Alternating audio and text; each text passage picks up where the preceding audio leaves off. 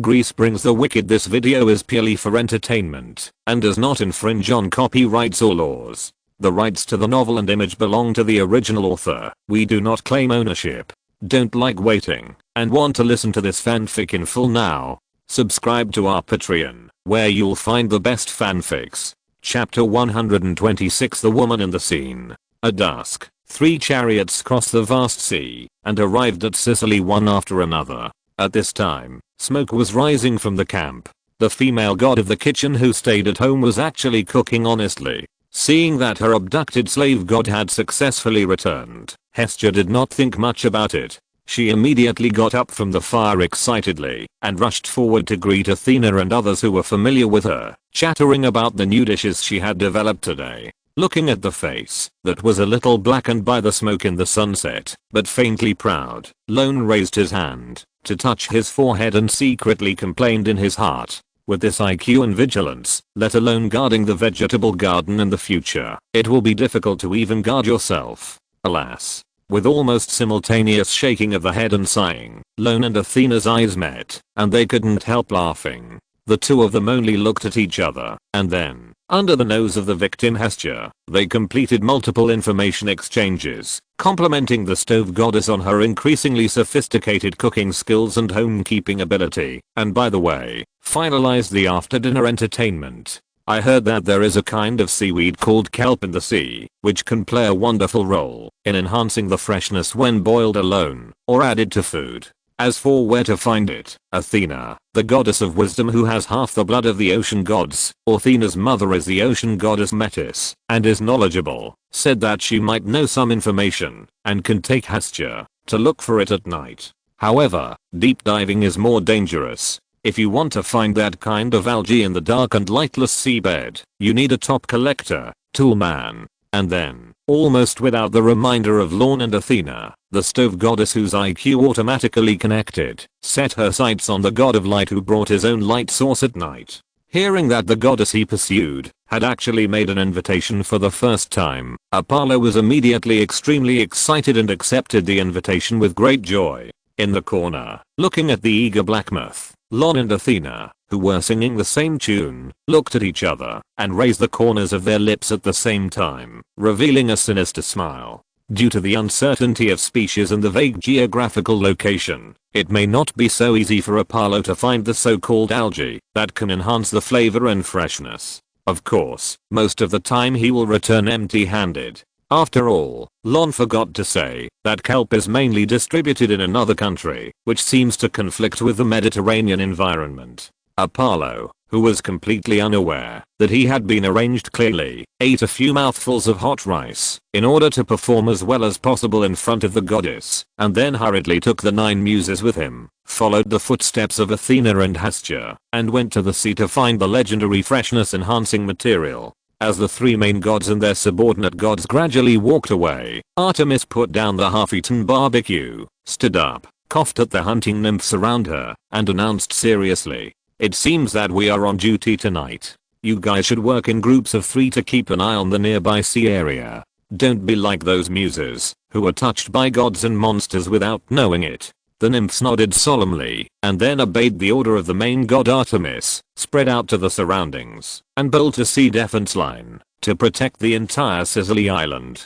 Seeing the subordinate gods around her completely disappear in the night, Artemis could no longer hold back, grabbed Lorne's hands, and promised again solemnly, "I really didn't mean to do that at sea." Looking at the nervous hunting goddess, Lorne smiled and nodded as before. But even so, Artemis, as the primary suspect, couldn't help but reiterate it again. "I really didn't." Due to the spell of chastity, she had a stronger motive to kill and silence people than anyone else at that time. Of course, even if she did it normally, the goddess of hunting would not bother to explain.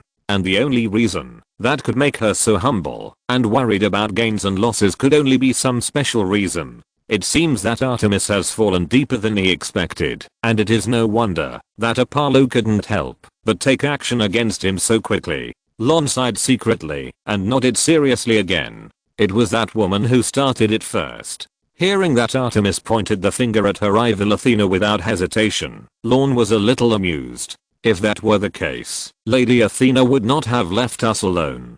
She is helping me? Hearing this unexpected answer, Artemis, who was secretly reporting to her lover, was slightly stunned and looked a little embarrassed.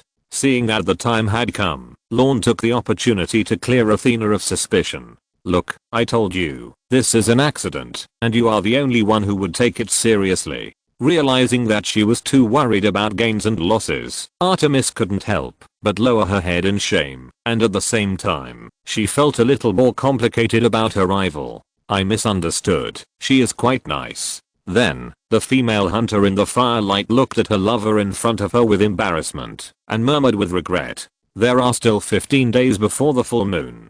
For the straightforward Artemis, it is natural to make up for the mistakes. While speaking, the female hunter licked her moist cherry lips, and a ball of fire gradually rose in her silver eyes. Seeing this, Lorne couldn't help sweating, and quickly held down Artemis, who wanted to squat. Don't rush, let's do it later. Although this way of compensation is very exciting and tempting. But considering the several main gods who landed on the island, one has a lot of eyes like honeycombs, and the other has already wanted to kill him. In addition, there are a lot of subordinate gods accompanying him. For the sake of her own life, there is still a long way to go. There is no need to be greedy for a momentary pleasure. It is better to be steady. Seeing her lover's attitude, the passionate goddess of hunting could only give up in disappointment. After successfully appeasing Artemis, Lorne took the initiative to extend his hand and smiled faintly. It's rare that you have time. Walk with me. Yes. The goddess of hunting nodded seriously, smiled and held the hand, and took the initiative to pull her lover to walk in the woods. The moonlight caressed the continuous waves, and the rhythm of the concerto came from the nearshore tide. The two figures in the night walked side by side, talking and laughing, like a pair of extremely well-matched lovers. In this harmonious atmosphere, Lorne gradually let down his guard, and admired the calm and elegant side of the goddess of hunting from a close distance. In fact, he knew very well that the rapidly warming relationship between him and Artemis was a product of the suspension bridge effect. The suspension bridge effect describes that when a person is in a tense or fearful environment, such as crossing a suspension bridge, his heartbeat will involuntarily speed up. If at this time, this person happens to meet another person, he may mistakenly interpret this accelerated heartbeat caused by the environment as the other person making his heart beat, and thus develop a love for the other person. At the beginning, the combination of the wrong combination and the fear after losing his virginity together created this love. But in fact, this relationship is not stable. Once the enthusiasm fades and the crisis is gone, it is easy for both parties to have various emotional problems. Therefore, in order to avoid leaving too many troubles and being stabbed by the crazy Artemis one day in the future, Lorne has completed his kidney, and naturally he has to refresh his real emotional accumulation at the same time. At present, everything is being calculated. He estimated that according to this favorability, even if he revealed that he had an affair with Athena at this time, Artemis would cut him into a few pieces less when he cut the body. Probably. The affectionate man and woman smiled at each other under the moonlight and continued to move forward. At this time, a team of hunting nymphs responsible for offshore patrols were stationed near the reef to rest. Artemis subconsciously loosened her lover's hand and wanted to go forward to say hello, but unexpectedly a light snort came into her ears. Our main god is really getting more and more outrageous. He is always with that stinky man. He is more excited to see him than a hound sees a rabbit. What kind of person is this? Under the moonlight, a hunting nymph with a neutral and beautiful appearance leaned against the reef, admiring her reflection in the sea, becoming more and more satisfied and proud. In my opinion, if she is tempted by love, it would be better for me to take the seat of the virgin goddess. Hearing the arrogant words of their companions, the two hunting nymphs rolled their eyes, as if they were not surprised. This is the beloved daughter of the giant god Lilantis and the ocean goddess Piriboa. She is more noble than ordinary ocean nymphs. Therefore, she is not only very proud, but sometimes even looks down on the main god Artemis she serves. The two nymph attendants didn't bother to pay attention to their companion's outspokenness. After all, it was just talk. At this moment, Artemis in the shadows stopped, turned to look at her lover beside her, and asked with a bright smile, "Is she beautiful?" Just as Lorne habitually began to analyze in his mind and was ready to answer this fatal question with his usual thinking, the hunting goddess under the moonlight suddenly changed the subject, and a hint of madness appeared on her smiling face. The beloved daughter of the giant god Lilantis and the ocean goddess Periboa seems to be called Aura. Since she wants to replace me so much, let her get her wish tonight. As the name of the hunting nymph reached his ears, Lorne's eyelids jumped, and fine cold sweat broke out on his forehead. How did I meet her? It seems that the problem is a bit big. Chapter 127. Use the big humanoid dog as you like. Aura, the companion of the hunting goddess Artemis, is a chaste female hunter. She incurred the wrath of the goddess because she competed with Artemis in chastity and neutral beauty. At the request of Artemis, the goddess of vengeance Nemesis asked the god of wine Dionysus to rape Aura. Aura went crazy because of this and became a male killer. When the twins in her belly were born, she ate one of them and the other was rescued by Artemis, the god of speech Icus. Later, Zeus turned her into a breeze and ended the tragedy. Recalling the records of the breeze goddess in ancient Greek mythology, Lorne, as a future criminal, expressed that he was under great pressure. Although he was not a serious person, it was still a bit challenging to force him to kill the mother and son. Besides, he didn't eat all the vegetables. He didn't want to dig up a large vegetable garden at home and exert force on a bean sprout in the wild, unless he had a hole in his brain. But just as Lorne was thinking about how to avoid this dangerous topic, Artemis had already made a choice for him.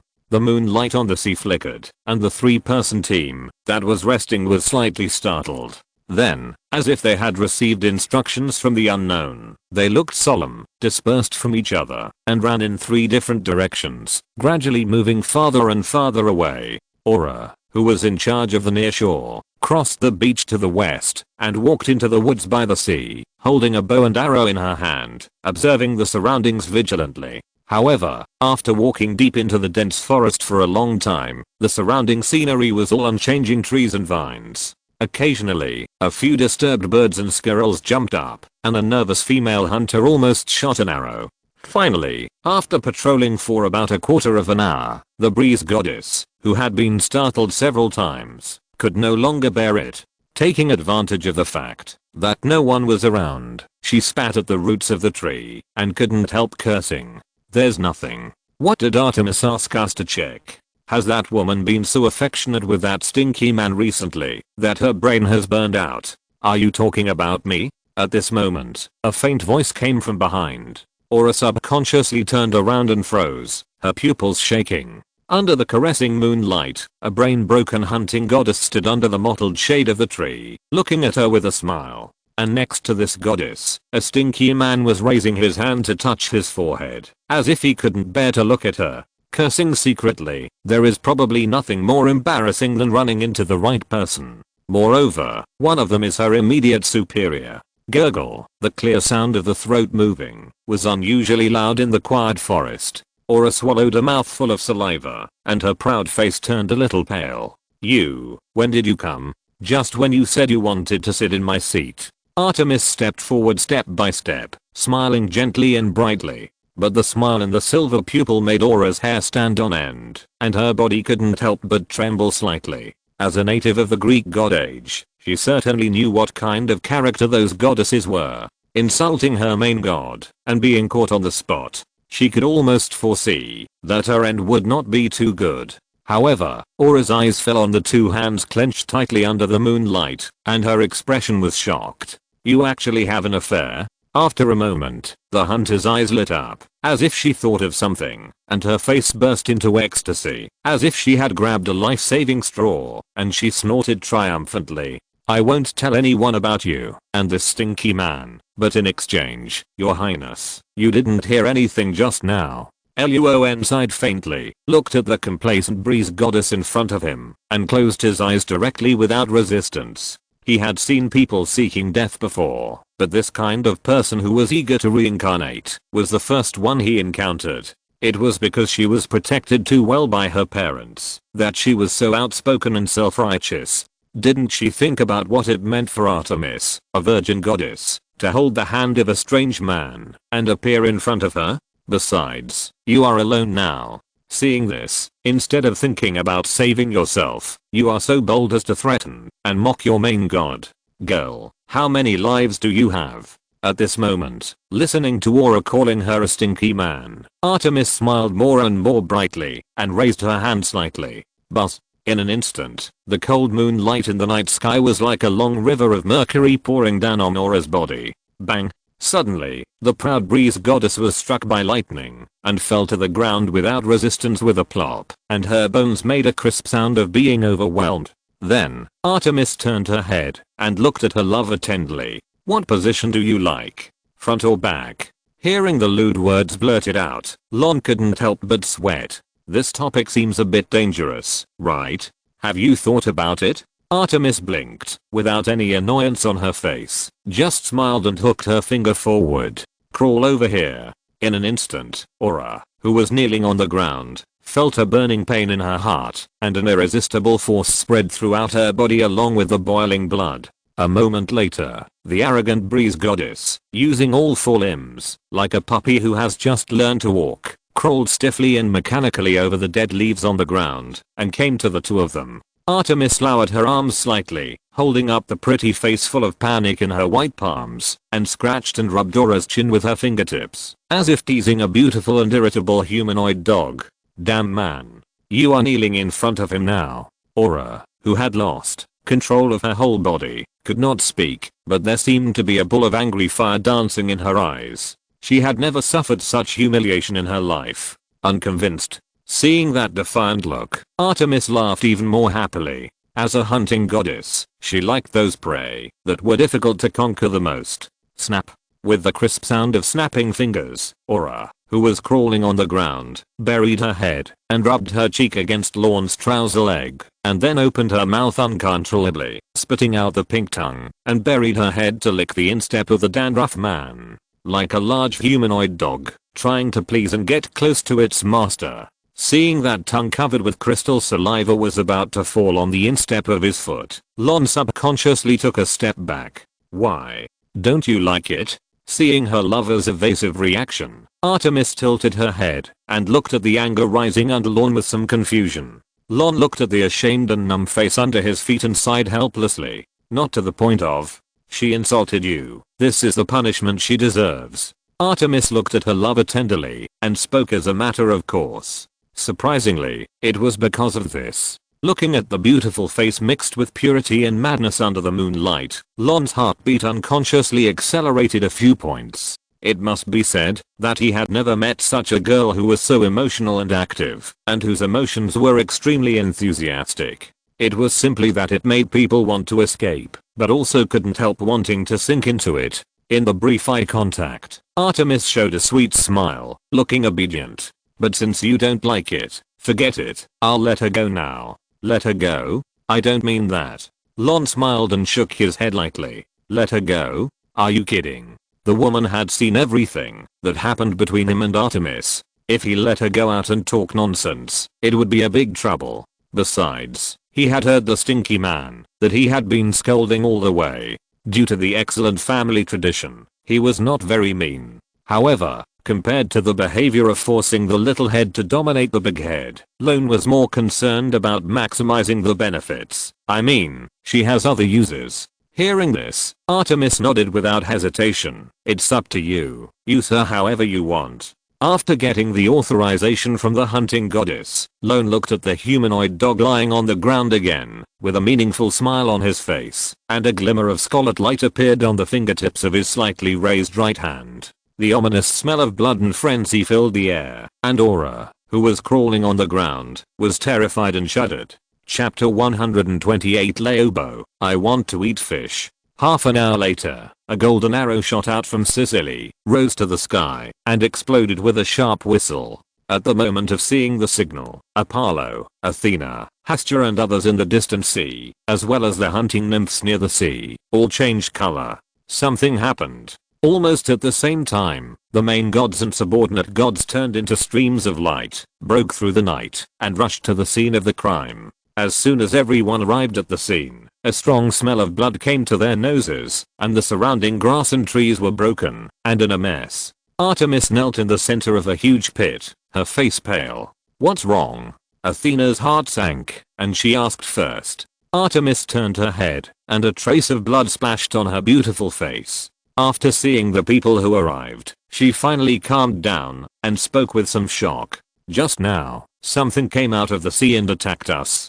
Lorne wanted to help me, but accidentally got hurt. Seeing that his sister was safe and sound, Apollo felt relieved at first, but then he saw the familiar head lying in his sister's arms, and his face inevitably became gloomy again. But in the end, considering the occasion and the course of events, the god of light did not get angry in the end. He looked around and gradually became more gloomy. Ocean divinity. Then, the hunting nymphs in charge of defense also chatted and talked. They received the signal in advance, and were assigned to check the situation near the sea. But unexpectedly, something still broke through their defense line without anyone noticing, landed on Sicily, and attacked Artemis and her group. Listening to the nymphs' supplements, Apollo's face became even uglier. Being able to break through the defense of the hunting nymphs, and avoid the perception of several of their main gods, coupled with such a pure and rich ocean divinity, the identity of the attacker is about to be revealed. Even if it wasn't the Lord of Oceanus, it was probably related to the sea gods. At this moment, Hestia, who arrived a bit late, rushed forward and asked about the condition of her god. "How are you? Are you okay?" Lorne, who was held in Artemis' arms, opened his eyes and showed a forced smile on his pale face. "I'm fine. Let's go and see Miss Nymph." She was the first to discover the outsider. She was seriously injured.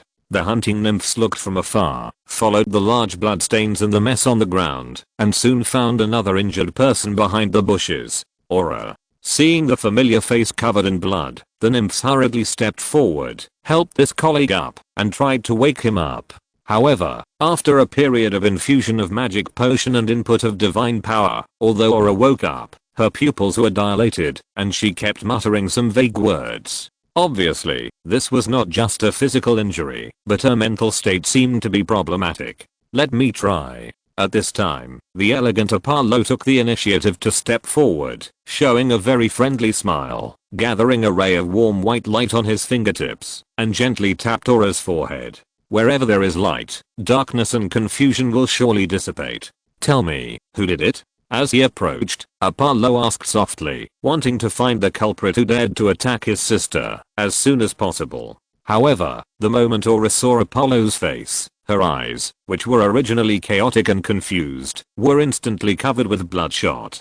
Puff. Blood splattered, and the eager god of light not only did not get the answer he wanted, but was also bitten on the arm by Aura, who suddenly pounced on him. Woo. Apollo, who was caught off guard, had his pupils shrank for a while, and immediately threw the female nymph in front of him away without caring about his demeanor. With a sharp pain, the female nymph clenched her silver teeth fiercely, and tore a piece of flesh from Apollo's arm, and then swallowed the bloody piece of flesh like a beast. At the same time, everyone finally heard a few vague words from Aola. "Die. Die." The crazy female nymph had blood on her mouth, and with gnashing hatred, she pounced on Apollo on the field again. Because he was the only male nearby. At this moment, Lorne, lying in Artemis' arms, looked at the group of nymphs and muses in the forest with the corner of his eyes. He was busy controlling Aeola's brother-in-law, and the corners of his lips quietly raised a happy arc. Crazy. This was the first time he used his Dionysus power in actual combat. And from the effect, everything was as perfect as he thought. I just used the half-awake mental influence of ecstasy to make Aura experience a nightmare of being raped and humiliated in her mind. Her mind, like the established history, collapsed without being attacked, and the secret between him and Artemis was completely buried under the river of collapse. Of course, in order to vent his crazy girlfriend's anger, Poseidon naturally had to take the blame. Anyway, he was also a habitual offender in this regard. And in this way, Artemis just had a legitimate reason to take advantage of her own attack and Aura's humiliation, to avenge herself for being almost defiled by the son of the sea god. The female hunter knew all of the above and personally participated in the planning of this conspiracy. Even when she was having fun, she directly pinched the nymph attendant's body a few times, leaving obvious redness, swelling and bruises. The rest of the arrangement was even simpler. The ocean divinity was not only possessed by Lorne himself, but even Aura, who offended Artemis, was a descendant of the ocean god. Therefore, the messy scene and her injuries were caused by both Lorne and her self-harm during the madness. When Aura's mind was completely destroyed, the traces of the power of madness were like wine that was digested and absorbed after entering the stomach, and then decomposed and excreted from the body, leaving no trace. Even under the eyes of Apollo, Athena and Hestia, the three main gods did not notice anything unusual, and directly pointed their suspicions at Poseidon. However, something unexpected seemed to have happened during this process. Aura, who was tormented, not only had her mind broken, but also showed strong aggressiveness towards the opposite sexes in history. At the scene, except for Lorne, who was lying dead on the spot, the only male left was Apollo. Therefore, as soon as the god of light, who was completely unaware, approached, Aura tore off 2 teals of flesh from his hand. Regarding this matter, Lorne said that this was purely an accident, right? A moment later, the frantic Aura was knocked unconscious and imprisoned. Apollo covered his wound, which had just scabbed over. His face was as hen, and he could not help but growl with gnashing teeth. Poseidon, the god of light, whose fists had unknowingly hardened, picked up his hunting bow, and with a gloomy look, he looked at the vast oceanus sea, his steel teeth creaking. Now, he wanted to eat fish. Chapter 129 Don't touch the bird's butt. 6k. After the Sicily incident, all the clues pointed to a certain target. In view of the Greek god's tradition of revenge, the thoroughly enraged group would not tolerate it. Therefore, the 3 powerful Olympian gods, Apollo, the god of light, Artemis, the goddess of hunting, and Athena, the goddess of wisdom, drove their chariots to hunt throughout the open sea with a large number of their followers, under the pretext of clearing up the chaos and reopening the waterways for their respective city-states. With such a luxurious lineup and an expanded attack area, the entire oceanus sea was in chaos. The sea beasts and the blood relatives of the ocean gods living on the ocean islands and various seas were in bad luck. Either they were shot in the head and disemboweled, dying tragically on the spot, or they were skinned and ripped out and became trophies, or their homes were destroyed, and their entire families were relocated. After all, under such deliberate picking on behavior, even a docile seal passing by could be slapped twice, not to mention most sea beasts and monsters that were violent and bloodthirsty by nature. After 7 days of tossing, not only did the number of beasts in the outer sea drop sharply, but the vicious monsters with names and surnames were almost completely slaughtered. Even, it seemed that, because of the excessive killing, even the tide pushing towards the shore was slightly red.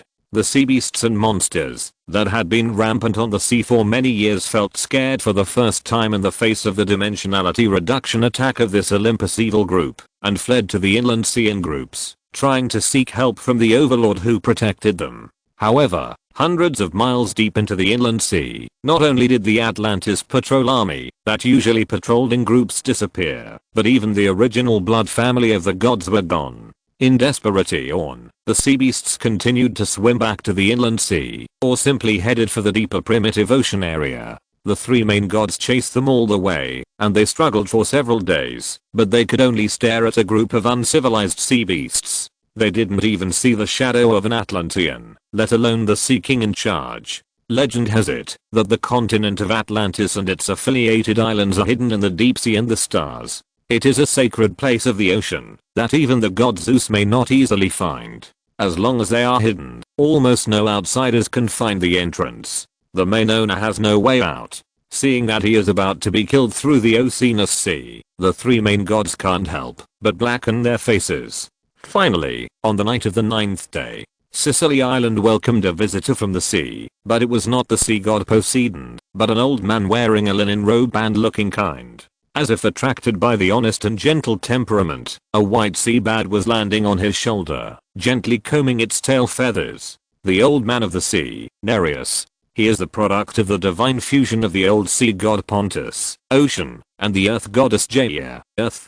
Hesiod's Theogony states that, because he is trustworthy, amiable, just, fair and kind, people call him the Elder. Therefore, he has the honorific title of the Old Man of the Sea. But the honorific title is only about status and character, not strength. Even the old sea god Pontus, who is the father, was hit with a lot of gold coins, not to mention Nereus, the cheap son. When Ottai was in power, he was suppressed by the river god Oceanus and the sea goddess Thesis, who were the couple of the 12 titans. When Olympus was in power, he was driven by the new sea god Poseidon, and lived in the shadow of the sea overlord. Even in the heroic age, Hercules could catch him with brute force and force him to use his prophetic power to help him find the golden apple garden and complete one of his trials. So, this is a good old man who almost never conflicts with others, and is friendly to everyone. It is probably because of this harmless and docile attribute that he has survived the cruel struggle for theocracy until now, and has been doing well in the gradually stable sea of Oceanus.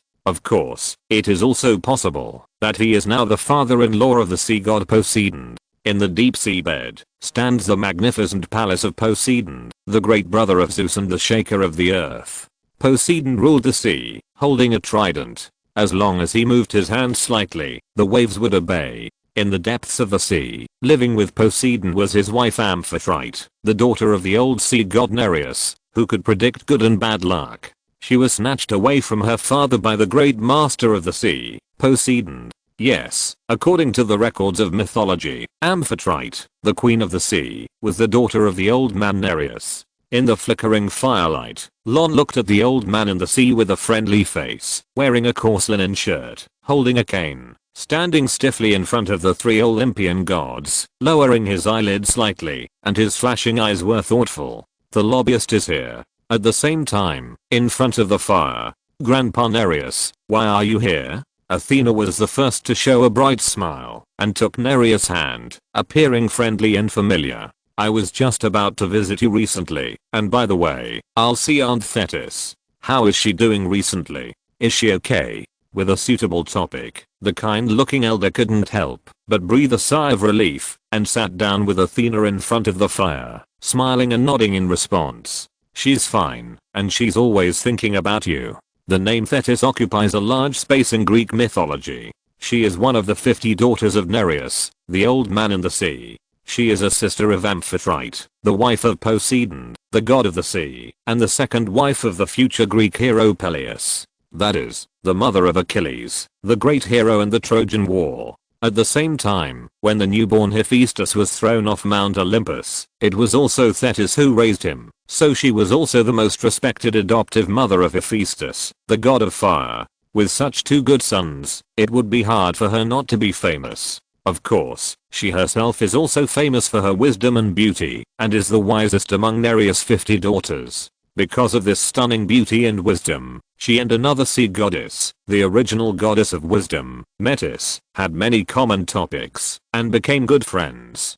Legend has it that the god king on Mount Olympus also pursued her passionately, but in the end, Zeus, who sowed seeds without success, took the initiative to give up. Because the king of gods heard an oracle from somewhere. Thetis is destined to give birth to a son, who surpasses her father, no matter how great that father is. As a pure power creature, Zeus is most afraid that his son will overthrow his throne, so he naturally stays away from Thetis. Therefore, Thetis did not end up with the same fate as her close friend Metis and her sister, the queen of the sea. Later, the divine power changed, and Metis was swallowed by Zeus. There are 2 more people on her list of friends. Hera, the queen of heaven, and Athena, the new goddess of wisdom. With her sister Amphitrite, the queen of the sea, this sea nymph has a wide network of contacts, and is well versed in the wisdom of keeping oneself safe. Lorne looked at Athena, who was chatting with Nereus under the firelight, and heard the name repeatedly mentioned by the goddess of wisdom, and his thoughts surged. Even this sea nymph, who is also known for her wisdom, compromised and successfully avoided the old path of her sister and close friend. But after so much effort, she still couldn't escape the fate of being teased. Not only was she forced to marry the demigod hero Peleus under the auspices of Zeus, but even her son, who was destined to surpass his father, could not escape the fate of death. In the Iliad, Thetis once hugged Zeus' knees with her left hand, and stroked his chin with her right hand, praying to the king of gods to let her son Achilles regain glory. But the result is self-evident. So, if you want to live a good life these days, you have to be strong yourself. Compromising can only make you live for a while, and there may not be a good ending in the end. Lorne looked at the old man in the sea who was submissive to a group of juniors under the light of the fire, shook his head secretly, and became more determined to seize power. At this moment, after a while of greeting, Nereus finally found an opportunity and asked cautiously, "How was your hunting? When are you going to go back?" "Well, no hurry, it's a rare trip." Athena patted the back of Nereus's hand with a faint smile on her face. Hearing that the junior still refused to give in, Nereus couldn't help complaining. "Athena, it's been so many days, you have had enough fun. Those frightened sea beasts have been blocking my door every day, refusing to swim back, and yelling all day long, making my old bones unable to sleep all night." Then, the old man spoke decisively, with a pleading look in his eyes. "How about this? I will give you whatever prey and seafood you want. Some things are more interesting when you get them with your own hands." Athena smiled and shook her head, politely rejecting Nereus's kindness. "I know, you still want to open up a shipping lane for your city-state, right? I can guarantee that these guys will not harass the ships on the route, and they will stay in the inland sea and never land again. Is that okay? Just pity me, an old man, and let me go back to sleep." Before Athena finished speaking, Nereus held Athena's hand with a sad face, complaining and giving earnest advice. "Besides, so many gods in the Sea of Oceanus also need to eat and rest. While I can still persuade those guys, you have had enough fun and should concentrate. The meaning is very simple. The evil group of Olympus has been tossing the tribes of the Sea of Oceanus enough during this period, and the anger should be vented. Before, for the sake of the face of the God King family, everyone could still tolerate it. But as time goes by, this backlog of dissatisfaction is about to reach a critical point. Things always have to end. Everyone should take a step back, that's enough. Otherwise, instead of solving the problem, the other gods living on the sea will unite and put pressure on each other. At that time, it will be more trouble than gain." Hearing this earnest advice, Apollo and Artemis thought about it. The ocean gods are a huge group, not just Poseidon's family. Although there was some unpleasantness with Poseidon, the god of the sea, it was a bit of an exaggeration to overturn the stall of the Oceanus Sea without any handle in hand, risking the consequences of offending the entire ocean gods. Once the trouble came to the father Zeus, I'm afraid they would be trained and scolded. What's more, Artemis, who already had a guilty conscience, didn't want to make a big deal. So, the brother and sister showed their intentions at the same time, and looked up at Athena on the side. And the goddess of wisdom, who was good at observing words and expressions, also took advantage of this, and shook the hand of Nereus, the old man in the sea, sincerely, with a faint smile on her face. "Look at what you said. I'm also a descendant of Oceanus. How could I embarrass you, my elder?" Seeing that Athena finally gave in, Nereus breathed a sigh of relief, and then took out a sea chart very simply. According to the wishes of Apollo and Artemis, he finalized a safe sea route for Delphi and Arcadia respectively, and then swore directly to the Styx, promising that he would restrain those sea beasts running around. In addition to the promised rare seafood, both Apollo and Artemis were quite satisfied with the result. Judging from the above performance, this old man is a very honest person. It is no wonder that he was elected as a representative of the old god of the sea, and was often responsible for mediating some disputes at sea. Finally, when it was his turn to fulfill his promise to Athena, the goddess of wisdom in front of the fire first asked for a safe route for Crete, and then changed the subject, and pointed behind him. "I don't need the rest, so I'll give it to him." At this moment, Lorne, who was secretly eating melons, was slightly stunned when he heard the topic was brought to him. "This is the clerk of Crete. He almost died twice because of the beast tied at sea. He should be compensated." Athena introduced with a smile, and her eyes looking at Lorne were gentle and encouraging. "Sister, yeah." Looking at the goddess of wisdom who was about to fulfill her promise so soon, Lorne's heart was filled with emotion. "That's right, I can prove it." At this time, Hestia also waved her fist, wanting to earn this compensation for her subordinate god. And Artemis was even more straightforward, waving her bare hands and announcing loudly, "Yes, he has helped me, so I'll give him my share too." Noticing Athena's eyes falling on him, Lorne waved his hands hurriedly and immediately declined Artemis's kindness when he noticed that Athena's eyes fell on him and became a little colder. No, one is enough." This goddess of hunting is good at everything, but she seems to be tainted with some kind of indescribable madness, and she always has the ability to make things go off the planned track. In order to protect his but from being beaten by Athena afterwards, Lorne quickly stood up and ended this dangerous topic and went forward to Nereus to cash in his own compensation. Athena smiled and stepped back, leaving the opportunity to Lorne. But, at the moment when the two figures met, the graceful figure that was blocked silently moved her lower lips. Lorne paused slightly, then pretended to greet Hestia, and stepped forward again without leaving a trace. What compensation do you want? As a generous elder, Nereus took the initiative to ask. Lorne smiled shyly but politely, and said, "It's all part of my job. There's no need to compensate. I just want one thing from you." Seeing that the other party was so reasonable and the matter was about to be perfectly resolved, Nereus couldn't help but smile kindly and nodded happily. "Of course, no problem. Go ahead, kid." After getting the promise, Lorne breathed a sigh of relief and pointed casually at Nereus' shoulder. "Then let's take it. This little guy looks very cute." In an instant, Nereus, who was originally careless, saw the target selected by the opposite side and his face changed suddenly. "No." At the same time, the old man took the white sea bat perched on his shoulder into his arms, looking as if he was facing a great enemy. Seeing this, Athena, who had originally had a kind face, couldn't help but get furious. "Nereus, what do you mean by this?" At this moment, realizing that his reaction was a bit extreme, the old man in the sea hurriedly explained. Only this one won't work. Can you change it? You want to break the contract?" Athena's face became even angrier when she heard this. "Why can they do it, but I can't? That's too much. Nereus, my spear is sharp too.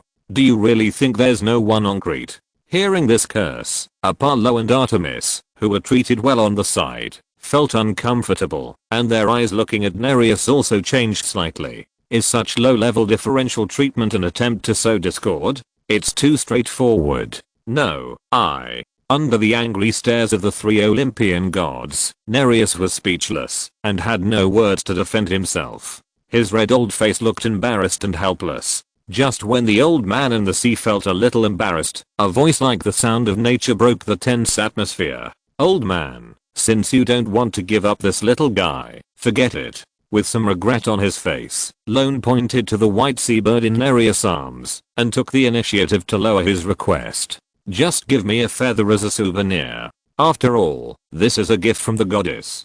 Completely violating it is equivalent to a disguised offense, which is unlikely. At present, this compromise choice is already the limit of concession." All the main gods and subordinate gods nodded secretly, looking at Lorne with approval, and secretly sighing in their hearts. This is a kind person. However, even so, Nereus still refused to let go. No, still no. Now, the old man in the sea who refused again and again could not help but aroused public anger. "The steps have been reserved for you, but you still refuse to come down. Such a low-level provocation. Do you really think we can't see it?" Just as the gods, who were gradually becoming resentful, wanted to take the opportunity to attack, the white sea bat took the initiative to peck open Nereus' arm, flapped its wings, landed on Lorne's shoulder, then turned around and pulled out a white tail feather with its slender beak and held it in Lorne's right palm. An invisible crisis was resolved. So good.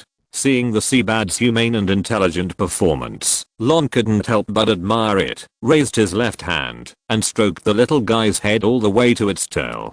Kai. However, the little guy who was caressed suddenly exploded, screamed, and pecked at Lorne's fingertips. Then, the white seabird flapped its wings and hurriedly flew back to Nereus' shoulder. Hiss, this bird is not only shy, but also quite fierce. Looking at the blood spot that enlarged on his fingertips, Lorne couldn't help but grin and secretly complain. "Everyone, we have already got what we should get. If there is nothing else, you should go back early." At the same time, Nereus hurriedly hid the frightened white sea bat in his sleeve, and then glared at someone with a gloomy face, and then threw a hard instruction, turned his head, and walked towards the deep sea, and his figure quickly disappeared. "This old man has a weird temper." Lorne shook his head, then stepped back a few steps, and quietly handed the white tail feather in his hand to Athena beside him. In fact, this thing was not the compensation that Lorne wanted, but Athena's instruction.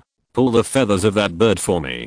Just when the two figures met, Athena made such a request with a gloomy face. As for this compensation, that didn't belong to him. Lorne, who went to do it for him, naturally agreed. And with his macro manipulation, the bird feather was easily obtained. But as he handed over the task item to Athena, and prepared to exchange it for his own reward, the goddess of wisdom under the shade of the tree waved her hand. Keep it for yourself. Ah. A big question mark popped up in Lorne's mind. Isn't it what you want? As if noticing the confusion on Lorne's face, Athena glanced at the white tail feather, and said with a smile, aren't you missing a handy artifact? Give this thing to Hephaestus, and he will make it for you personally. Can you exchange it with this? When did Hephaestus's artifact become so cheap?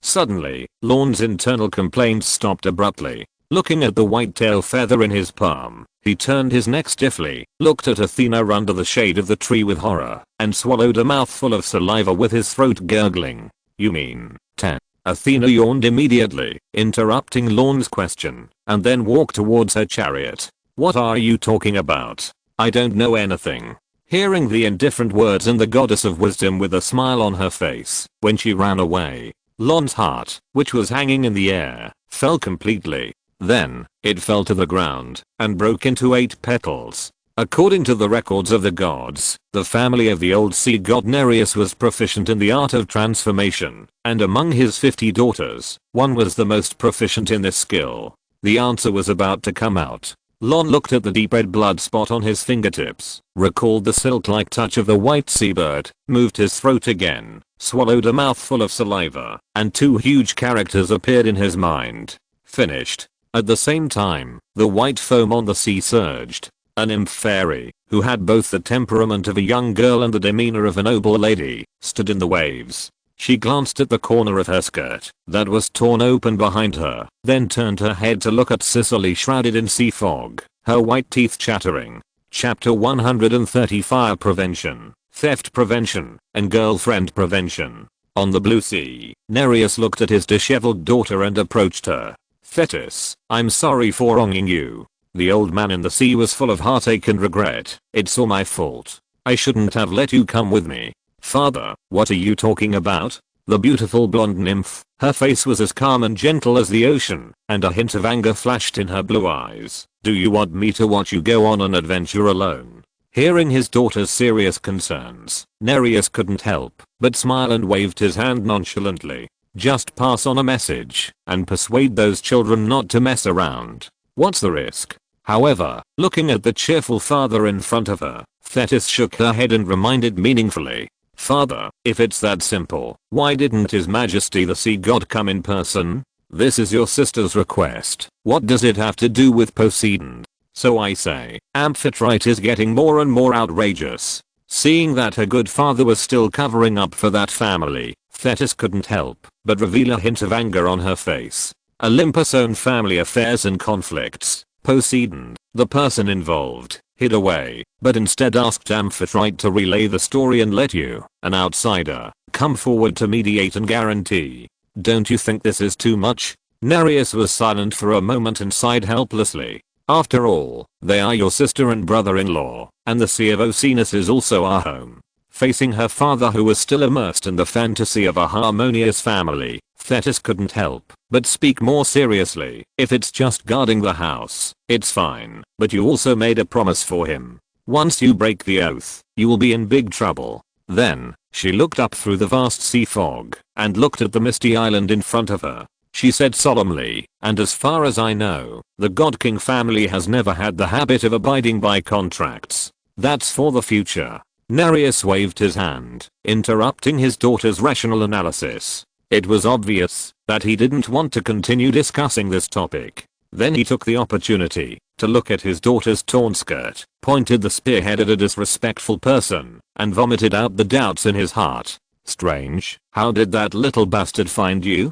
As the saying goes, old people become smart. Having lived to such an old age, Nereus naturally would not believe that his daughter was almost abducted by someone. Just a simple coincidence. It was obvious that someone had discovered something about the sea bad on his shoulder. It's not him. Thetis shook her head, looked at the misty island with a calm gaze, and sighed helplessly. Athena is just like her mother, she really doesn't want to suffer any loss. Nereus was stunned when he heard this, and then his face darkened. At this moment, he had already understood that the niece who smiled at him as soon as they met had guessed his intention from the beginning and was holding back for this. Seeing that her father's face was a little depressed, Thetis opened her mouth to explain softly. We were wrong first. We really shouldn't have interfered in the affairs of Crete and Atlantis. We stood up for Poseidon, so we can't blame her for being angry. But even if she was angry, she shouldn't have teased her like this, right?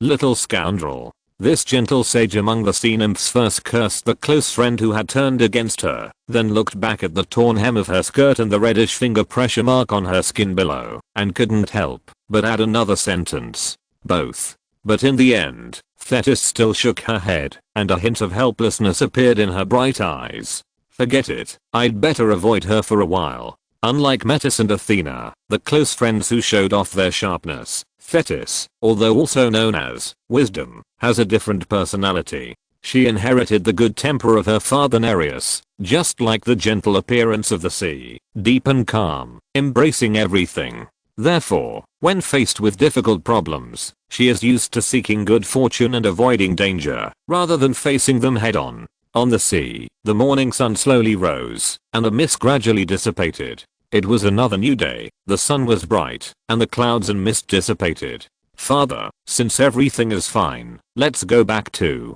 As she spoke, Thetis turned into a white seabird, landed on her father's shoulder again, and then whispered in his ear. However, we should seal off Naxos for the time being, and try not to go out. Hearing his daughter's whispered admonition, Nereus, who was happy that he had solved a big problem for the ocean gods, could not help but look surprised. Why? Because I always feel that things are not so easy to solve. The white seabird raised its head slightly while muttering, and its bright eyes looked through the clear sky and saw the large thunderclouds gathering in the distance. At the same time, in the house of the god of the hearth in Knossos, Hestia, who had returned, could not help but ask the same question. Is the matter resolved? What else? Keep wasting time, and then wait for the group of old gods in the Oceanus Sea to go to Olympus to make trouble? Athena turned the wine glass in her hand, lying on the table weakly, looking at the two empty seats next to her. Her expression became more gloomy. With Nereus's mediation, both sides agreed to stop the war. Apollo and Artemis had no reason to stay any longer, and they parted ways with them in Sicily, and returned to their respective temples and territories. However, it is not known whether it was intentional or unintentional. Before leaving, Artemis left her crazy hunting Nymphora on Crete, and entrusted it to Lorne to take care of, and said that she would come to visit from time to time. The reason is sufficient and above board.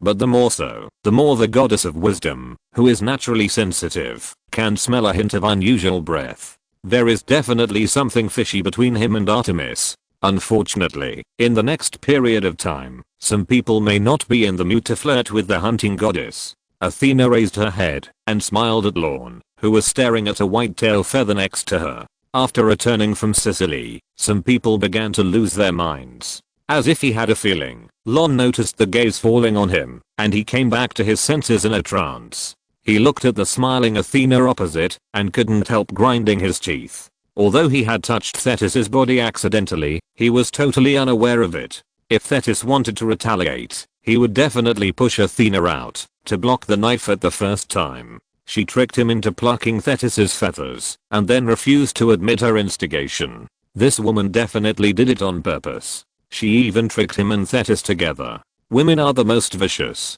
Just as Lorne was constantly complaining in his heart, Athena lifted her chin, and asked with a smile. Lorne, what do you think about the truce? As long as the core contradiction is not resolved, the truce agreement is a piece of waste paper. Lorne's reply was muffled, and his face was no longer smiling as usual. Well, it's okay, just a little angry. After a simple test and conclusion, Athena was completely relieved, and the smile on her face was a little brighter. You mean, Poseidon wants to break the contract? Hestia, who thought that the dust had settled, was a little surprised when she heard it. Didn't he hide in fear? A certain external brain rolled its eyes at its own symbiote and made a meaningful metaphor with its fist. Sometimes holding back a fist may not be because of fear, but maybe to accumulate strength and prepare to strike a more powerful blow. Athena put down the wine glass and looked across. So, do you think Poseidon will not give up? Lorne habitually used his non-stick pan skills and did not give a direct answer, but instead uttered a word faintly. Sunk cost. Athena chewed the meaning carefully, and after a moment, her eyes gradually became solemn. That's right, after so much effort, there was still nothing to gain. It was a fantasy to let the arrogant sea god give up and admit defeat.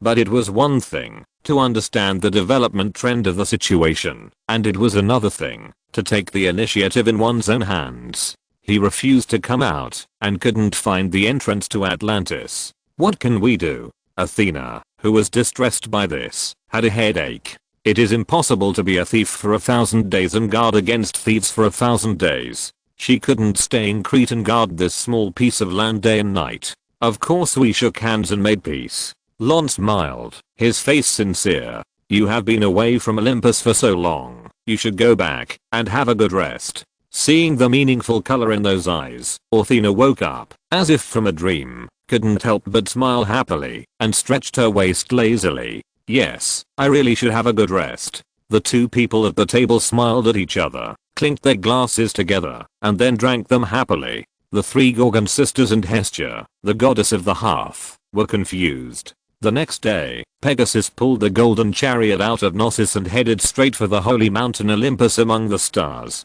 At the same time, the figure holding the trident in the temple of Poseidon trembled slightly, and his deep blue eyes slowly opened, full of gloom. Chapter 131, The Solitary Warrior Poseidon, 5k, 8k data complete. For half a month, the sea was calm. After the carnival and indulgence of the Dionysian festival, the Minoans returned to their original life trajectory and continued to play their respective roles. The new route drawn by the Old Man of the Sea, Nereus, was gradually put into trial operation, providing a lot of convenience for the fleet of Crete. With the end of war, everything seemed to be moving in a good direction.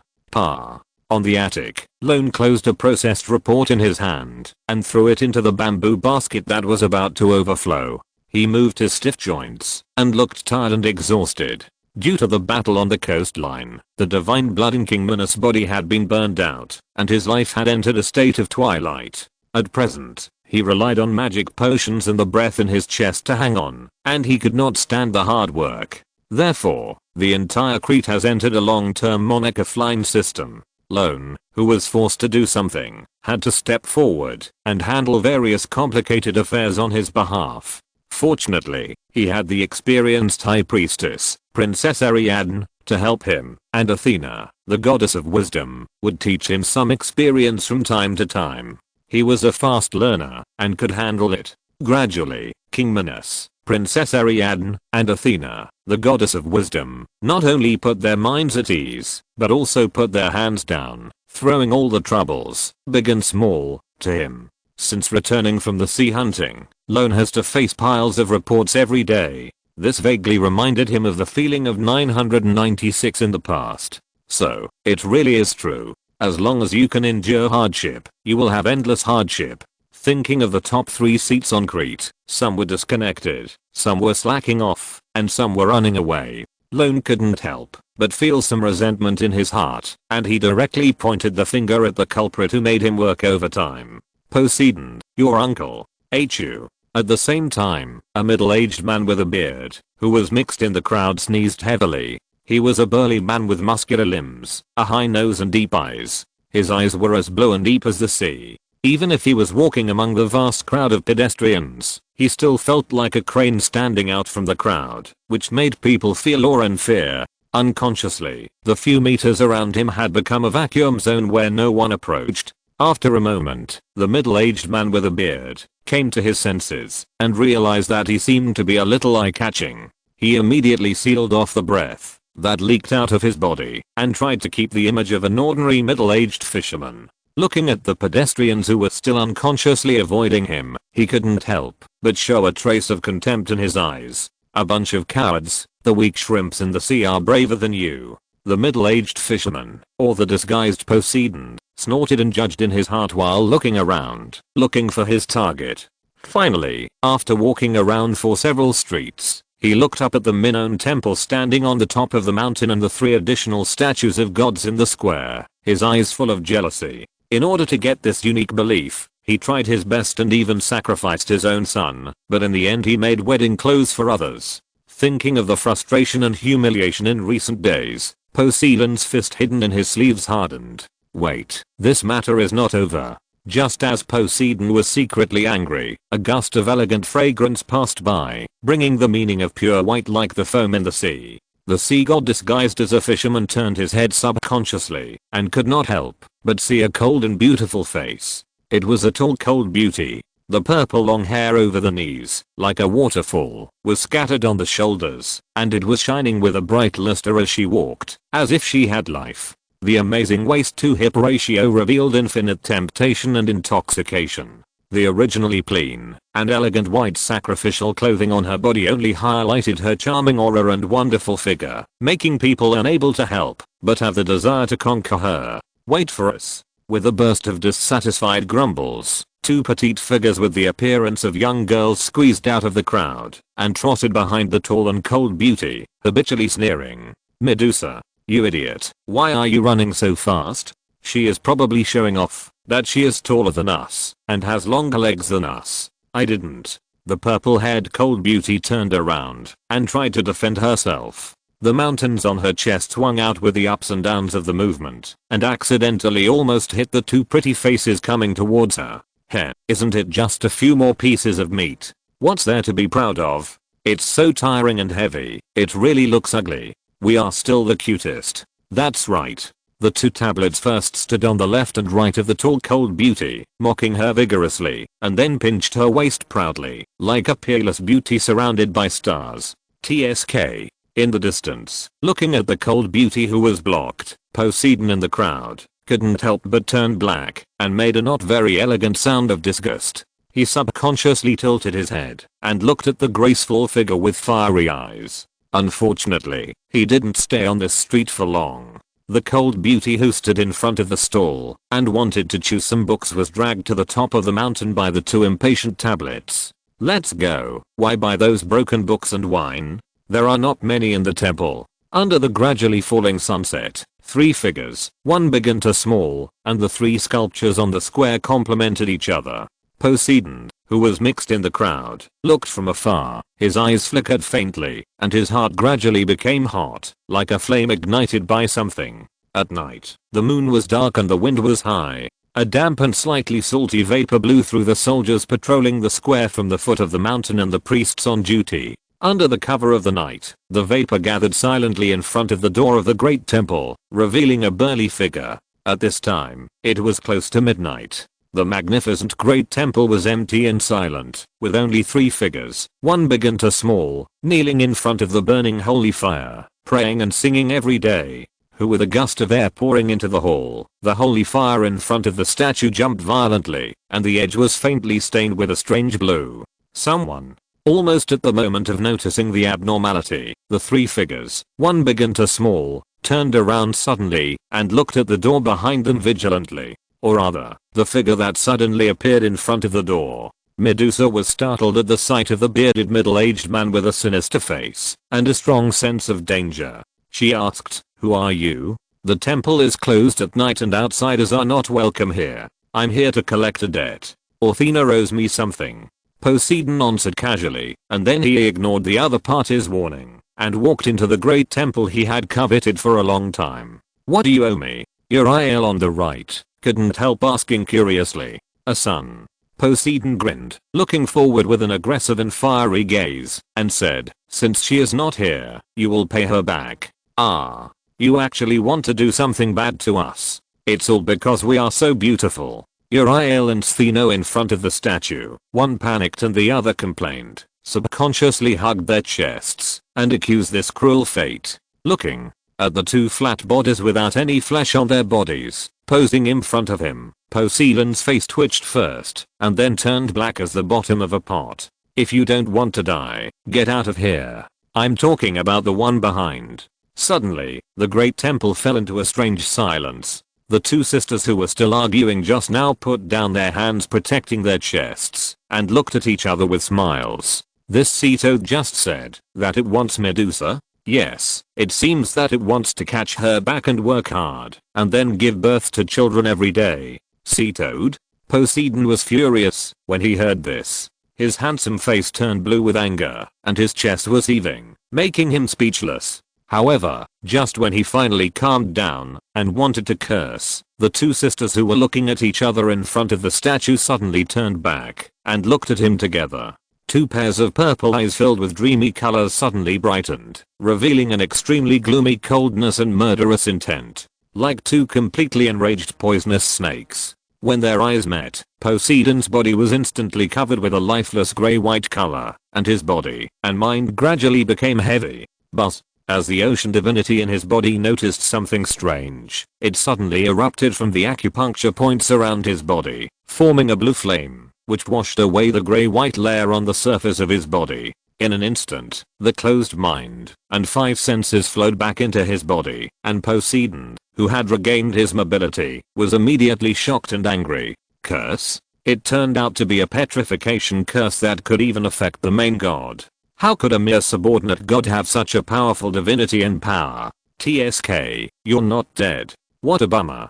Then, let's do it again. As soon as the voice fell, the two sisters in front of the statue looked at the uninvited guest who broke into the temple again, and their purple eyes flickered with an obscure light. Arrogant. In his anger, Poseidon subconsciously looked away, and at the same time, the divine blood in his body boiled, gathering the ether in his palm, summoning a dark blue trident, and hitting it heavily on the ground. Instantly, the surging ether tide rolled away, and the blue light curtain easily blocked the sight of the two sisters. A mere subordinate god dared to insult his main god like this. It was really courting death. At the same time, the main god from the ocean could no longer bear it, stepped on the waves, and raised the artifact in his hand with the boundless power of the raging waves. In this case, let's deal with the two troubles first, and then enjoy the main meal. Crash. However, the other wave that had just gathered in front of him seemed to hit an invisible reef and collapsed instantly.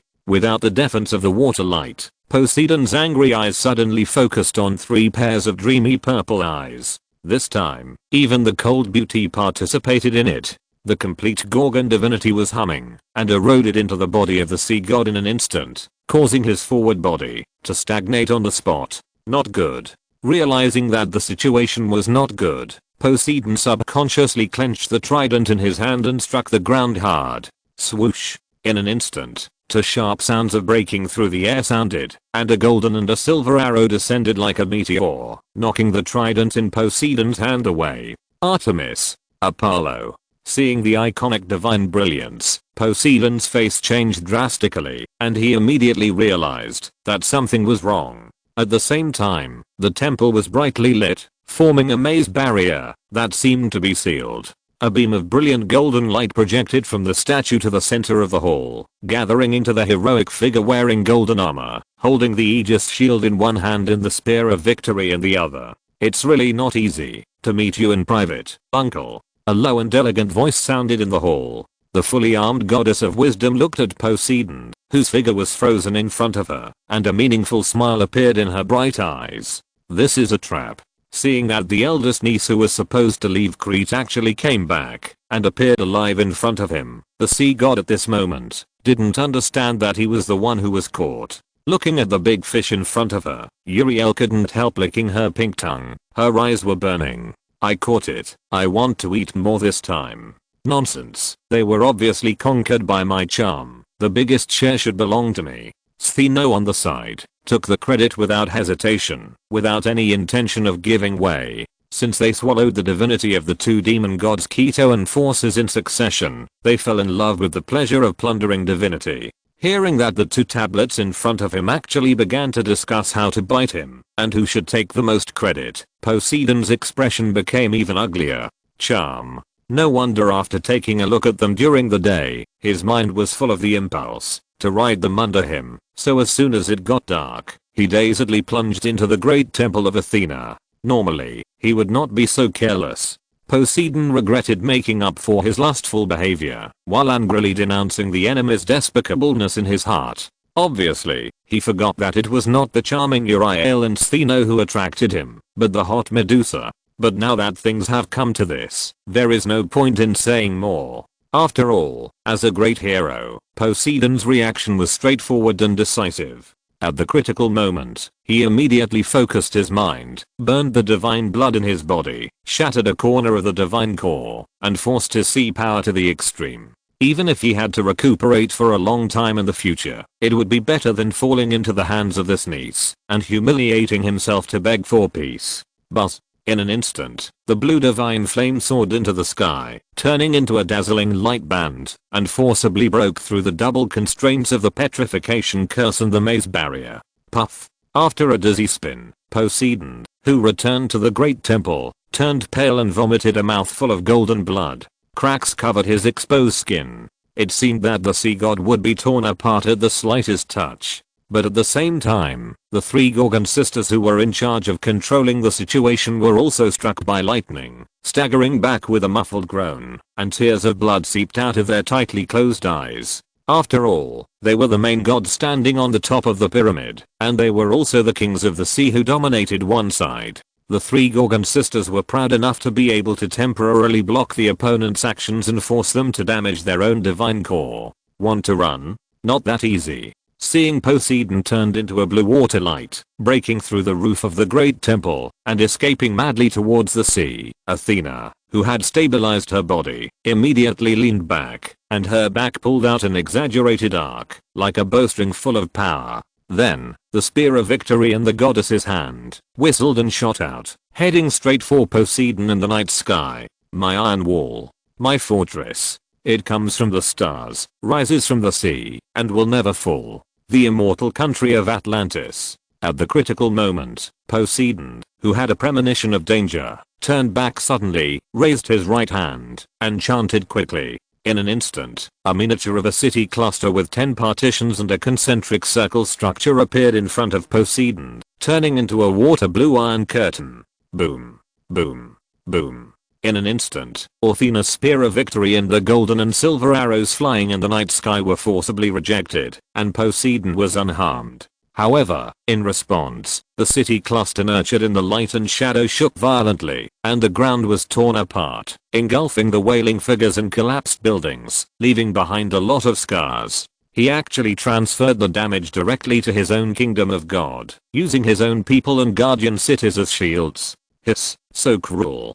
Seeing such a scene, everyone couldn't help but gasp and felt cold in their hearts. Sure enough, Poseidon, who claimed to love the people of Atlantis, and His Majesty the God King who claimed to be fair and benevolent every day, were the same kind of people. At this moment, taking advantage of the opportunity to catch his breath, Poseidon wiped off the golden blood remaining on the corner of his mouth, gritted his teeth, and threw out a cruel word. Then, with the backlash of the divine power, turned his head and rushed towards the vast oceanous sea. Athena, I've remembered your hospitality. This matter is not over yet. However, just as the sea god passed the defense of Knossos, a sharp arrow covered with a water blue halo shot out from the dark and approached silently. The breath that seemed to be of the same origin made the exhausted Poseidon have no time to defend himself. By the time he found that danger was approaching, it was too late. So, Poseidon could only make up his mind and move his body slightly sideways by instinct. Puff. In an instant, golden red blood flew, and the sharp arrow that pierced the night sky passed through the target's crotch, and the tip of the arrow brought out a round object, which fell straight into the city. Ah! At the same time, the arrogant sea god let out a shrill scream, and his hands involuntarily covered his lower body, where blood was flowing, and his anxious eyes looked at the point where the arrow fell. And the crowd who were blocking the way also subconsciously looked over. In a dark alley somewhere, a bronze arrow that had lost its remaining power was inserted diagonally into the corner of the wall. With the light of fluorite, everyone suddenly saw that the thing hanging on the arrow seemed to be human tissue similar to meatballs. In an instant, the men at the scene couldn't help but feel a chill in their crotch, and they all felt a phantom pain that they felt. Give it back to me. Poseidon roared and dived, trying to regain the dignity he had lost. His voice was sharp and piercing in the sharpening. However, a golden figure that crossed the wall was faster than him. Woof. Accompanied by an excited whine, a golden retriever with bright hair, smelling the strong smell of blood, rushed to the arrow quickly, and then, in full view of everyone, opened its mouth and bit off the fragrant meatball on the arrowhead, swallowing it in one gulp. Gurgle. In an instant, the sound of the throat squirming came one after another. Arsehole. Poseidon in midair paused urgently, his eyes filled with unspeakable grief and resentment. However, now that the pursuers were all here, he could no longer think too much. Poseidon could only glare at the people who surrounded him with hatred, covering his crotch with blood flowing, turned his head, and rushed into the sea of Oceanus, and then disappeared in the surging waves. Woof. As the familiar breath approached, the golden retriever in the corner couldn't help but raise his head happily. The group of people who came over looked at the dog's mouth with a trace of golden blood, and couldn't help but look at each other. If you're listening to this novel on a channel other than Fanfic World, it means they downloaded and uploaded it without effort. We cordially invite you to visit our channel, Mundo Fanfic Novelos. There you'll find the original version of this story and you can explore many other novels of various genres. We're waiting for you to immerse yourself in a world of incredible novels. Chapter 130 to Teammates. Where are my teammates? 5k. In the house of the god of the hearth in Knossos, the three Gorgon sisters, Hestia and Lorne, all looked at the golden retriever squatting on the floor in the living room, staring at it with wide eyes and acting cute, and fell into a strange silence. Woof. The dog, who seemed to be a little uncomfortable after being stared at for a long time, whimpered and rushed towards his master with his tongue sticking out, trying to get close to him as usual. The sharp claws cut the hard rock floor like a knife cutting tofu, leaving claw marks. Stop. Lorne saw this, and his face changed slightly. He ordered to stop, and subconsciously took a step back. Hearing the master's order, the golden retriever stopped running abruptly, and could only squat on the ground depressedly, making a low whimper of grievance. But soon, it cast its eyes on the two old acquaintances who usually bared their teeth at it, and then turned its target, and rushed towards Theno and Uriel, who were standing aside.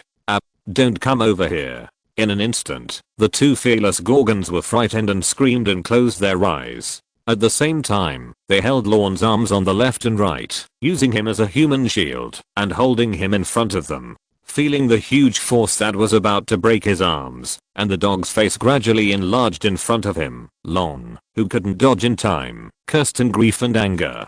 Beast. It was just that accusation. I don't know if it was scolding the dog for being too human, or scolding the man for being too dog-like. Bang. Finally, the dog got what he wanted, and happily ran into his owner's arms, and threw him down excitedly. Lorne's chest was followed by a sound of bones breaking under the heavy load. Woof woof. Then, the dog let out a happy low hum, stretched out his tongue, and wanted to lick his owner's face, fulfilling his label as a senior dog licker. Shut up. Lorne covered the dog's mouth tightly, with a posture of dying rather than surrendering. Although he had washed the dog more than 10 times since that night, the scene of swallowing Poseidon's beef ball raw was still vivid in his mind. Therefore, as soon as he saw the dog open its mouth, he seemed to be able to smell the fishy smell from the ocean, and he felt sick. As for being kissed by this dog's mouth, Lorne thought about it, and couldn't help shuddering, and suddenly felt a little chilly. Back off. Sit down. Finally, under the strict command of the owner, the golden retriever had to end the intimacy, got off the owner obediently, and squatted back to the original place depressed. However, after such a toss, the robe on Lorne's body had become tattered, making him look as if he had just suffered a torture. Looking down at the red marks on his skin, and then looking at the stupid dog with divine power surging all over his body, Lorne couldn't help but feel a little jealous.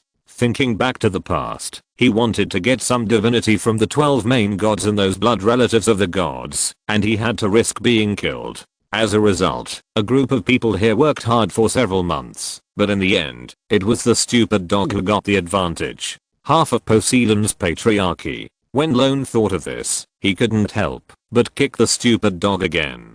Primitive myths often carry a strong worship of reproduction and life, which is a very important function and authority of gods, especially in the Greek gods. the 2 generations of gods. Uranus, the father of heaven, was castrated by his youngest son Cronus, and lost his reproductive rights, so he abdicated. The Titan god Cronus swallowed his 6 children into his stomach, hindering the operation of the law of life, and was eventually overthrown by Zeus's 6 siblings. And in order to consolidate his throne, Zeus fought against the curse of the Titan bloodline, by being affectionate everywhere and constantly giving birth to offspring, and obtained the most powerful patriarchal power in Greek history. Originally, Poseidon, who was inferior to Zeus in all aspects, had little hope of competing for the supreme authority of Olympus. Now, having accidentally lost half of his paternal power, and becoming a solitary warrior, Poseidon's path to becoming the king of gods is equivalent to being completely ruined. I really don't know what kind of revenge the crazy overlord of the sea will take for this. While rubbing his aching temple, Lorne glanced at an empty chair opposite. In order to prevent Poseidon from jumping off the wall, Athena immediately went to Olympus and complained to Zeus after the battle of the temple. Poseidon took the initiative to tear up the armistice agreement and secretly sneaked into Crete, intending to rape her priests and messengers in her great temple. It has been 3 days to this day. Several people in the family are anxiously waiting for the result. And when Lorne looked out the door for the countless times, a dazzling golden stream of light finally fell straight in front of the door and turned into a familiar appearance. Back. Seeing who was coming, Lorne hurriedly invited Athena into the house. The 3 Gorgon sisters and Hestia on the side tactfully chose their respective areas of expertise, moving tables when necessary, and serving refreshments when necessary. As soon as they sat down, Lorne couldn't wait to ask, "How is it going?" But when this topic was brought up, Athena's tense face turned as hen. Poseidon said that he came to the island to ask me for marriage with the sincerity of reconciliation between the 2 sides. Propose marriage? What a joke. Why did he wait until you left to come? That's right. Didn't you see the look in the eyes of the sea toad looking at little Medusa? It's obvious that he was attracted by her beauty and had bad intentions. Hearing this, Stheno and Uriel couldn't help but retort angrily with a dark face. Hestia on the side couldn't help but help out for her eldest niece. Besides, didn't you reject Poseidon and swear to remain chaste a long time ago?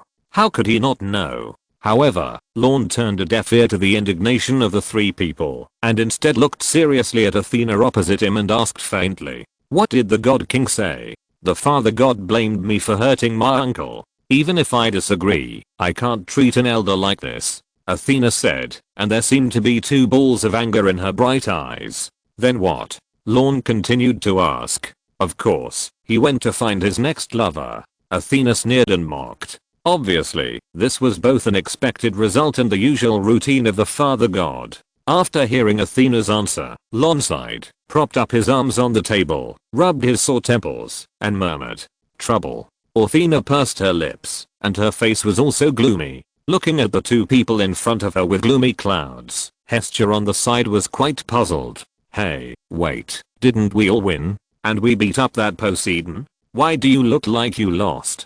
The external brain at the table raised its eyes, glanced at its normal symbiote, and asked faintly, "Then what?"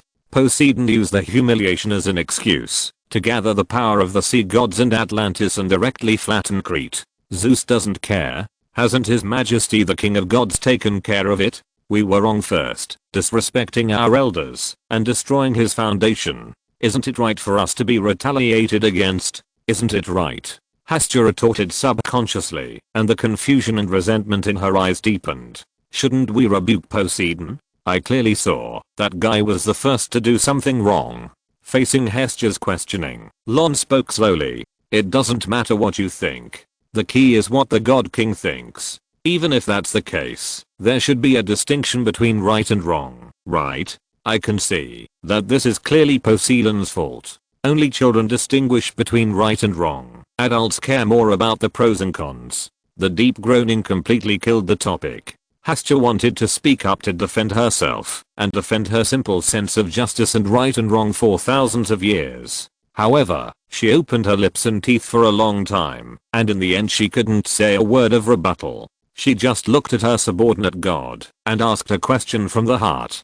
Can black really turn into white? Yes. Lorne nodded lightly and answered decisively. In his original world, deer can turn into horses, mice can turn into ducks, and black can certainly turn into white. As long as the person in power can shut up all the voices of opposition.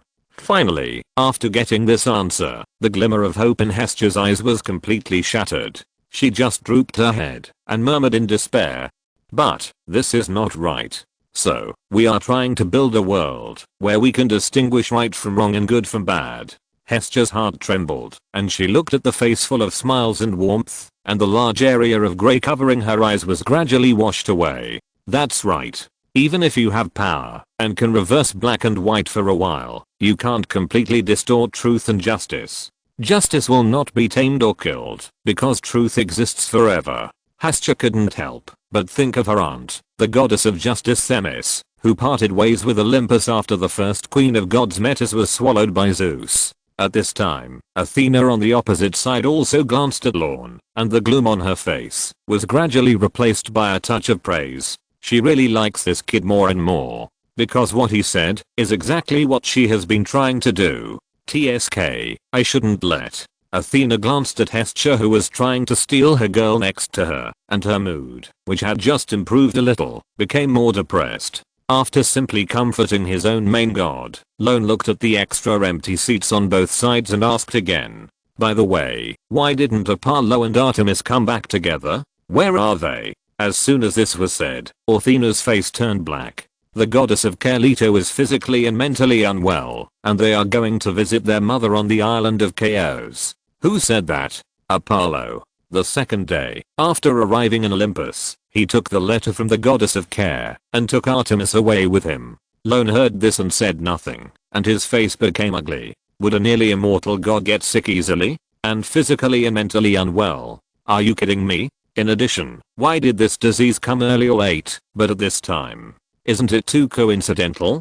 I'm afraid it's probably because Apollo saw that the wind was not right, and he fooled Artemis away in the name of his mother Leto. This idiot can only play a favorable game, and he can't be trusted when he encounters trouble. Lorne couldn't help but scold his brother-in-law, who ran away at the last minute and looked at Athena with a depressed look. Now, he finally understood why the goddess of wisdom was so angry when she came back. It turned out that she was stabbed in the back by Apollo. I can help. Hestha raised her hand high and chose to stand firmly on Athena's side, her eyes flickering. If she could build a world with clear right and wrong, and build an era where everyone can live and work in peace and contentment, she would be willing to give it a try. Even if she broke up with her former brothers and sisters. Aunt, I understand your good intentions. If you can win, it is indeed worth your risk, but now you are facing the entire ocean god system. Even if you are included, it is far from enough. Athena shook her head and politely declined Hestha's team. Are there any other candidates? Lorne pinched his swollen eyebrows, then his eyes lit up, and he took out the white bad tail feather. For example, Hephaestus. Recently, the rebels in Otarus are ready to move again. The father god ordered Hephaestus to go to Mount Etna and work with the 3 Cyclops to build a batch of combat artifacts in case of an emergency. When? 2 days ago. Lorne fell into silence again and did not continue to ask. Obviously, this is most likely the work of the Olympian god king. But even if this road is blocked, Lorne still did not give up and continued to ask. What else? The 2 on the sea. The river god Oceanus, the goddess of the sea. Thesis? Your grandparents loved your mother the most back then. In addition, you can go to the goddess of justice Themis, who represents justice and fairness, to mediate. Isn't she always fair? Athena raised her eyes and looked at the opposite side faintly. Why do you think the 12 titans, who are the defeated, can live a stable life and continue to enjoy sacrifices instead of being liquidated one by one? Don't think about it. They have all sworn to the Styx. Without the permission of the father god, they will not easily intervene in the struggle of Olympus. What about those who are unwilling to swear? Yes, they are basically imprisoned in Tartarus hell. Fuck. After being frustrated one after another, Lorne couldn't help but burst out a national curse in his heart. It must be admitted that the old bidden of Olympus is really good at guarding people. He almost blocked all the unstable factors that threatened his kingship. And this is exactly what is terrible about Zeus. He seemed to have said nothing, but he also seemed to have said everything. He seemed to have done nothing, but he also seemed to have done everything. After a little manipulation, not only did he disintegrate the small group that Athena had just put together, but he also sent a signal to Poseidon that he could take action. Even the way for Crete to seek help and win over allies, he had calculated in advance and blocked these retreats one by one. Therefore, even if Athena, who was famous for her wisdom, personally stepped in, she would only be frustrated by the methods of the Olympian god king. No, compared with Poseidon, this one is too high. Moreover, the entire island of Crete currently has only a few cards to play. How can it possibly beat the Olympian god king who owns the entire world? Seeing that he was powerless, Lorne had to lie on the table in dismay, trying to have fun in misery. So, the good news is that your father god pays more and more attention to you? Hearing the slightly teasing tone, Athena snorted unhappily. There is no way. Who makes the Titan's curse most likely to be fulfilled in the blood of descendants? Compared with peers, offspring are the first target to be wary of. Then, she paused and couldn't help but glared at the opposite side. Moreover, thanks to someone, the sea god has lost half of his paternal authority, and the future seizure of power is basically declared hopeless. Since there is no threat to his throne, the father god is of course willing to let my uncle vent his anger.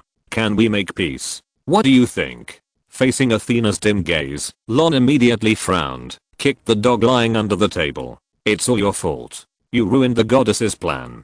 Seeing the shameless behavior of putting the blame on the dog, everyone looked at him with contempt. Then what should we do next? The news that Crete is isolated and helpless will probably reach Poseidon's ears soon. Medusa stepped forward and asked seriously. Reduce coastal defense. Celebrate with all the people. Athena and Lorne answered at the same time, and then looked at each other, and each saw the appreciation in each other's eyes. Great, we can have fun again. This time I want the biggest float. Let these stupid mortals surrender to the beauty of this goddess. Uriel and Stheno's minds were filled with the word celebration, and they couldn't help but cheer with smiles. Aren't you talking about countermeasures? Hesper's performance was still simple and honest. After a brief thought, Medusa also raised her head and spoke thoughtfully. Suspicious troops? Seeing Medusa's reaction, Athena and Lorne couldn't help but show a trace of relief and sadness. A good bamboo shoot finally grew on this barren land at home.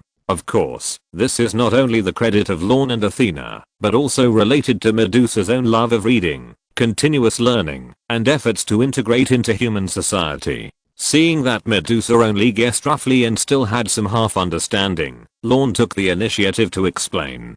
Poseidon has just experienced a great defeat, and his divine power is unstable. Moreover, it was the result of an ambush. As the saying goes, once bitten by a snake, you will be afraid of the rope for 10 years. After so many losses, he should remember it for a long time.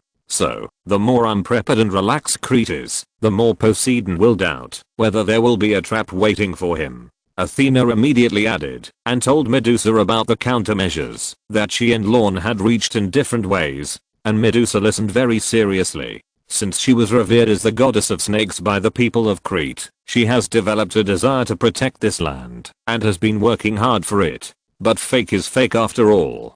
Even if Poseidon can be deceived for a while, it is impossible to keep it secret forever, right? What if after a long time, he really finds out the truth about Crete and chooses to attack by force? Lie down. May you be blessed. At this time, Athena and Lorne at the table looked at each other and looked at each other. Once again, they gave similar answers, but this time, they were all a little helpless. Chapter 133 The Minotaur's soul is burning.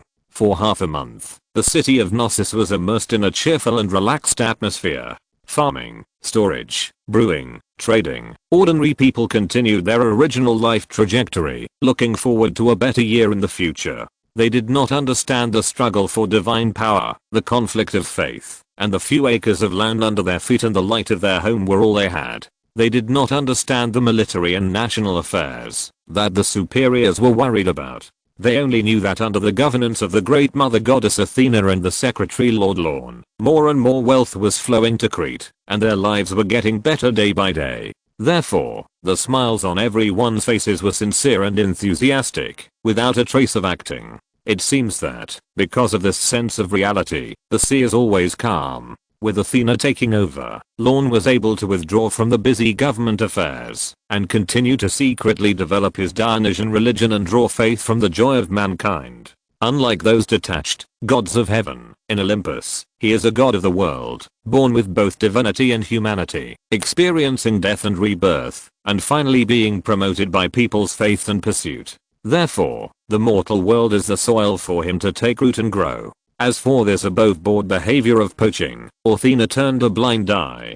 After all, it is human nature to pursue joy in a painful life, and it is also the motivation for them to continue to live. As a follower of the god of the hearth, he dug the most from his aunt's corner. The goddess of the hearth didn't care, so why should she do so? With the support of the two goddesses and the soil suitable for development, the Dionysus religion, after being modified by Lorne, has developed and expanded rapidly, and soon spread across Crete, with the number of believers increasing by 100 times. The concept of joy and the influence of Dionysus also spread to various city-states in Greece with the voyage of the Minoan fleet and the spread of wine, and gained a large number of potential supporters. The lower the level, the more firm and pure the belief is. After all, compared to those nobles who are born with divine blood, joy is more scarce and precious to the lower level who have nothing. As the power of faith grows rapidly and flows into Lorne's body, his divinity becomes more condensed, and his godhead is well nourished.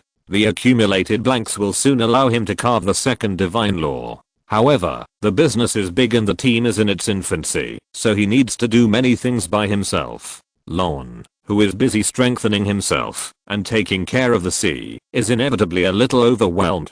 So, he simply gave part of his authority to his sister-in-law Hera by getting drunk and dreaming, so that the beloved daughter of King Minos who likes to toss around can work for him remotely. In order to ensure the safety of this little girl, Lorne made use of the waste and threw the brainwashed breeze goddess Hera into the Dionysus church, making her a member of the Dionysus Mad Women, responsible for protecting the current Dionysus priest Hera. Originally, the hunting nymph who spoke out wildly was not killed by Artemis, and was able to stay in Crete to recuperate, because the hunting goddess needed an excuse to come and often visit Crete to have a tryst with him. But now, he couldn't contact his little moon for several times, and Lorne estimated that Artemis couldn't be relied on this time. So, in line with the principle of not wasting, he pulled the breeze goddess Hera, who at least had the power of a god, to be his palu. Anyway, according to Artemis's meaning, this woman insulted him, and as a punishment, from now on she would be his private property, and he could do whatever he wanted with her.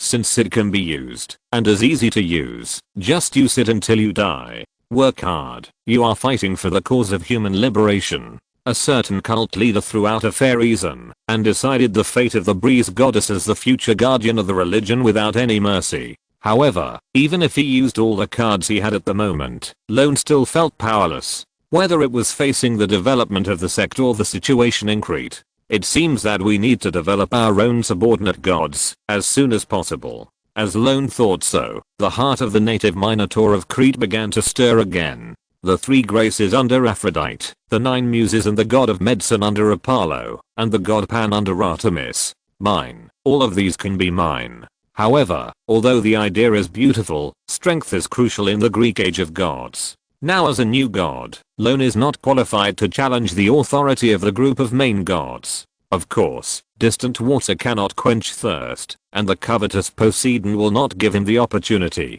to develop with peace of mind. Soon, the originally calm sea began to gradually become cloudy and uncertain. In just a few days, the ships sailing out of Crete sank one after another.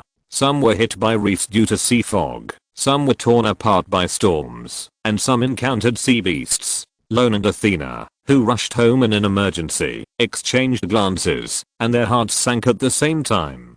Poseidon, suspicious. If it was just sea fog and storms, it could be attributed to accidents, but the sea beasts reappeared in the Sea of Oceanus, and attacked the safe route that Nereus, the old man in the sea, had promised them, and attacked the ships that were sailing, which was a bit intriguing. Obviously, this was a test by His Majesty the Sea God. As for whether Nereus, as a guarantor, would be retaliated by his oath, sorry, this was not within the consideration of His Majesty the Sea God. In order to reach the pinnacle of power, he even wanted to kill his own brothers. So what was a mere father-in-law? Looking at the dark clouds that continued to accumulate on the sea in the distance, Lorne turned his head and asked without giving up, "Is there really no other way? I went to find Aunt Demeter, but she went to the underworld to visit her daughter Persephone. It's really watertight. Needless to say, it must have been promised by His Majesty the King of Gods, right?" Well, Athena and Lorne looked at each other, fell into a long silence, and then sighed together. Time is running out. Everything was just as they expected. More and more ships encountered accidents at sea, and the frequency of disasters such as typhoons, rainstorms, and earthquakes was also increasing. Even the beast tide that was originally expelled to the inland sea reappeared in the outer sea area, and gathered more and more. Gradually, even ordinary Minoans smelled a sense of crisis, that a storm was about to come, and began to quietly prepare food and herbs. Finally, Lorne waited for the result.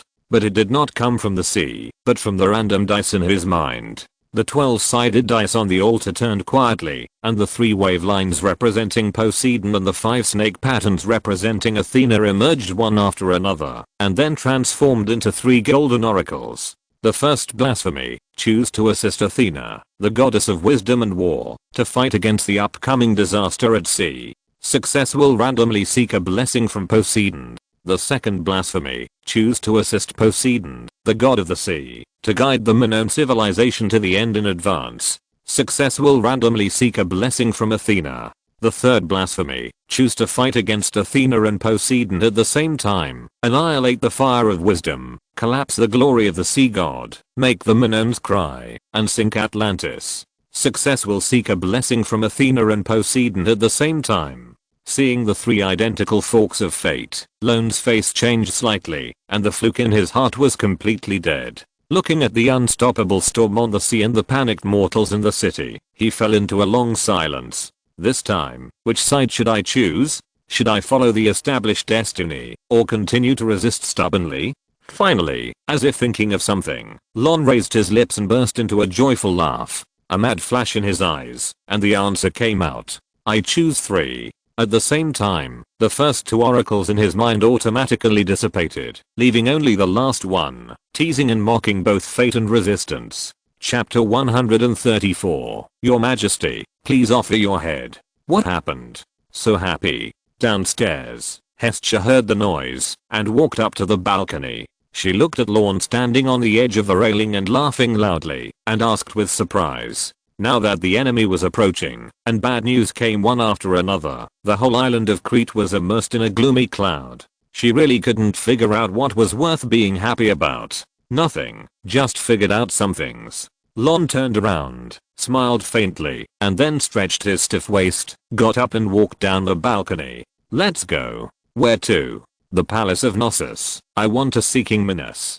Lorne pondered quietly, his burning eyes looking at the towering buildings in the city of Knossos that looked like giant pillars supporting the sky. A quarter of an hour later, the galloping bronze carriage drove towards the palace. The city streets along the way were wet and sticky after being ravaged by heavy rain, and there was mud and stagnant water everywhere. The sky was full of thunder and storms, and there was no light even at noon. The storms from the sky and the sea seemed to be rolling towards the city and the carriage at the same time, unstoppable. Seeing the flashing rune emblem on the carriage, the god blood guards guarding the palace made way and bowed their heads respectfully to let it pass. They slowly raised their heads and continued to defend their respective posts until the carriage disappeared from their sight. As the bronze carriage stopped steadily, Lorne, who got off the carriage, heard a noisy discussion inside before he stepped into the palace gate.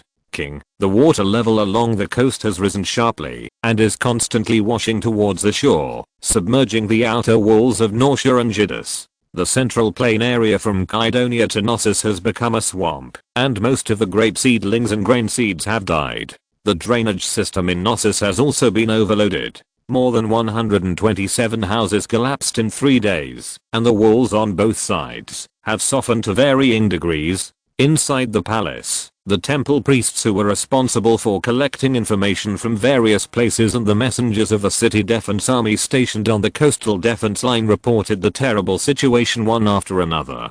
King Minos, lying on his sickbed, listened carefully. Even though his body and mind had both entered the twilight years, the accumulated prestige of ruling Crete for hundreds of years still gave him a kind of aura of majesty without anger. Naturally, no one would care about the physical condition of His Majesty the King. The situation was very bad. Fortunately, the terrain of Crete is complex. The city of Knossos is located at a higher altitude, and the Minoans are also familiar with the gloomy and changeable weather of the Oceanus Sea. Therefore, the continuous heavy rain and sea storms have not caused serious casualties.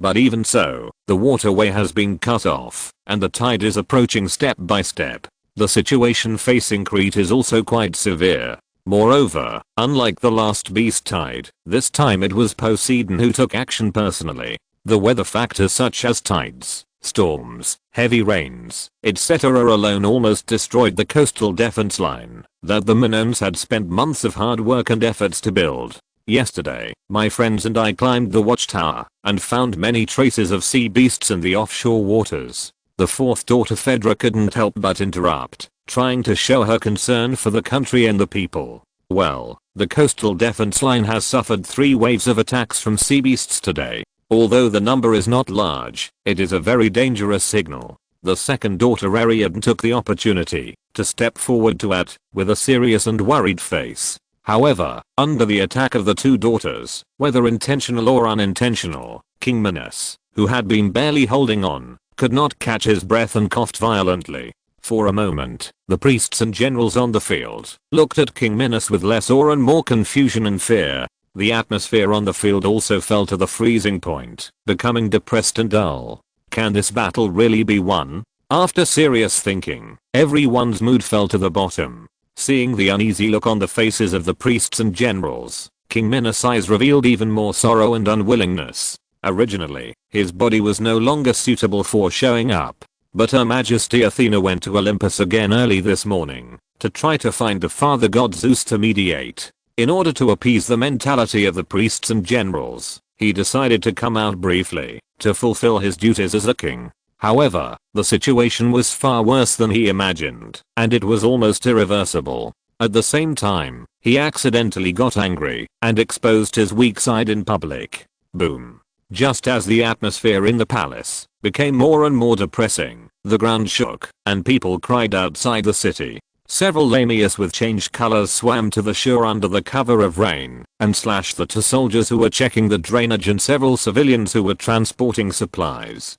The colorful organs immediately rolled out of the half of the body into the muddy water. Under the shrill screams, the bright red blood spread rapidly. The greedy snake girl who could never be full immediately bent down and ate the fresh flesh and blood on the ground. Several victims who had not yet died watched their organs being hollowed out and their flesh and blood being bitten, and they couldn't help but scream. Another sea beast has landed on the island. Looking at the bloody scene reflected in the stardust in Princess Ariadne's hand, everyone couldn't help but show a trace of shock on their faces. Swoosh, swoosh, swoosh. At this moment, the bowstring of the chess outside the hall trembled dully, and 3 silver arrows broke through the air like meteors, piercing the sky, and then fell obliquely, and quickly split into 6 identical arrows, forming a small-scale rain of arrows, directly nailing several lamias lying on the ground and eating voraciously.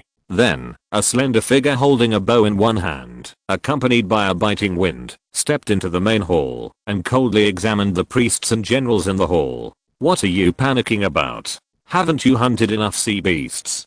Don't tell me that the things in your hands can only be used for burning fires now. Anyone who was stared at by those eyes could not help but lower their heads in shame, feeling ashamed of their previous loss of composure. If the coastal defense line cannot be defended, then retreat. According to the enemy detection signals from the watchtower, block the enemy in stages according to the terrain. If that doesn't work, send more people and increase the number of patrols. Make sure there are no blind spots for surveillance. If you need a soldier who can take charge of a task on his own, borrow the blood guards. If you need a spellcaster to accompany you, go to the temple. Your Majesty and the goddess don't need them to guard them yet. In addition, I remember that Her Majesty the goddess holds the divine power to guide navigation, so there seem to be priestesses who specialize in celestial magic in the temple. Let them preside over the secret ceremony and dispel this storm as soon as possible. Although Lorne spoke very quickly, every word was clear. However, when he saw the difficulty on the face of the chief priest, he softened his tone slightly and relaxed his requirements. I know you don't have enough manpower. I will ask Anna and the others to help. Even if we can't dispel the rain clouds in the sky, we can weaken these unfavorable factors to a certain extent. Then we will check the area near Knossos to prevent any sea beasts from sneaking in. The two princesses and a group of generals and priests nodded. At the end, Lorne softened his tone and waved his hand calmly. Things haven't reached the point of no return yet. Why are you so anxious? If you have time, I'm still waiting for you to treat me to a taste of the newly brewed wine next year. Hearing this, everyone couldn't help but smile. Recalling the grandeur and relaxation of the Dionysian festival, a trace of anticipation suddenly appeared in their minds, and their originally gloomy mood suddenly improved a lot. Seeing that everyone's complexion improved, Lorne spoke again. Go, follow orders, and do your job well. Yes, sir, secretary. Suddenly, everyone on the field seemed to have found their backbone, pounded their chests hard, answered loudly, and then left one after another. Since King Minos had been bedridden for several months, they have become accustomed to obeying the orders of this secretary, and the repeated successful experiences in the favor of the goddess also made them believe that they would succeed again under the leadership of this secretary. As the noise in the hall gradually died down, King Minos, who was lying on the couch, looked at the empty hall, and a trace of loneliness and bitterness appeared on his pale face. He was really old, and had to accept it. But soon, the old man looked at the figure in front of the hall, and appreciation and satisfaction emerged. But at least, he had a good eye, and chose the right person. Lorne looked around, and didn't see Athena, who was supposed to be working hard here, and he couldn't help but feel a little confused. Where is the goddess? She went to Olympus. Are you still not giving up? Lorne shook his head, and didn't hold any hope for Athena's last attempt. If Zeus was really willing to intervene and uphold justice, he would not be Zeus. When King Minos heard this, the depression on his face became even heavier, and the faint light in his eyes went out, and finally he sighed deeply. So, we are doomed to lose? Do you want to win? Lorne looked straight into those old eyes and said seductively, to completely defeat Poseidon once. Almost instantly, the sickly King Minos on the bed sat up like a dead tree in spring, with a blazing desire in his eyes, and nodded heavily without hesitation. I want to dream about it. Lorne did not answer directly, but asked a question faintly. But what if the price is your life? You want my life? Ha ha ha ha. As long as I have it, you can take it. King Minos heard this, not only did not get angry, but burst into a hearty laugh. But the more this happened, the more Lorne could not make up his mind, and he asked again. Are you sure? What's there to hesitate about? King Minos waved his hand. His eyes were extremely hot. If I can win once, I'm willing to pay any price. Then, as if to comfort Lorne in front of him, he smiled and patted his bony chest, half sighing and half determined. Before, this body could pull a strong bow and fight sea beasts with bare hands. Now I even need someone's support to get in and out of bed.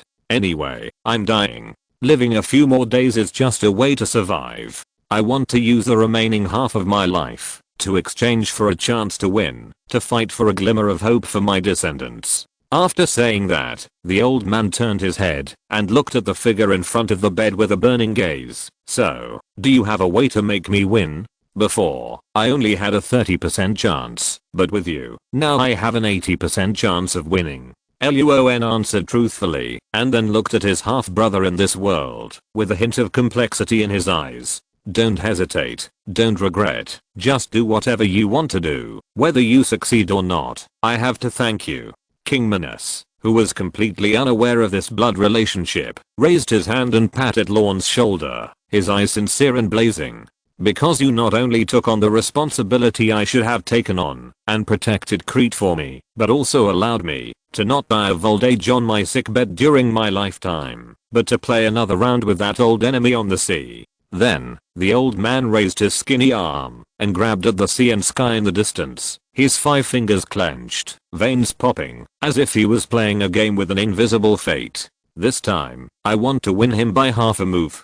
Chapter 135. A traitor has emerged among us. 34k. What do you want to do? Why don't you tell me first? Just as Lorne and King Minos secretly reached a consensus, a snow white owl swooped down from the sky, flew into the hall nimbly, and turned into the figure of the goddess of wisdom. Judging from the gloomy expression in her eyes, this trip to Olympus for help would probably be in vain. Otherwise, this arrogant goddess who claims to be unparalleled in wisdom would not take the initiative to ask Lorne for advice after hearing only a few words. Lorne did not answer directly, but looked at Athena and asked meaningfully, "Let me ask a question first. Why do we have to stay in Crete?" Athena frowned, thought for a moment, and answered seriously, "Because this is the foundation of the Minoans and my most important territory." "Then can you defend it?" Lorne looked directly into Athena's bright eyes and asked a somewhat heart-wrenching question in front of King Minos. The goddess of wisdom was silent for a long time, and finally her eyes dimmed, and she shook her head and sighed.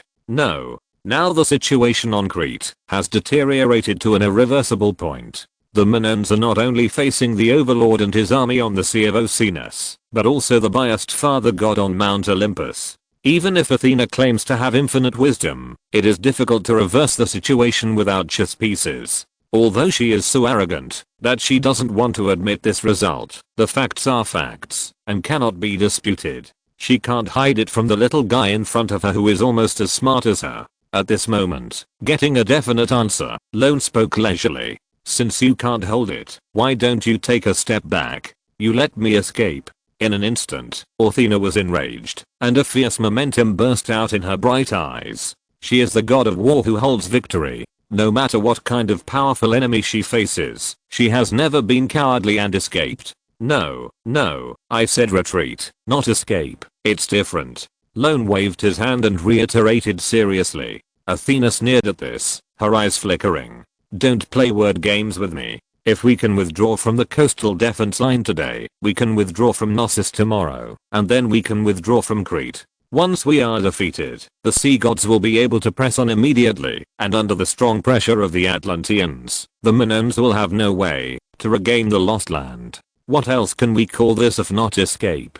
Strategic shift? There are 2 types of retreat. An orderly retreat is called preservation of manpower and strategic shift. A disorderly retreat is called defeat or flight. As the god of war, Athena is naturally very familiar with these. Seeing that Athena, who is naturally strong-willed, is so disgusted with this topic, Lorne had no choice but to raise his hands in surrender and asked in a different way, Okay, let's change the subject. If Poseidon captures Crete, what will be his next step? Use Crete as a springboard to conquer the Greek cities and erode the divine power of the earth. Then what? Accumulate strength and prepare to seize the supreme throne of Olympus. Athena answered without hesitation. She had already deduced these possibilities countless times in her mind. Lorne nodded and continued to ask, "Then do you think that the king of gods will give him this opportunity?" "No." Athena shook her head without hesitation, and based on her understanding of the father god, she gave the most likely analysis. "He will be the first to nip the danger in the bud." Lorne smiled when he heard this answer. "Then, it's very clear.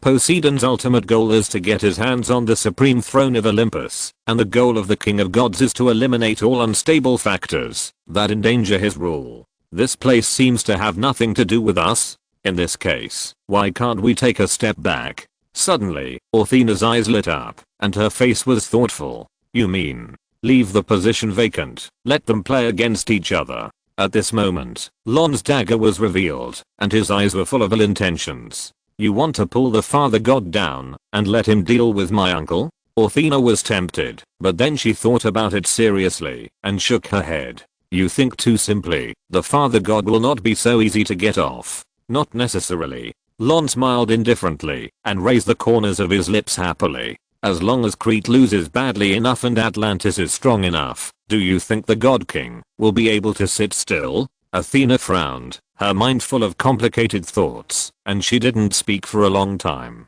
Lorne still didn't care and continued to ask, As long as Crete can be wiped out without any effort, the nail in the way can be pulled out, and the gateway from the Oceanus Sea to the mainland can be opened. The divine power of the ocean will be unprecedentedly strong. Even if half of the paternal power is lost, Poseidon may not be able to get involved in the throne.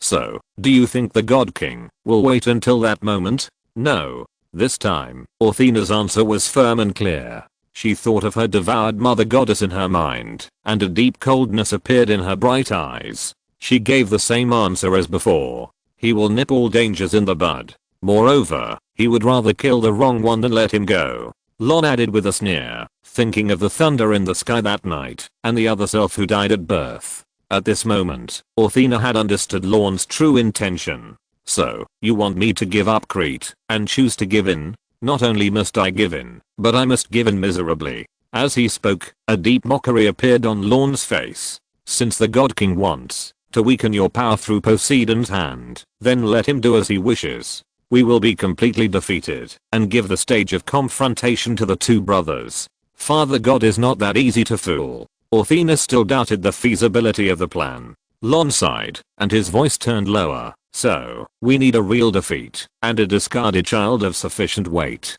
Athena pursed her lips, her expression also a little gloomy. It's so important that no one will doubt the authenticity of this tragic defeat. At the same time, 4 eyes turned to the old man on the field, revealing complicated expressions. So you want half of my life for this? After the almost explicit answer, King Minos immediately understood his true purpose, and then burst into a hearty laugh. It's worth it to be able to pull down 2 main gods at once. More than that.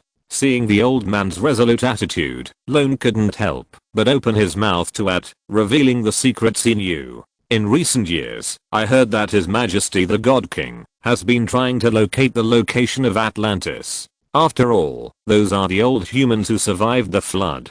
With them around, how can His Majesty the God King sleep peacefully? So, I suspect that this game is not only to weaken Crete, but also to give His Majesty the God King a reason to attack Atlantis. Then, Lorne paused, with a hint of coldness flashing in his eyes. That is to say, the better and stronger Poseidon and his Atlantis army perform, the closer they are to destruction. If I remember correctly, in mythology, the destruction of Atlantis was because the god King Zeus thought that the Atlanteans were too arrogant, did not worship the gods, and even wanted to rule the world. So he launched an earthquake and sank the entire Atlantis continent. What's more, the sinking of Atlantis and the decline of Minoan civilization were very close in time. Who wouldn't do fishing enforcement? At this time, hearing Lorne's guarantee, King Minos, who had endured humiliation for most of his life and wanted Poseidon to fall in his hands, couldn't help but smile and feel very happy. Okay, use me to exchange for the 3 of them. It's even more profitable. But hearing that it would take such a tragic price to break the current dilemma, Athena was a little reluctant. But this is the root of the Minoans. King Minos waved his hand, as if he was more free and easy after seeing through life and death. Your Highness, we come from dust, and will return to dust. As long as there is a place to stay, anywhere can become our roots. People are not as fragile as you think. With water, food, and a place to stay, we can survive. Cities can be rebuilt if they are gone, and the holy fire can be rekindled if it is extinguished. As long as people are still there, after several generations of development, we may not be unable to reproduce the glory of Crete. And by then, on the new land, we will still cast statues for you and ignite the flames of faith. Looking at the hunched body of the old age, making such a pious and sincere promise, Athena, the great mother goddess of the Minoans, could not help but be moved. Then, King Minos turned his head and looked at the successor he personally selected, and his eyes turned serious. I will cooperate with you unconditionally, but I also have 2 requests. You say? Lorne pricked up his ears and listened respectfully. First, my people are innocent. They should not rot together in the seabed because of my revenge. New fire also needs them to spread.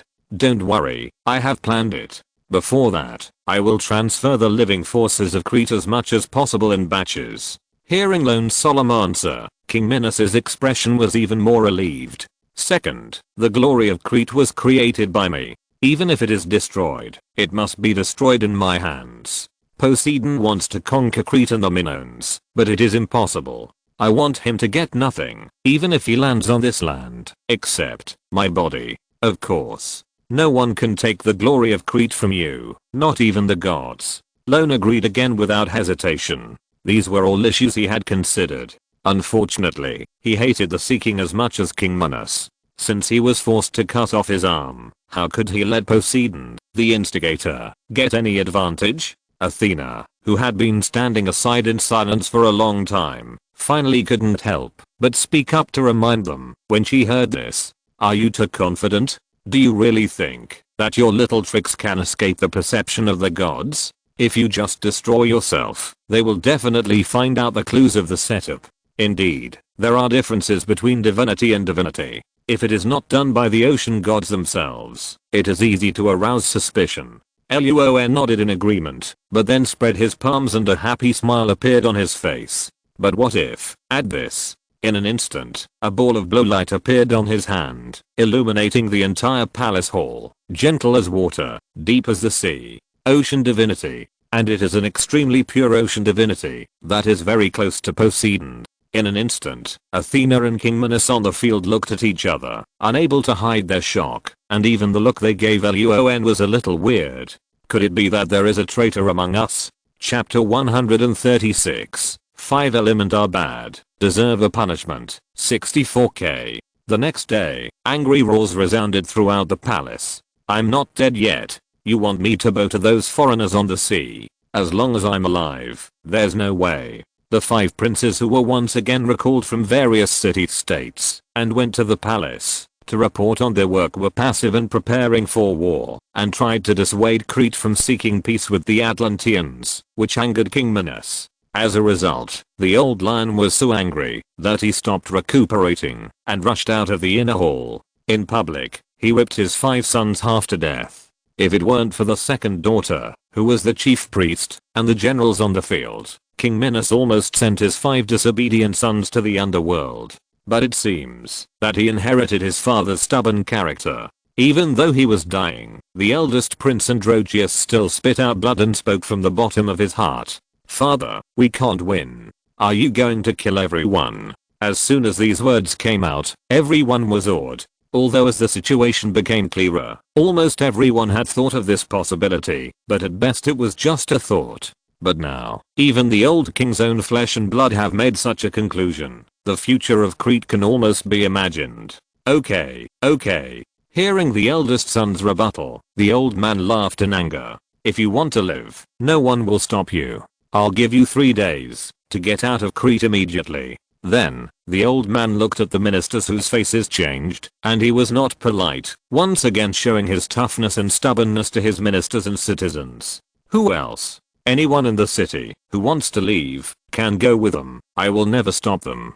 The law is proof." Although the old king has always enforced the law strictly and has almost never broken his promise, but there was no response at the scene, and everyone looked loyal. But some eyes quietly glanced at the 5 princes who were gradually catching their breath on the ground. The 5 people didn't say much and solemnly bid farewell to their father in the hall, supporting each other, and walked away. At night, several fully loaded large ships quietly launched and sailed away from Crete towards the leeward port. Among them were the family and confidants of the eldest prince, as well as the people in the city-states under his rule, who were willing to follow him. According to people familiar with the matter, they went to Paris, a vassal conquered by King Minos in the open sea. As the news of the eldest son's defection reached the palace, the old king had no intention of pursuing or punishing him for a whole day. Instead, he ordered the lifting of martial law in several leeward ports, with an attitude of letting things go. Seeing the example of his brother, the second prince Tireless was even more straightforward. He did not wait for the night to fall, and led a large group of people out of the port and headed towards Rhodes, another overseas territory of the Minoans. King Minos, who received the news, did not care as promised. Demonstrated by the 2 successful cases, the remaining 3 princes followed in the footsteps of their brothers, broke with the stubborn father, and bid farewell to the land where the Minoans had lived for generations. Similarly, some generals and ministers who were uneasy also quietly began to transfer their relatives and friends. When the news spread to the people, almost everyone could smell the breath of the building's collapse. Driven by fear and the will to survive, a large number of people began to flee with their families. Seeing this situation, King Minos not only did not pursue it, but even postponed the deadline for opening the port for 2 days. For a time, the population of Crete shrank sharply, and large and small ships migrated to the mainland and new habitats like fish schools, avoiding sea beasts. At this moment, in the palace hall, looking at the fleets shuttling back and forth on the sea and the increasingly sparse smoke from cooking on the entire island, the old man on the throne couldn't help but reveal a faint sadness. This is a country he built bit by bit, but now it is also destroyed by him bit by bit. That's right, this drama of the father-son split was naturally handled by him and the clerk. Among the 5 sons, except for the eldest son who was told some inside information and did some cooperation, the rest were just following the drive of their hearts. Therefore, the eldest son Androgeus was given the right to be the first to choose the Minoan offshore territories, and finally chose to become the king of Paris. As for the remaining sons, how they would choose, and where they would go, it all depends on wisdom and luck. Children will eventually grow up, and even King Minos himself cannot protect his heirs forever. And when the building is about to collapse, leaving them a way out is already the greatest kindness of this old father to these descendants. Similarly, since he is so tolerant of the royal family who should have defended the land, he will naturally not blame the ministers and subjects who fled Crete. No one is obliged to die with him. Father, why are you up again? Lie down and rest. At this time, Princess Ariadne, who rushed to the palace, saw her old father, who was in his twilight years, standing alone in front of the palace gate barefoot, and hurriedly trotted forward, helped him to the bed in the back hall, and gently covered him with a quilt. However, even if he was pressed on the bed by his second daughter, the old man was still not very honest. How is it going? Princess Ariadne replied in a gentle voice, don't worry, everyone who should be notified has been notified, and every household has not been left out. Has the fleet been dispatched? Yes, as you ordered. We will keep an eye on it from a distance. But it is far away from the Oceanus Sea, and there is a coastal defense line of Crete in front, so we will basically not encounter any sea beasts. It's always better to be prepared. King Minos paused and continued to ask, so far, how many people have left? The second princess was a little hesitant when she heard this, but under the old father's eyes, she couldn't hide it, and she told the truth. Nearly 80%. There are still 20% of people left, not bad.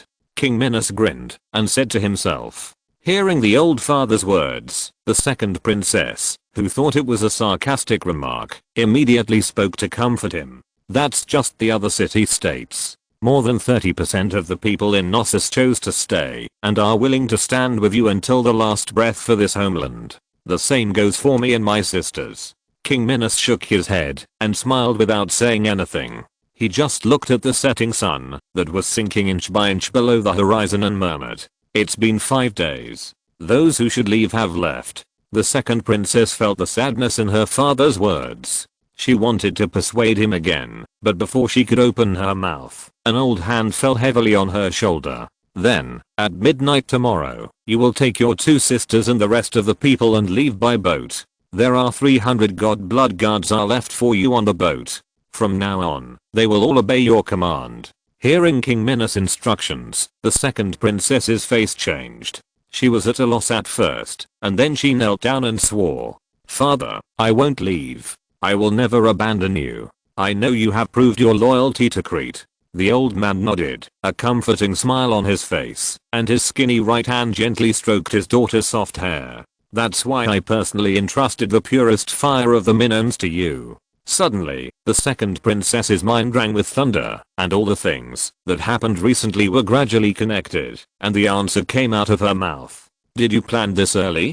King Minos nodded slightly, and his old eyes glanced at the shadow in the corner. How about you tell me? At this time, under the stunned eyes of the second princess, a clerk who had been hiding here for an unknown time came out of the shadows, helped King Minos lie down, and spoke leisurely. Walking from behind the scenes to the front of the stage, Lorne paused for a moment, and then told the princess who was kept in the dark about the plan he and King Minos had finalized that night. In fact, this is both an amnesty and a test. The reason why King Minos allowed the 5 princes, batches of ministers, and tens of thousands of people to flee was indeed because he did not want the Minoans under his rule to sacrifice in vain for a war that could not be won. But on the other hand, they were also using this to select those who were truly mentally resolute and qualified to continue the pure fire of Minoan civilization. After rounds of elimination, the group that finally chose to stay was undoubtedly the most suitable candidate, and it was also the gift that King Minos was going to leave for his second daughter, the chief priest, and the great mother goddess Athena. In fact, to put it cruelly, the first few groups headed by the eldest prince seemed to have taken advantage, but they were using their lives to test the attitude of the gods and open up a safe route to the mainland. Once something went wrong, they would be the first to be abandoned. And the one who could make this unscrupulous suggestion was naturally a black-bellied secretary with 5 elements of evil. But the first group of people who set out were lucky enough that they did not attract the attention of the gods and sea beasts. Or, what humans as small as ants do, is insignificant to them. Of course, it is not convenient to tell the second princess in front of her about these levels of game. Now, she only needs to understand that her group and the group of Minoans who have withstood the test and remain steadfast are the real sparks that King Minos has high hopes for. But even if she knew the whole story, the second princess still hesitated. But, father, be obedient. This is the order of the goddess. The old man interrupted his daughter's hesitation and looked serious. Finally, after King Minos brought up the name of Athena, the second princess, who was the head priestess, was silent for a moment, and then changed the question. What if they refuse to go with me? Then give them wine, knock them out, and throw them on the boat one by one. Lorne was prepared for this, and stepped forward to give the head priest advice. The second princess shook her head and refuted again. But what if there are still people who refuse to leave even so? Then, just as Lorne was about to speak, a skinny old arm held down his shoulder. King Minos at the head of the bed sat up, tightened the wrinkles on his face, and spoke solemnly. Then let me protect them until the last moment. Hearing the unquestionable determination in the words, the second princess did not refute, nodded silently, and finally accepted the arrangement from her father. The morning of the 6th day. Rumble. Thousands of purple and white thunders exploded from one cloud after another in the endless night, or shuffled and wandered, or struck vertically, like an angry dragon descending to the world. Through the faint light of thunder and lightning, it can be vaguely seen that the heavy rain is still pouring down. The height of the sea surface has risen by nearly 100 meters. The surging turbid current has completely submerged the outer coastal defense line and half of the island. Even the city walls of Knossos, which have been continuously heightened and reinforced in recent days, are almost swallowed up. One after another, hurricanes swept across the undulating waves, rolling and raging, penetrating the sky and earth, and complementing the dense lightning. In less than half a month, the Minoans witnessed the process of the outside world completely falling.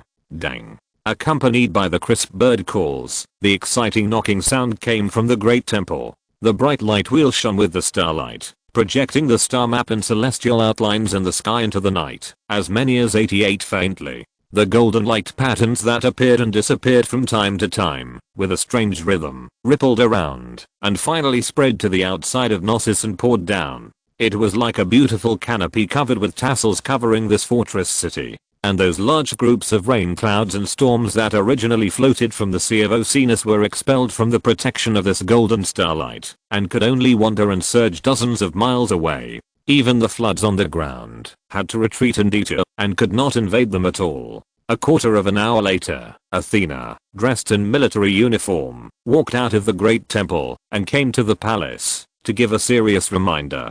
Time is running out. It is estimated that they will not last until the evening. Let them set off immediately and stay away from Crete. Lorne nodded immediately, and then in the name of sending warmth, he sent the blood guards and priests to deliver jars of warm wine to the Minoans who still insisted on staying in Knossos. Since most of the Minoans had fled, the remaining people instinctively gathered towards Knossos, which could provide safe shelter. Therefore, except for this royal city, the cities and villages outside were already empty. In this way, this gave the convenience of concentrated evacuation. Soon, after a few glasses of wine, the drinkers were flushed, and their bodies were hot. Then, they fell into a deep sleep due to the erosion of the wine. Lorne immediately called on his blood of god guards and the remaining city defense troops to quickly transport the sleeping Minoans to the Minoan warships that had been prepared in advance. It was not until the evening that all the sober people worked overtime to barely finish moving the drunken Minoans. When everything was ready, the old man, holding a bronze spear, stood in front of the palace hall, looking at the thousands of blood of god guards and city defense troops gathered here, with emotion in his eyes and shouting loudly, "Thank you for your hard work to hold on until now. I'm extremely happy and relieved about this. At least I'm not the only one walking this road alone. In fact, I told you in person yesterday, no matter how hard you struggle, Crete will be destroyed. This is the will of God that cannot be violated, and it is also an unshakable fate." The soldiers listened quietly, their expressions did not change at all. King Minos looked around the quiet square and spoke solemnly. "Then, let me reiterate how to welcome the end. The king will not force you. You can choose to lay down your weapons and escape. You can choose to take the last ferry and guard the Minoan fire. You can choose to live a life of drunkenness and revelry to the end. Does anyone else want to quit?"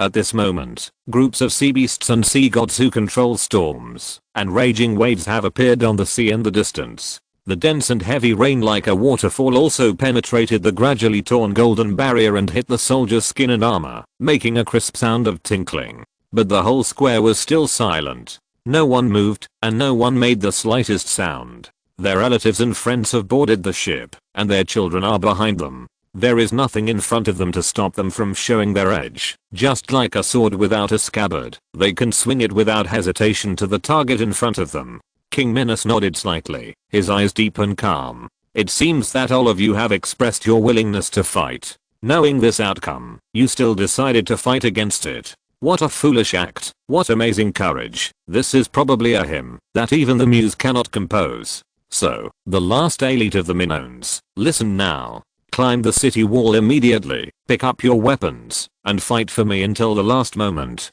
The old man in the rain took a deep breath, raised the spear in his skinny right hand, and roared like a lion from his shriveled chest. "We will deny the determination of the gods at this moment and fight the so-called fate." Boom. The whole island trembled violently, and muddy flows mixed with gravel, trees, and animal corpses in the distance, advanced layer by layer, raising huge waves as high as 100 meters. The city-state of Crete blocking the path was like a building block covered by the palm of a giant. It seemed that the gods were angry and fate was roaring. But the soldiers in the square proudly held their chests high, standing unafraid, striking the ground with their spears, and shouting fight, fight, fight, like a landslide and tsunami. Then, the remaining thousands of people climbed the city wall tacitly, cooperated with the priests who volunteered to stay, opened the magic circle, ignited the last light on Crete, and welcomed the impact from the sea. At the same time, the high priest Ariadne finally couldn't help asking in confusion,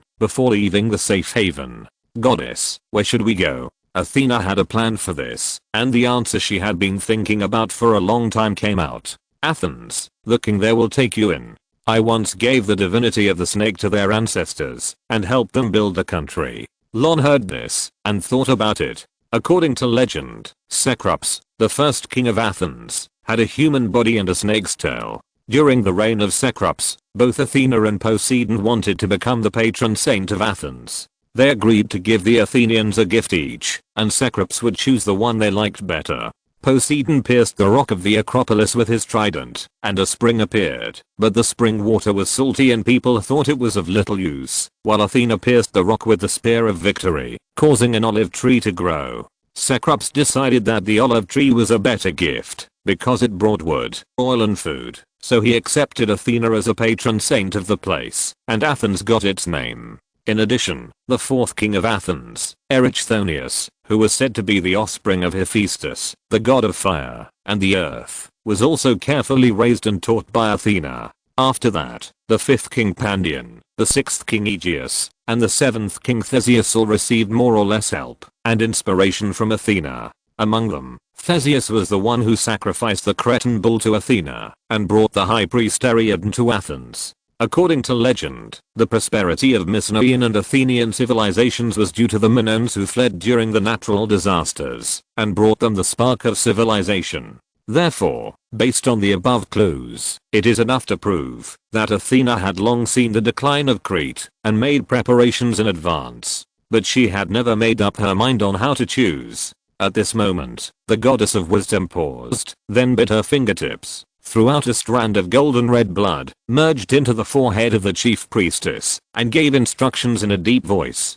From now on, forget your original identity. You will be the bloodline of Pandion, the city builder. Lorne nodded secretly. As far as he knew, there seemed to be more than one Pandion in Greek mythology, and there was no way to verify how many of his collateral bloodlines were true or false. Therefore, as long as there was the endorsement of the King of Athens, this was the easiest identity to apply. Then, Athena looked at the three Gorgon sisters standing behind Princess Ariadne, and her eyes finally fell on the badge with bronze snake patterns on Medusa's chest. She took her hand and gently stroked the badge with her fingertips. The original simple snake pattern turned into the image of a snake-haired demon. This is your family emblem. She is your ancestor, and her name is Pallas. Seeing the scene in front of him, Lorne's brain suddenly crashed. The snake-haired demon emblem widely circulated in Athens. Athena's legendary partner, Pallas, a girl with the divinity of the sea. The two princesses who were supposed to be kidnapped, took the initiative to go to Athens to work. Everything seemed unchanged, but everything was completely different. After a few seconds of sighing, Lorne also sent Hestia on board. The goddess of the hearth who boarded the deck looked back several times, wanting to say something but stopping herself. You can't stay. This won't change any results, and it will further arouse the fear of His Majesty, so just protect them. Lorne made a rational analysis, and advised in a deep voice. Although Hestia was reluctant, she was a person who listened to advice. She finally nodded obediently, sat back in the cabin, and waited for the warship to set sail. The two stood side by side, watching several fully loaded warships close their doors and sail away from Crete, which was the focus. Boom. Boom. Boom. The sky was thundering, and the muddy currents on the ground were like a galloping horse. At this moment, the rain was heavy and the wind was strong. 12 hurricanes swept in with waves and mud, almost splitting the sky and the earth. The dark clouds covered the sky, swallowing up the last bit of starlight, and the black pressure was overwhelming. Dense lightning snakes shuttled and swam, constantly winding and exploding towards the ground, causing the earth to roll and tremble. But a high wall with a glimmer of light and a few thin human figures drove the terrifying hurricane, waves and wild beasts back to the deep sea again and again. Defying God's will, stubborn and unyielding, a suppressed and cold roar came from the sea. A huge aqua blue trident tore the sea surface, forming a huge whirlpool. One after another, strangely shaped black giant ships jumped out of the water, forming a black mass, with thousands of ships. Nearby, tens of thousands of Atlantis soldiers, riding dolphins or giant beasts, guarded the fleet on both sides, forming a mighty military force. Finally, Nereus, the old man of the sea, Amphitrite, the queen of the sea, hundreds of sea nymphs and sea gods stood on the deck of the Black Fleet, their eyes full of awe for the seeking in the center of the flagship. Obviously, in order to easily win this battle of revenge, Poseidon chose to come out in full force and show his trump card.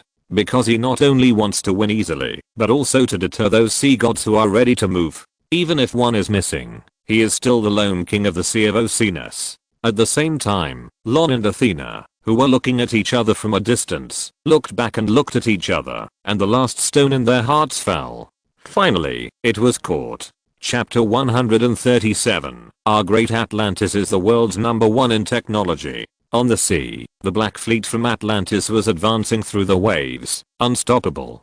Triton, a mermaid prince with long golden hair, bronze fish scale armor, and gills behind his ears, walked up to the deck of the warship at the front, took out a golden conch shell, put it to his mouth, took a deep breath, and blew it hard. Woo. A long horn sounded, desolate and heavy, like a beautiful concerto. He is the son of Poseidon, the king of the sea, and Amphitrite, the queen of the sea. He is the messenger of the sea and the source of the word Triton. He is responsible for commanding the entire Atlantis army. Like his father Poseidon, Triton also carries a trident, but his unique appendage is a conch shell, which is used as a horn to raise or calm the waves and rivers. Sure enough, as this sonata sounded, the dark clouds broke, and the bright sunlight sprinkled on the sea. Whether it is the hull of the Black Fleet or the armor of the Atlanteans, they all reflect the cold light. Metal warships? Seeing this scene from a distance, Lorne couldn't help shrinking his pupils, his eyes slightly frozen. Their civilization has actually evolved to this point. Even if they have the technology and rune spells handed down from the Golden Age, this level of civilization gap is too outrageous, right? Moreover, it is said that every human in the Golden Age was close to the level of demigods after adulthood. They are well-deserved descendants of gods. Lorne took a quick look, and the divine light patterns floating above the entire fleet almost lit up into a dense starlight. No, that's not right. It's real light. Get down. The purple pupils caught a bunch of bright light bands heading straight for Crete, and Lorne's face changed drastically, and he turned around and shouted. Out of the trust cultivated over the past few months, King Minos and thousands of soldiers on the walls of Knossos all lowered their bodies and urgently lay down against the wall. In an instant, brilliant bands of light descended in an instant, colliding fiercely with the divine barrier surrounding the outer periphery of Crete, and bursting out dazzling colorful aurora. Boom. Accompanied by the earth-shaking tremor, the entire Crete island shook violently, and the golden barrier in the sky was torn open with a huge wound.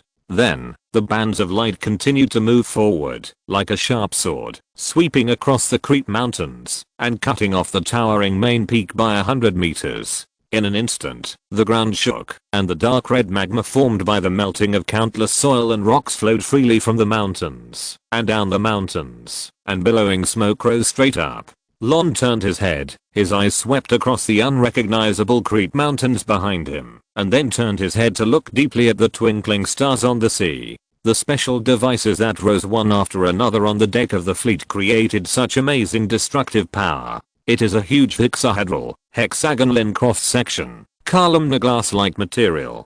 The center of the building is inlaid with a magnetic stone engraved with dense spells. It seems to absorb sunlight and other factors in the air, and transform them into high-purity energy beams. Legend has it that the Atlanteans not only have a civilization that develops light into power energy, but also have technology that can regenerate the human body and keep it young forever. Several special towers located in the center of the Atlantis continent can concentrate and enhance light energy and spread it to the world with strong light that cannot be looked at directly. Therefore, the lost Atlantis civilization is also called the Age of Light. However, when seeing those tower-like buildings composed of huge reflective mirrors, Lorne immediately thought of something called the Light Prism Tower. It is also composed of huge prisms. Its principle is to rely on emitting laser-like beams to attack the enemy. It has the same purpose as these black technologies of the Age of Gods in front of him. Moreover, these things similar to the Light Prism Tower have such high technological content, so aiming and ranging are naturally not a problem. So the shot that hit the uninhabited Crete mountains just now was not a miss, but was intentional. The Atlanteans were building up their prestige, not only to conquer Crete, but also to intimidate those ocean gods who were ready to make a move. Sure enough, the sadness of the egg made Poseidon's position as the king of the sea shaky. Because of this, he showed all his belongings like a gambler who lost all his money, trying to regain his strength. However, this move played into the hands of some people. No wonder Zeus was so afraid of these golden humans who escaped the world-destroying flood in the legend. With such a trump card in hand, Poseidon not only has the strength to intimidate the gods of the sea, but also has some capital to challenge Olympus. Lorne flattered on the surface, but his eyes were full of gloating expectations. Atlantis cubs, is that all? At this moment, King Minos did not even look at the burning Crete mountains behind him. He switched the bronze spear in his hand to a golden scepter and smashed it heavily on the ground with a loud laugh. Suddenly, with the tremor of the entire Crete island, the unsealed bronze giant Talus stood on the ground, and the spiritual liquid cannon on his chest, ready to fire, shot out a light band with a diameter of tens of meters, sweeping across the vast sea. Bang, bang, bang. In an instant, 3 black metal warships that were caught off guard exploded with a bang, each turning into a group of gorgeous fireworks, and the wreckage slowly sank to the bottom of the sea. Looking at the towering bronze giant on the ground, Lorne couldn't help but pursed his lips and moved his eyes to the golden scepter. Originally, King Minos had given it to him, but considering the old man's current physical condition, he returned it again and asked him to use it when necessary in order to make the scene more realistic. However, in order to mobilize the bronze giant Talus, it is necessary to stimulate divine power. This also means that his waning life has begun to burn out, and there is no room for maneuver. A magnificent curtain call has already sounded the prelude. At this time, the thousands of Minoan soldiers who stayed behind saw the arrogant Atlantis fleet being defeated, and they couldn't help but knock on their shields and make wanton laughs. Poseidon, the king of the sea, who wanted to establish his prestige, was furious. He decided that once he took Crete and conquered the Minoans, he would definitely let this stubborn old guy taste the punishment of the deep sea. At this moment, the young Prince Triton, who was the pioneer of the first battle, was also furious under his father's unhappy eyes, and his face flushed red, and he immediately put the golden conch to his mouth again. Woo. Then, the second horn sounded, and the melody style suddenly changed, like the roar of a ferocious beast. Even the giant with divine power was moved. The east wind Euros, the west wind Zephyrus, the south wind Notus, the north wind Boreas with thick clouds and hail. These gods, embodied by the power of nature, roared and raised the wind under the command of Triton, the god of sea messenger. Invisible hands pulled the black fleet on the sea, and advanced rapidly towards the island of Crete ahead. At the same time, a group of nymphs, gods and giants who had surrendered joined the battlefield under the influence of the mighty army. On the city wall, Lorne and Athena also stood up and looked at each other. It's our turn. The silent gaze, no need to elaborate, has already understood each other's intentions. The two nodded to indicate, and then jumped down from the high wall. The divine power gushing in their bodies turned into wings, like two intertwined long rainbows, rushing straight towards the menacing ocean gods. As soon as she approached, Athena headed straight for the Atlantean flagship with a clear goal, confronted Poseidon, the Sea King, and taunted him. Uncle, you came to my territory before your injury has healed.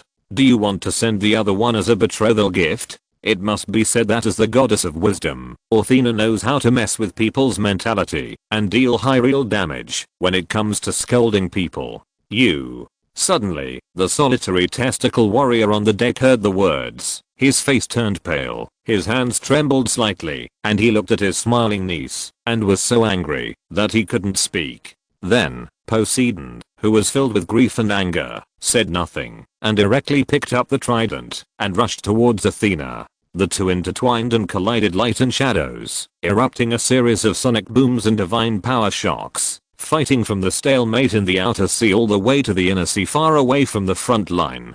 Similarly, Lorne quickly chose his opponent, waving a bronze sword, and rushed straight to Nereus on the deck, cursing.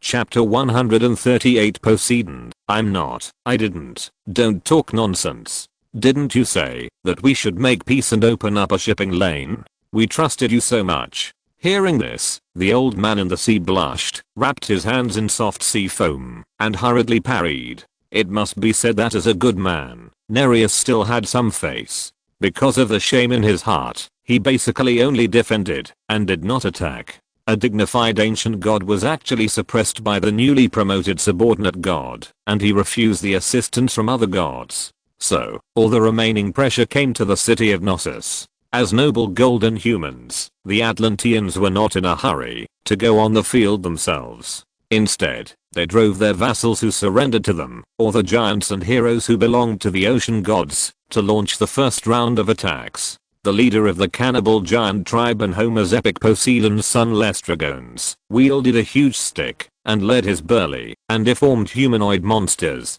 to charge with a roar. Two giants named Arts and Othis, sons of Poseidon and the mortal Iphimedia, born in Eris, northern Greece, of Phaeacis, lifted stones and smashed them against the city walls. And Taus, the king of Libya, son of Poseidon and Hera, grinned with excitement. He liked to force travelers he met to wrestle with him, and use the heads of the losers as the roof of his father Poseidon's temple. At this moment, he set his sights on a brave blood god of the gods.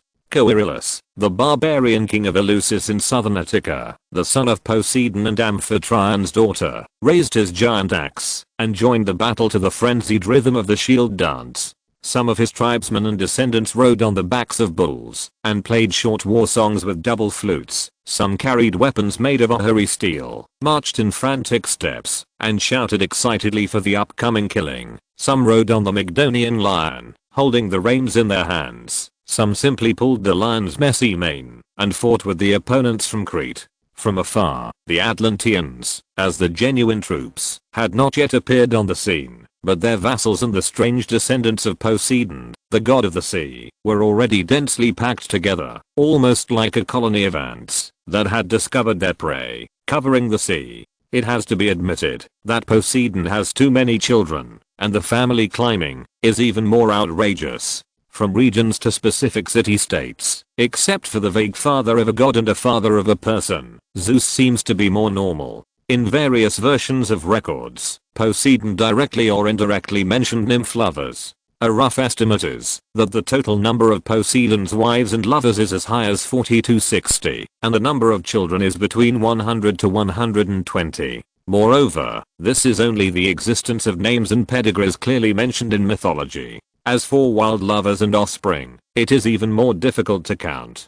But even so, King Minos and his soldiers were still fearless. The old king raised his head and drank a mouthful of the best wine of the year, and took advantage of the wine to fight the ferocious giants. The Minotaur, a bull-headed monster with horns on his head and an iron helmet, no longer suppressed his evil nature and rushed around with a huge axe in his hand. The elite god blood guards and the ordinary soldiers who relied on their blood and courage stood side by side, pushing back the barbarians and sea monsters who rushed to the top of the city again and again. Flying owls flew out of the temple in groups, swooped down, and attacked the surrounding seals and the dolphins that served as enemy vehicles with their sharp claws. Between the water and the sky, war clouds rolled, shouts and killing shook the sky, and the battle between the two civilizations intensified. The thin defense line on the top of Knossos seemed like a layer of window paper that could be pierced by a finger, but it was shaky several times. But it was miraculously stabilized, and the monsters that had already gained the upper hand were driven back into the ocean.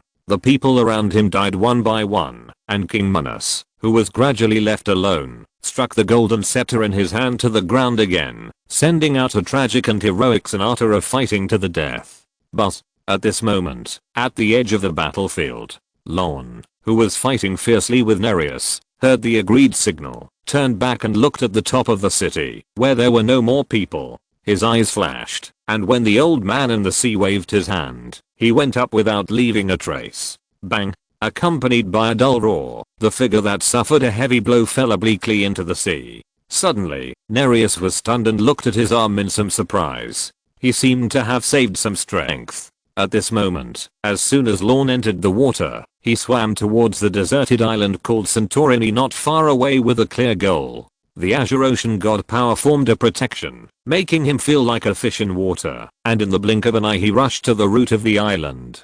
Pushing aside the entangled and floating seaweed, dense divine patterns were deeply engraved into the rock layer, connecting into a huge magic array. Then, let me play this elegy with my own hands. Luon's eyes were cold, and he placed his hand on the center of the array base. The blue ocean divinity gushed out from his body, completely activating this huge magic array. In an instant, a beam of blue light rushed into the sky, driving the resonance of the entire spell, and Santorini, as the core, shook violently. Boom. In an instant, accompanied by a shocking loud noise, the long dome and Santorini volcano on the island suddenly erupted, and dark red magma gushed out from the cracks, instantly filling the entire island. The heavy volcanic ash was thrown high in all directions by the cold sea breeze. This was a very violent volcanic eruption in human history. The volcanic ash and slag that were ejected covered a large area of the sky and blocked the light from the sun.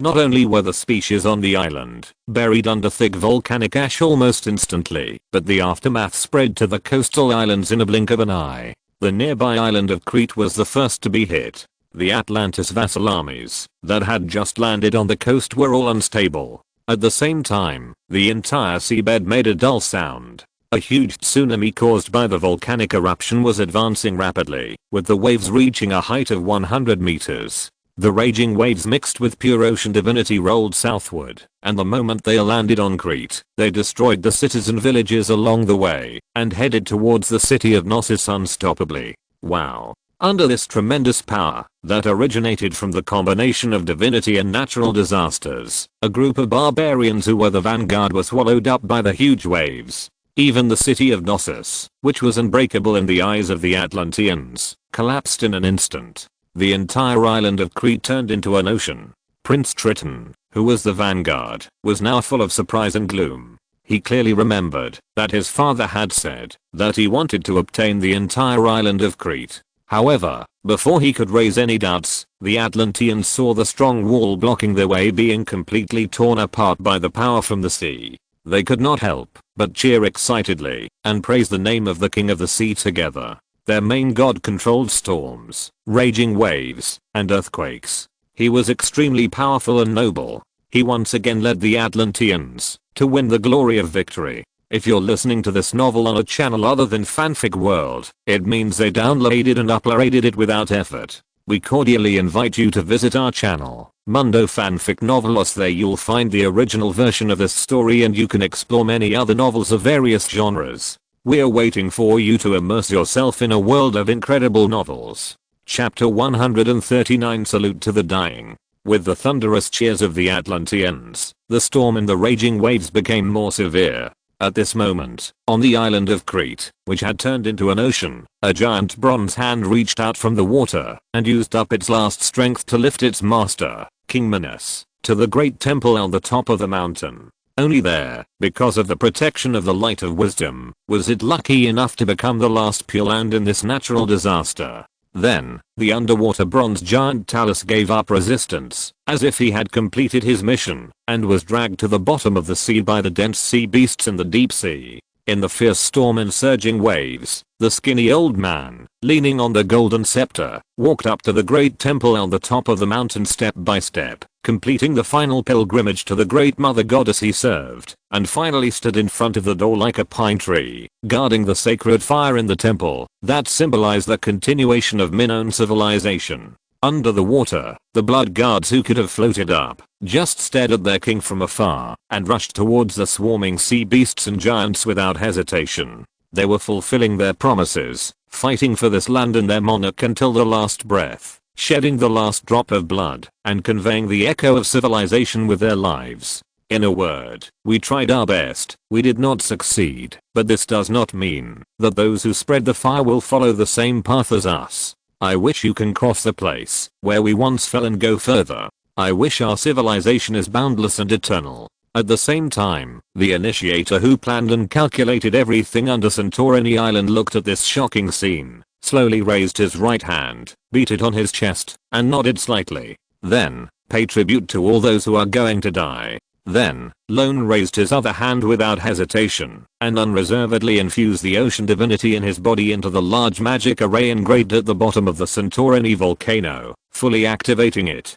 Being able to complete such a precise and huge ritual was not his own achievement, but mainly thanks to the help of Athena, the goddess of magic. So, let us send you off together for the last time. Boom. In an instant, the Santorini volcano launched a new round of violent eruptions. The strong earthquake carried huge waves as high as 100 meters, advancing to the south in layers, and slammed into the layer of faint light surrounding the great temple on the top of the mountain. Crack. In an instant, the fragile layer of protection was torn apart, and the surging sea water engulfed the old figure, poured into the towering temple, and extinguished the holy fire burning in the altar. At this moment, the last group of Minoans who were sent away woke up from the warship cabin and walked onto the deck with feelings. Looking at the last ray of wisdom that was gradually extinguished in the sky above Crete, they couldn't help but lower their heads and cry in grief. But more people silently picked up their weapons, took up the positions of soldiers or crew members, and escorted the Minoan warships under their feet.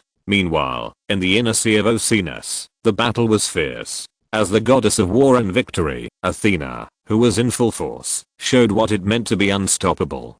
Facing Poseidon, who had lost half of his paternal power, she suppressed him all the way. In a quarter of an hour, she forced this uncle into a dangerous situation, forcing him to urgently summon a large number of sea gods to help.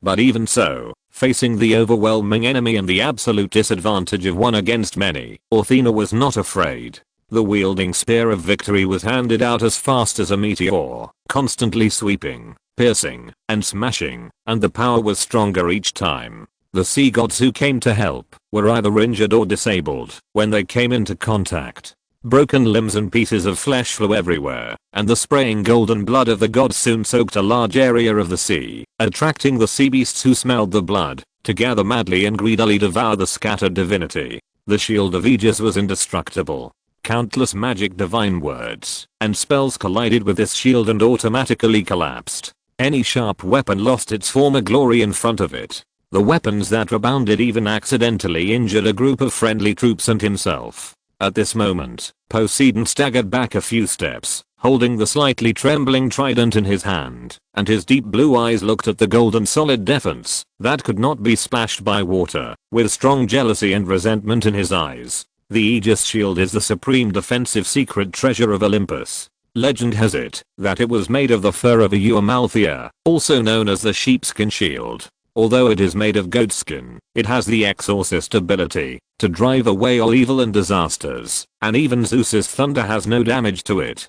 Ironically, the eumalthea is actually the wet nurse who feeds Zeus milk. In order to protect the newly born Zeus from being killed by the Titan King Kronos, his mother Rhea hid the infant Zeus in a cave, and Amalthea took care of the infant Zeus, and the divinity of both sides blended with each other in the process of feeding. Later, Zeus also made a reward. He asked the Cyclops to strip Amalthea's sheepskin and horns, and made them into an indestructible sheepskin shield and a horn of abundance that brought abundant products. If I remember correctly, the cause of Amalthea's death was precisely because of her fur that could restrain the power of thunder. That was one of Zeus' few weaknesses, and he naturally had to control this unstable factor in his own hands, even if he had to attack his wet nurse. The reason why such an important thing fell into Athena's hands was that, in order to please the original goddess of wisdom Metis, Zeus divided the original Aegis into two, and gave half to his first queen of gods, expressing absolute trust.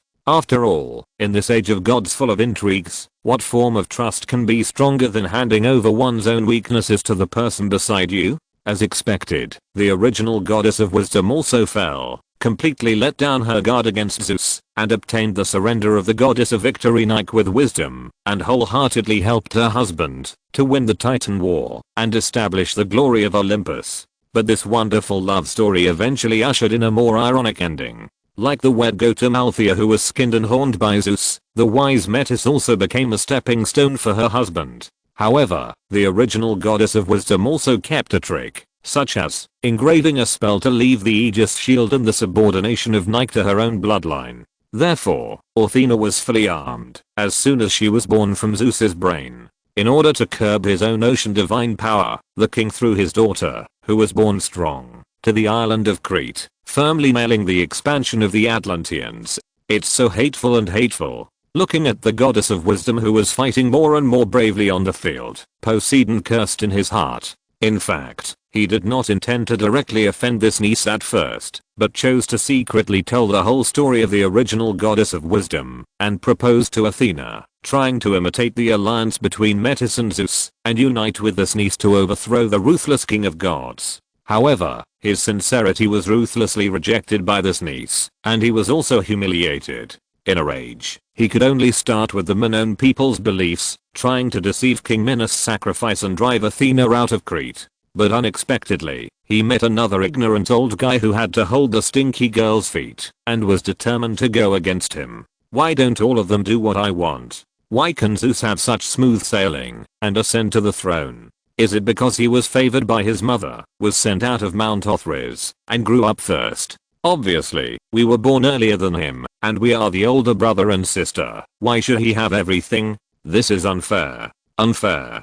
Poseidon became more and more angry, and his incomparable anger almost overwhelmed his reason. With a pair of bloodshot eyes, he looked at the eldest niece on the field fiercely. I don't believe it. If I can't beat Zeus, can I still beat you? The next moment, the angry Neptune waved his trident and rejoined the battlefield. hitting the aegis in Athena's hand with a powerful blow. In an instant, the two powerful golden and blue divine powers collided with each other, and the surging ether tide instantly shook away hundreds of marine gods around. However, even after a fierce melee, the born strong goddess of wisdom did not show any signs of fatigue, and the aegis shield holding the trident rose inch by inch. Even if Poseidon frantically rhythmic divine power and authority, he could not suppress his niece. But when the Sea King was about to make a fool of himself again, Athena was struck by lightning, and the light of the aegis shield in her hand swayed. Suddenly, the trident wrapped in the raging waves overwhelmed the shield and hit the goddess of wisdom heavily. Puff! Athena immediately vomited a mouthful of golden blood, and her body fell into the deep sea in the distance like a kite with a broken line. After a moment, the goddess of wisdom rushed out from underwater, covering her chest with a pale face, and then turned her head to glare at Poseidon in front of her, making a sad and angry accusation like a cuckoo crying blood. Despicable. At this moment, Poseidon, who was at a loss as to why he suddenly gained the upper hand, was stunned for a moment, and then he noticed that the divinity in Athena was rapidly declining. He seemed to realize something, and immediately looked up in the direction of Crete. At this moment, the sky covered by dark clouds and storms was no longer bright. Hiss. Poseidon took a breath of cold air and his face changed drastically. Any formally established temple has a certain connection with the main god. Once it is destroyed, the main god who is believed in and worshipped will also be affected. The closer the relationship between the temple and the main god, the more serious the impact. If the great temple as the foundation is destroyed, the strong backlash can even cause the main god who is worshipped to lose strength in a short period of time. This is exactly why Athena was suddenly overwhelmed by him just now. However, he never thought of using this method to destroy the entire island of Crete and forge such a deep hatred with his powerful niece. Who did it? Who did it? Poseidon was so angry that his teeth were chattering. However, before he could figure out the reason, Athena on the other side glared at him, waving the spear of victory in the aegis shield, and rushed towards his majesty the Sea King regardless of everything. Poseidon, I want you to pay with your life. Chapter 140, a world where only Poseidon was injured. 120,000 words per day. At this moment, on the front battlefield, the Grand Secretary of Crete, who had been severely injured by Nereus and fell into the deep sea, seemed to have sensed something and rushed out of the sea. He looked at the old man in the sea with bloodshot eyes and roared in grief. What have you done? A bunch of executioners. I'm not. I didn't. It has nothing to do with me. Nereus, who was confused, hurriedly parried and kept trying to defend himself. Obviously, when the Sea King forced him to contact a group of marine gods to fight together, he promised to treat the surrendered Minoans well. Why did it become like this? However, after hearing the defense, Lorne's expression became even more sad and angry. The bronze sword in his hand slashed at the old sea god fiercely, cutting off a few strands of his beard. I have already sensed that marine divinity, and you still want to deny it? Nereus opened his mouth. I wanted to clarify again. However, thinking of the last agreement in Sicily, he was speechless and could only dodge in shame, secretly hating the son-in-law who roasted him on the fire. It was not enough to cheat him once, but he did it a second time. The reputation he cherished most was almost treated by that bastard as toilet paper, to be thrown away after wiping. He relied on this old face to make a living on the Sea of Oceanus. How can he go out and see people in the future?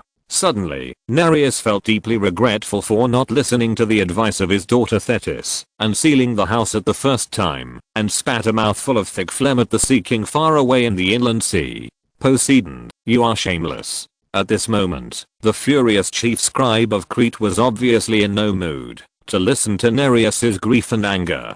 He joined Athena, who came to check the situation, back to back, roaring with gritted teeth, and rushed to the group of sea gods first. Fight the bastards on the sea. But unlike Nereus, who felt guilty and still had some moral integrity, the marine gods along the way and the Atlanteans who had just won were not so polite. They looked at this moth that was overconfident and raised their weapons with a grin, chanting spells. At the same time, the light prism towers on the Atlantis fleet were also activated, and the focused light wheels lit up one after another. Prepare to obey the will of His Majesty the Sea King and completely extinguish the fire of Crete. Athena, with a pale face, gritted her silver teeth and immediately set up the Aegis shield to protect Lorne, ready to fight a desperate battle with the enemies who surrounded her and Poseidon, the culprit not far away. Boom. However, just as a bloody battle between gods was about to begin, the dim sky was as bright as day, and several branch-like thunderbolts fell from the air, separating the two warring parties with unmatched divine power. Enough. The next moment, an angry roar resounded through the sky, and countless thunders wandered in the clouds, turning into a huge face. Poseidon, you actually violated the will of the Earth Mother Goddess, and led the remnants of the Golden Age to slaughter the Minoans on the island of Crete, wantonly trampled on life, and provoked the war of gods. It's simply hateful. I didn't. Zeus, you slandered me. Poseidon on the sea heard this, his face changed drastically, and he immediately denied it. The facts are in front of you, and you still want to quibble. The huge face in the sky became even more angry, and the surging thunder constructed the body of His Majesty the God King. The arm flashing with lightning, and accompanied by a cold declaration smashed into the sea. In this case, in the name of the King of Gods, I will judge you and your accomplices. In an instant, countless thunders like spears and spears tore through the sky and fell to the sea. Thousands of black warships, along with the Atlanteans, were instantly turned into dust. Zeus, Poseidon saw his blood reduced to ashes, and he roared with bloodshot eyes, throwing the trident in his hand toward the sky. At the same time, the surviving Atlanteans on the sea also obeyed the will of the Lord God, with the anger of revenge and unwilling grief, shooting arrows and throwing spears at the monster that destroyed their people. Stubborn. The thunder giant in the sky snorted coldly, grabbed the shooting trident lightly, and sneered at the counterattack of the Atlanteans, but the lightning in his eyes was even more miserable and gloomy.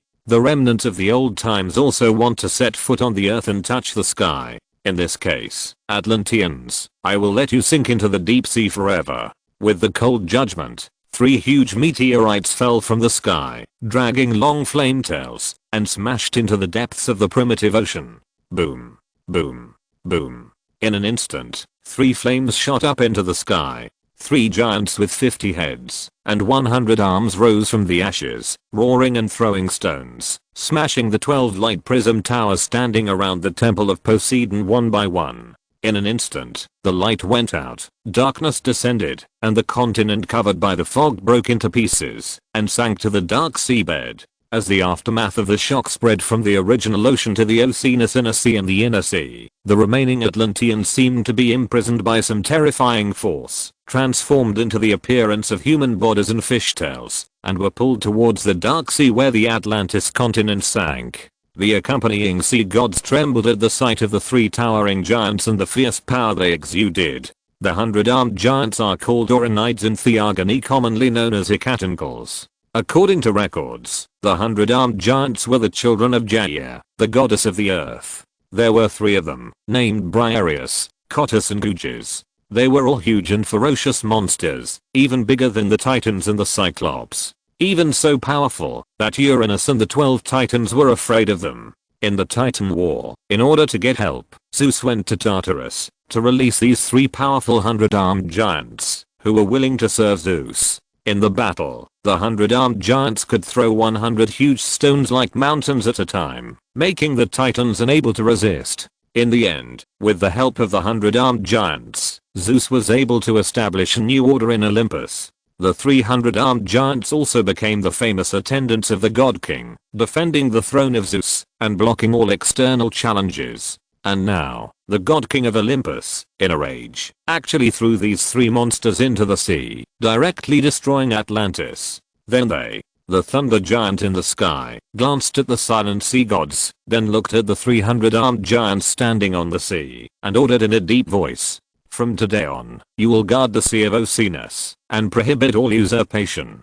Yes, my king." Suddenly, the 300-armed giants roared like thunder in unison, and their bodies sank into the deep sea. "Stay here permanently?" The gods on the sea heard this and couldn't help but complain in their hearts. After all, anyone who saw these 3 big guys blocking the door would be uneasy. But after all, they were wrong first. His Majesty the God King didn't deal with them one by one, like he dealt with the Atlanteans. It was fortunate that the other marine gods who were caught with the handle dared not raise questions. They could only swallow the bitter fruit silently and recognize the fact that the power of the sea god has been suppressed and restricted since then. However, not everyone is willing to bow their heads.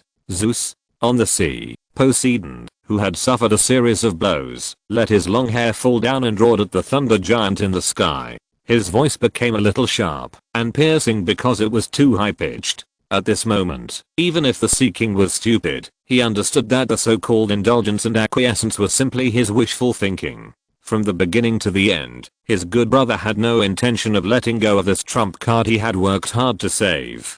Zeus not only wanted to teach the Minoans who worshipped the mother goddess a lesson through him, but also to use the excuse of killing lives to clear out the Atlantis army in his hands. You don't accept it? The thunder giant in the sky looked down at the overlord of the sea with an indifferent look. 7 days later, I will hold a divine power meeting in the great temple of Olympus. Poseidon, if you are dissatisfied with my judgment, you can appeal. Then, the giant turned his head to look at his daughter who was sad and angry and pale on the sea. His face softened instantly, and his voice became soothing and firm. Athena, you come too. Don't be afraid. I will definitely do justice for you and your people. Father God. Hearing the solemn guarantee, the goddess of wisdom who had suffered a great change was so wronged that she couldn't speak. She could only look at the loving father in the sky with her bright eyes filled with tears and nodded vigorously. At this moment, as a bystander, Lorne felt a little sour in his stomach when he saw the loving father and filial daughter in front of him. However, before he could feel sick for too long, Zeus, who simply comforted his daughter, took the first war criminal Poseidon back to Olympus, leaving time for both parties to deal with the aftermath. The pressure dissipated, and the sea gods, who seemed to have been pardoned, turned into light and shadow, away from this place of right and wrong, and fled to their own homes. Now the matter has become a big deal. Even the king of gods has personally come to arbitrate, and there are two living examples in front of us, the Cretans and the Atlanteans. For safety reasons, it is better not to get involved in Olympus's family affairs. The ocean gods and their blood relatives who reached a consensus scattered in a short while. Without Poseidon as the backbone, Prince Triton and Queen Amphitrite, who were worried about being retaliated, also followed the receding waves and quietly retreated into the primitive ocean with a large army. When everything returned to silence, Athena immediately put away her sad look, looked past the island of Crete submerged in the raging waves, looked back at Lorne behind her, and said in a low voice, "What should we do next?" The 300-armed giants stayed in the Sea of Oceanus to monitor the group of ocean gods who were ready to move. Wouldn't our god king be alone? This is too unsafe. Lorne spoke with a smile, his eyes meaningful. Athena's heart moved, and her cold eyes looked at Olympus hidden among the stars. She subconsciously clenched her spear and shield in her hand, and her heart was ready to move. You mean, we? However, Lorne smiled and shook his head, his eyes flickering. No, such a good opportunity. Of course I have to give it to His Majesty the Sea King. Athena twitched her lips, then looked at someone deeply and asked, "What about us? On which side?" Lorne smiled brightly, threw a bronze badge in his hand high up, and then caught it, with an extremely sincere and innocent expression on his face. Of course, the winning side. The goddess of wisdom on the sea stared at the innocent smiling face in front of her for a long time. Finally, after a full quarter of an hour, Athena's tense face melted away, and a trace of the same smile was rendered. "In 7 days, you will go to Olympus with me. I'm the servant of Lord Hestia," Lorne kindly reminded, obviously not wanting to follow Athena into this muddy water. The goddess of wisdom on the sea turned around and spoke with the same innocent and sincere face. "That's right. So from now on, you have to represent your aunt to attend the theocratic conference. I've told her." Instantly, the smile on Lorne's face froze, and he subconsciously took a few steps back. However, as soon as he made a move, he was grabbed by the smiling Athena. "Don't worry, let's finish the business first, and then it won't be too late to go to Olympus." Then, the goddess of wisdom summoned her golden chariot, threw someone into her chariot without saying anything, then swung the long whip, drove the Pegasus, cut through the waves all the way, and left. In the chaos, the bronze badge in Lorne's hand fell into the sea and continued to sink. and around, lying one by one, the Minoan god blood guards who fought to the death. Even King Minos was among them. This is their battlefield and their tomb. Buzz. The bronze badge that touched the bottom made a light sound, and a faint light pattern flickered.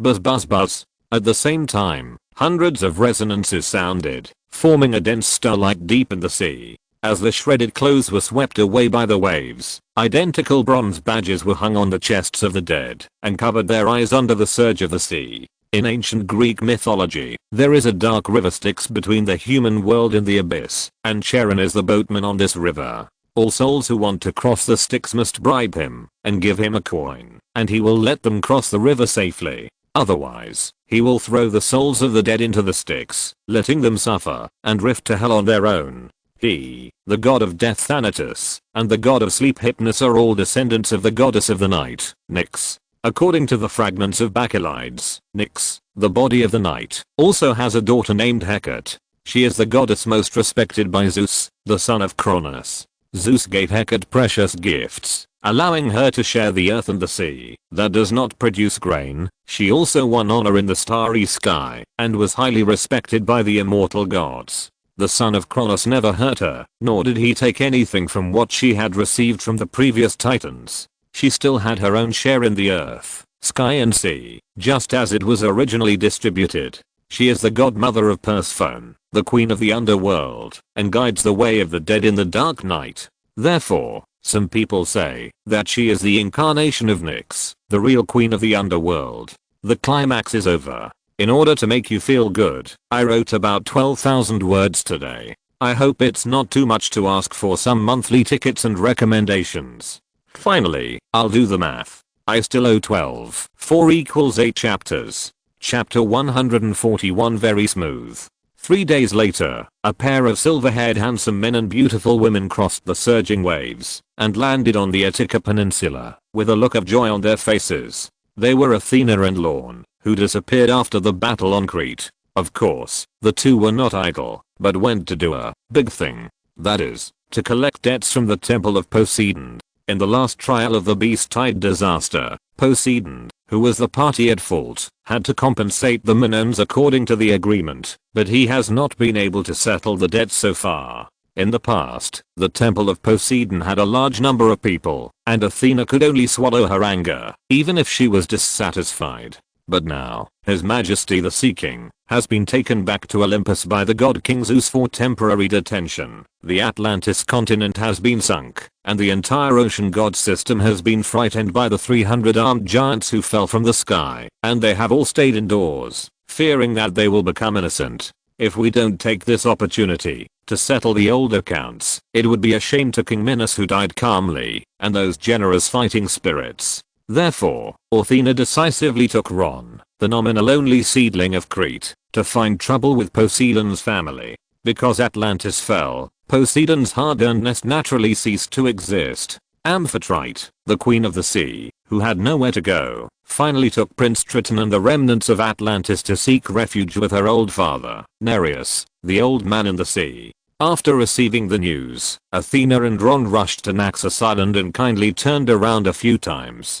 The old sea god opened the barrier with a sad face and invited them into his home. Finally, under the mediation of Nereus, Amphitrite, the queen of the sea, and Prince Triton, who were worried about being retaliated, could only bow their heads obediently and repay the overdue debt at a high price. Among them, there are 3 extremely rare mineral deposits: orichalcum, silver star sand, and germanium. Orichalcum, this Ron has already come into contact with. Whether it is hardness, sharpness, or magic conductivity, it is at the top level, and is a very precious forging material and strategic material in Atlantis. Silver star sand is said to be formed at the junction of the earth and the ocean. It is a perfect carrier of divinity, capable of self-repair, and providing simple healing for the user. Lorne knows more or less about the first 2, which belong to the visible category, but he has never heard of the third one. The so-called germanium is a special magical substance. Because it is formed by the eruption of the abyss under the sea, it contains primitive divine power, and can perfectly blend different forging materials, and bring out their greatest effectiveness. When asking for compensation, Athena skillfully reported the names and quantities of these three things, obviously coming prepared. Lorne didn't know what the price Athena offered was, but judging from the green faces of Amphitrite, the Queen of the Sea, and Prince Triton, the protection fee would definitely not be too cheap. After all, the mountain copper alone cost 10 tons. Of course, Lorne also had a share of it. Athena was also quite generous, with a full ton of them. Whether it was to build the main weapon, armor, or disposable consumables, these were enough for him to use alone for decades. In addition, under the effect of the Sufferer Halo, Lorne also received two other compensations. One was a vehicle called the Meteor Chariot, which was pulled by two divine horses, Xanthus and Balius, and could gallop across the sea and sky at the speed of a meteor. In addition to being the god of the sea, the god of earthquakes and the god of storms, Poseidon was also the god of horses, so these two divine horses were not only human-like and fast, but also had the immortality that only gods possessed, and were most suitable for charging into battle, blocking guns. According to the philanthropic nature of His Majesty the Sea King, Lorne estimated that these two things might be the result of a night of romance between him and some full-egged creature. The other compensation corresponded to the reward of the Golden Oracle, which was related to Poseidon's divine power, a fragment of the broken trident during the Titan War. Legend has it that the three spikes of the trident in Poseidon's hand represent the three powers of Poseidon. The first spike is called Neptune's Point, which is the main attacking part of the trident. Neptune's Point is very sharp. Once Poseidon stabs the target with force, it can easily penetrate the enemy's armor and defense, causing great damage. The sharpness and material of Neptune's Point make it incomparably powerful, allowing Poseidon to gain an advantage in battle. The second spike, Poseidon's Fork. This spike is used to control and master the ocean. Poseidon can easily insert this spike into the ocean and then control the power of the ocean with his own will. With the help of Poseidon's thoughts and the trident, he can cause huge waves, tsunamis and storms to destroy enemy ships and cities. In addition, the Sea King can also use the Poseidon Spear to create water flow, control tides and control marine life. This spike allows Poseidon to move freely in the ocean and control the power of the entire sea. The third spike, the full name is Oceanus Spear. This spike is the least common in the trident, but it has the most special ability. The Spear of Oceanus gives Poseidon the ability to control, manipulate, and cause earthquakes and earth veins and water systems. Poseidon can insert this spike into the ground and then use his power to cause strong earthquakes. This makes Poseidon one of the most powerful gods in nature. His power can easily destroy enemies and change the entire geographical pattern. And what Lorne got was a fragment from the second spike. Originally, this thing was given by Poseidon to Prince Triton, representing his inheritance of the ocean and control over Atlantis. However, now the gods of the sea have declined, and the continent of Atlantis has sunk. Facing two evil stars who came to collect debts, Triton could only tearfully break his trident and give the fragment buried in it to Athena and Lorne as his life-saving money. Of course, in line with the principle of equal treatment, Athena did not let go of Nereus, who helped the evil. A lot of rare materials, gems, and minerals were looted from Naxos. If Lorne hadn't stopped her, Athena might have wanted to move the entire Naxos island to rebuild her great temple. In the end, the father and daughter tearfully sent off Lorne and Athena, who had been frantically scraping the land on the island for 3 days. Of course, after paying such a high price, the other side did not ask for nothing. The charming lady chose to submit obediently mainly for her husband. At present, Poseidon, the king of the sea, has been temporarily detained by Zeus. In the public trial 7 days later, Zeus did not seem to be willing to take it lightly. Because of the reputation of the god king, Amphitrite, the queen of the sea, did not dare to go to Olympus alone to plead with Zeus. Maybe, on a whim, the other side could really come up with a plot of "Madam, you don't want to." Therefore, Amphitrite, the queen of the sea, deliberately stayed on the island of Naxos. She was probably waiting for the victim to come to her door and communicate and negotiate with Athena through the mediation of her father Nereus. According to the meaning between the lines, the Queen of the Sea hoped that at the Divine Power meeting, Athena would be able to excuse her husband Poseidon for the sake of this generous compensation, and not add insult to injury. causing both sides to suffer. After all, if the king of the sea is alive, he can still withstand the pressure of Olympus, and it is not good for anyone to die. Obviously, the queen of the sea probably couldn't think of this set of rhetoric, and the master who instructed her behind the scenes was probably the sea fairy Thetis, who was known for her wisdom. After Athena had received enough benefits, she also nodded ambiguously to the reconciliation offered by the queen of the sea.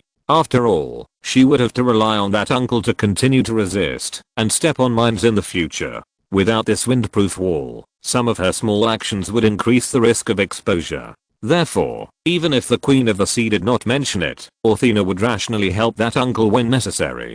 Driving a tiger to devour a wolf, driving a wolf to chase away a tiger, these calculations and schemes behind the scenes are not only used by His Majesty the God King. After reaching a certain consensus tacitly, the tense atmosphere between the two sides became more harmonious. Lorne and Athena enjoyed the highest courtesy. Whatever they liked, as long as they looked at it, the hospitable people of the sea would secretly give it to them. If it were not for the fact that there was not much time left before the Theocracy Conference, and there were other things to do before going to Olympus, the two would have wanted to stay for a few more days, to continue to experience the enthusiasm and hospitality of the people of the sea. It's a pity that Thetis is not here. I wanted to try to let the daughter pay the father's debt and let her be my maid for a few days. Athena on the side looked back at the vast oceanous sea behind her and murmured with regret. Lorne remained calm on the surface, but secretly complained in his heart. If I remember correctly, you are best friends, right? Didn't I offend you once when we were on the same team? As for holding a grudge all day long. But speaking of it, he also wanted to meet the legendary sea nymph who is both beautiful and wise. Although he has not officially seen her yet, at least one thing is certain. Well, very moist. Chapter 142, Minotaur Victims Alliance. Let's go. I have to get busy with the next thing. Just as Lorne was rubbing his hands and secretly recalling the touch of that night, Athena spoke up and interrupted someone's daydreaming. Lorne came back to his senses and looked at the Attica Peninsula, which was surrounded by mountains on three sides and the sea on one side. His eyes flickered slightly, and he nodded thoughtfully. The two set a schedule and rushed towards their destination.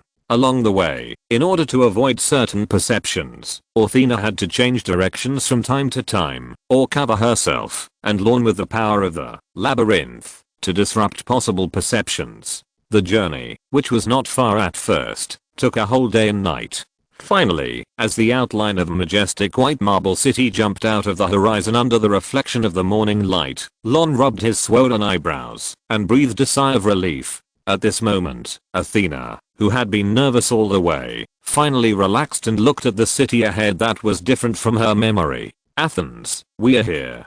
After paying a few Hera silver coins to the sentry at the gate, Athena led Lorne into the city in a low-key manner. As the pedestrians were bustling and people walked and stopped, the whole picture of Athens came into view. There were palaces, council halls, theaters, hotels, shopping malls, workshops, docks, arenas and other public buildings. In the square, there stood bronze sculptures of athletes with muscular bodies and beautiful lines. Some of the sculptures placed here were participants in the Olympic Games of all ages, and they won impressive results as Athenians. After his death, Erechtheus' tomb was titled Poseidon Erechtheus, meaning someone who can fight against the god of the sea, and was worshipped by future generations. Others are for the builders of Athens and the kings of all generations, including the first king of Athens, the half-man, half-snake Cecrops, the fourth king of Athens, the son of Hephaestus and the earth, Erichthonius, the fifth king of Athens, Pandion,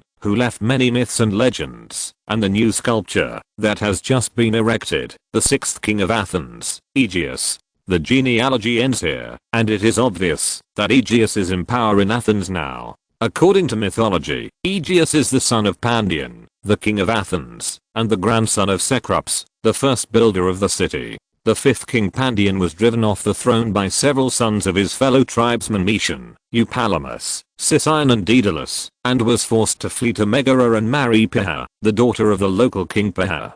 Pyrrha gave birth to 4 children for Pandion: Aegeus, Pallas, Nissus, and Lycus. After Pandion's death, Aegeus and his 3 brothers and sisters marched into Athens and took back power from Metion's sons. After that, the 4 brothers and sisters shared power, but Aegeus was the king, and the others passed down their blood and genealogy, and they were all the family of city builders. That's right, the so-called palace family is not only the name of Athena, but also the vest she prepared in advance for Medusa and the last batch of Minoans. Aegeus. Lorne looked at the bronze statue in the square and frowned slightly. If I remember correctly, the heir of Athens chosen by Athena was also bullied by Poseidon, because he had offended the goddess of love Aphrodite. Aegeus's 2 previous wives failed to give birth to children for him. The Athenian king, who suffered from the lack of male offspring, went to consult the Delphi oracle. On a subsequent trip, when he returned to Athens via Troezen, he was warmly received by the local king Pittheus, and the oracle was fulfilled.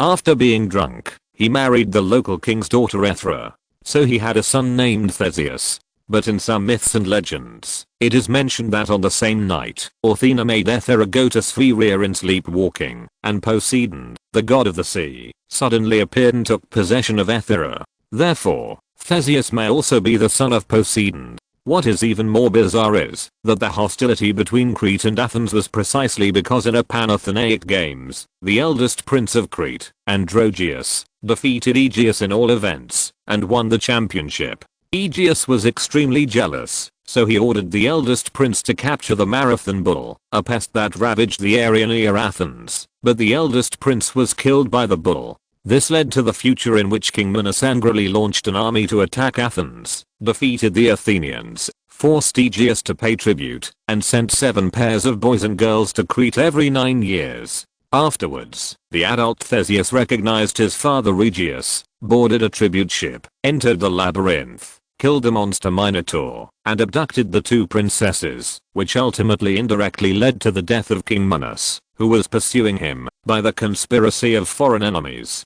The Minoan civilization, which had lost its backbone, also withered.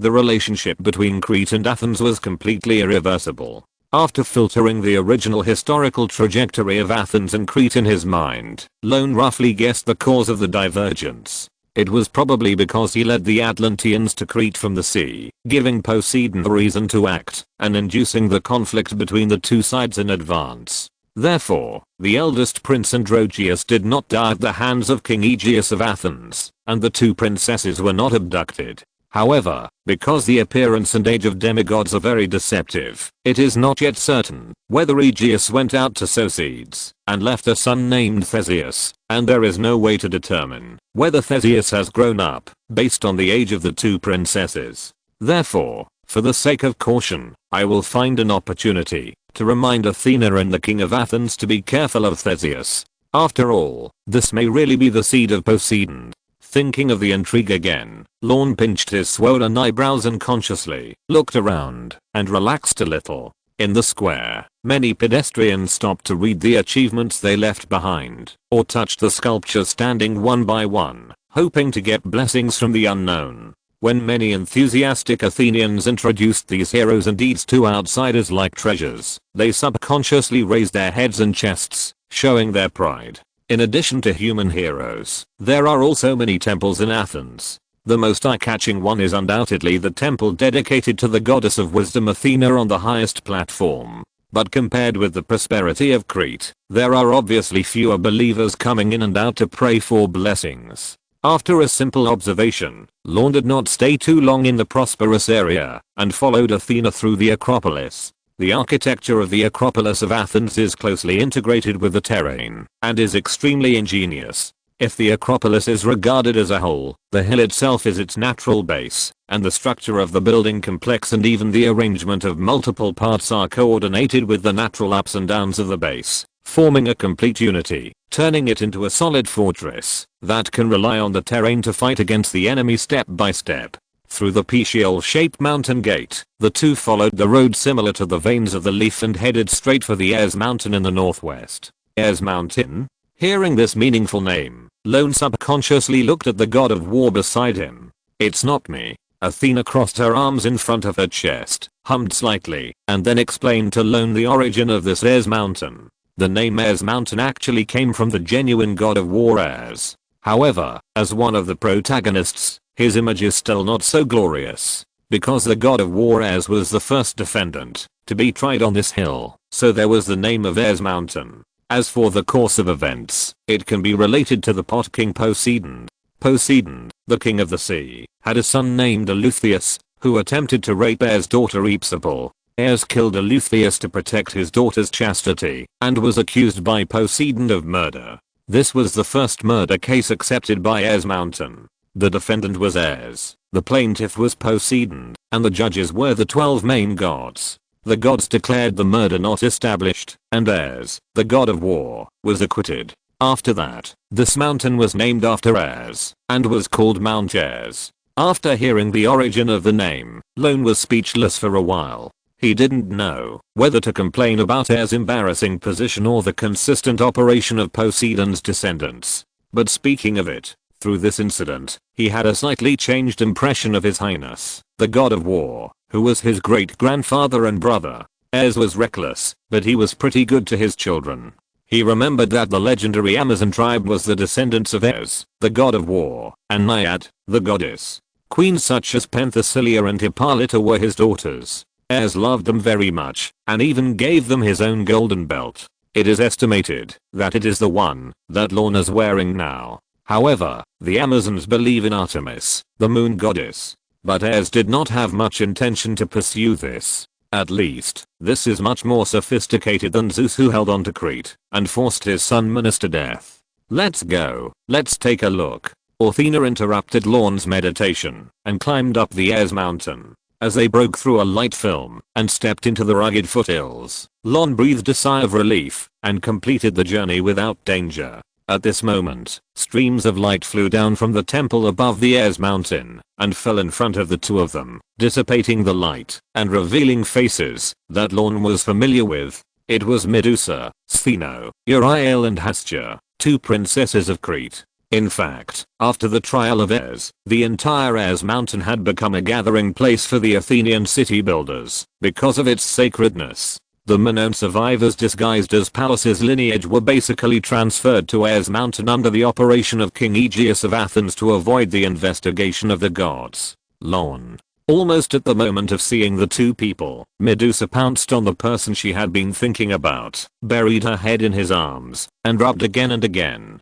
For a moment, Athena behind Lorne, Hestia in front of her who was opening her arms to welcome him, and the two beautiful snakes, Stheno and Uriel, all had black faces. However, Medusa, who was smart, played on a trumpet, and her little girl-like appearance was not wrong by anyone. So, one after another, eyes focused on the other party. Feeling the temperature around him that was about to roast him, Lorne quickly pulled little Medusa out of his arms and tried to force out a relatively gentle smile, making a simple greeting. "How about we go in and talk? Well, let's eat first." Hestia nodded immediately and gave her usual answer. Chapter 143. I will start the Doomsday Judgment mode. Ares Mountain, Hestia's new home. After the boring dinner table greetings, Lorne carried a pot of newly brewed wine, went up to the balcony, sat at the small table, and overlooked the surrounding courtyards. Familiar faces were busy firing pottery, smelting metals, mixing potions, or buying furniture for the new mansion. They were the survivors of Crete, the fire entrusted by King Minos to his two daughters. Compared with those who fled one after another, the last group, no matter how strong their minds were, or how loyal they were to civilization, far surpassed the former. Therefore, even though they witnessed the destruction of their homeland and arrived in a new environment, they did not waste too much energy on the meaningless grief, but tried to play a new role and get into work as soon as possible. Busy work can make people forget to think and forget the passage of time, which is often the best healing elixir for the soul. Looking at the excellent performance of this group of people in front of him, Lorne, the former secretary of Crete, nodded secretly, and a stone in his heart fell. He raised the full wine glass to the south, and then gently poured it on the ground as a memorial. At least from the current results, the sacrifice of King Minos and the elite warriors was worth it. Not only did they defend their civilization to the death, but they also dragged the old enemy who had been entangled for 100 years, the Atlanteans, into the underworld. They did it by joining the game with their bodies and winning half a step against the gods. This battle was a glorious defeat. In addition, their sacrifice also brought more brilliant achievements. Preserved more than 70% of the population of Crete and almost all the essence of Minoan civilization. The eyes of the gods always love to focus on the shining individuals, while ignoring those humble lives like ants. It was also due to the arrogance of the gods that Lorne and King Minos successfully sent away most of the Minoans through 6 days and 6 nights of extreme transportation, allowing them to disperse to various parts of Greece and continue to spread. Of course, such a huge plan is definitely not flawless. As long as you investigate carefully, you will eventually find some clues. But here, we have to talk about the benefits of the eruption of Santorini volcano at the end of the plan. The overwhelming volcanic ash and the fierce waves tossed Crete inside and out twice. Even the stone buildings were unrecognizable, not to mention ordinary living people. Therefore, after this, no one knows how many people on Crete died together in that catastrophe. In this way, the Minoans who had fled earlier were completely safe. It was for this reason that he and Athena did not collect the bones for the heroic spirits of King Minos and those warriors, but let them rot in the ruins on the seabed. Of course, exchanging death for new life and the continuation of civilization is also their long cherished wish. With a trace of respect and guilt, Lorne poured the second glass of wine on the ground, then raised his left hand and looked at the bronze emblem that was flexibly turning between his fingers, with a faint arc at the corner of his lips. However, he did not do nothing. Before the battle, he gave all the chips he had accumulated from the daily book and weekly book to King Minos and those warriors in the name of amulets. Although there were only 100 or so chips, it was impossible to benefit everyone, but this was also his intention. Legend has it that on the dark Styx in ancient Greek mythology, the boatman Charon was responsible for transporting the souls of the dead, and only by bribing him could he be safely ferried. Therefore, when the ancient Greeks held funerals, they often covered the eyes of the deceased with coins for their dead relatives to use in the underworld. In addition, it is said that the boatman Charon, the god of death, and the god of sleep are all sons of the goddess Nyx. In a certain version, Hecate is also the daughter of Nyx. It was based on this possible relationship that Lorne bet on almost all of the remaining chips he earned from the dice, hoping that those badges could help King Minos and his warriors bribe the boatman of the Styx. And now it seems that his investment was not in vain. Lorne picked up the third glass of wine on the table, drank it all, and toasted himself. Then, he turned around and looked at the opposite side faintly. The misty figure that appeared on the chair at some point spoke playfully. So, what should I call you? Persephone? Hecate? Or Nyx, the goddess of the night? What? The goddess who appeared again after nearly a year blinked, picked up the wine glass, and took a sip, showing an approving look.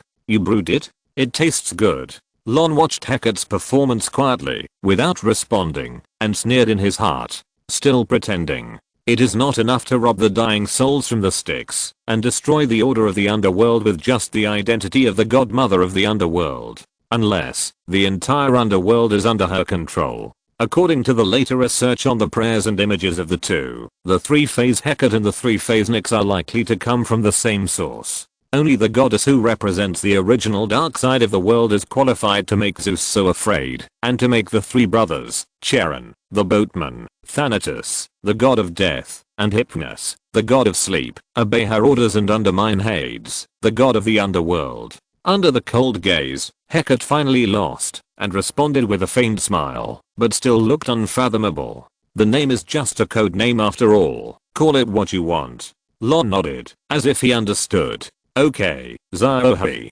Hecate's face froze, her smile solidified, her misty body shook violently, and a creaking sound of teeth came faintly from her tightly closed cherry lips. Seeing that the other side was about to explode, Lorne quickly put on a smile on his face, and changed the subject.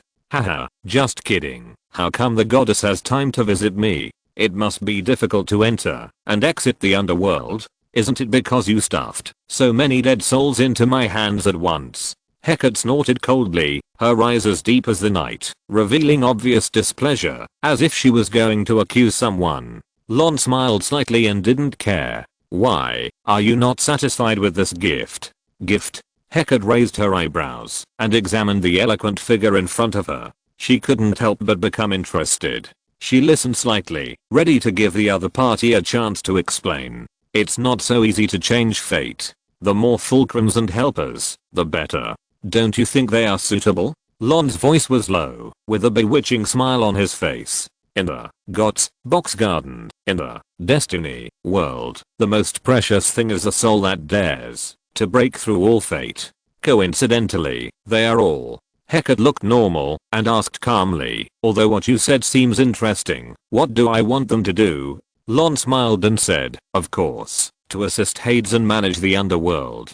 Just like Charon, Thanatos, and Hypnos. Hecate naturally heard the implication, raised her eyebrows, and began to be interested. Manage the underworld? Tell me about it. The number of lives on Earth is increasing, and their birth, aging, illness and death are becoming more and more frequent. Such a large workload is piled on the head of His Majesty Hades alone. It is too hard. It is better to set up a judge in the underworld to decide the destination and belonging of the soul, based on good and evil behavior. That makes sense. Hecate nodded and seemed to be a little moved. Lorne struck while the iron was hot and continued to speak. Then I recommend King Minos to you. He was famous for setting laws and being fair and just during his lifetime. He is very suitable for the position of judge. The soldiers under his command are brave and hardworking and can also serve as underworld soldiers to share the worries of His Majesty the King of Hell. The only justice?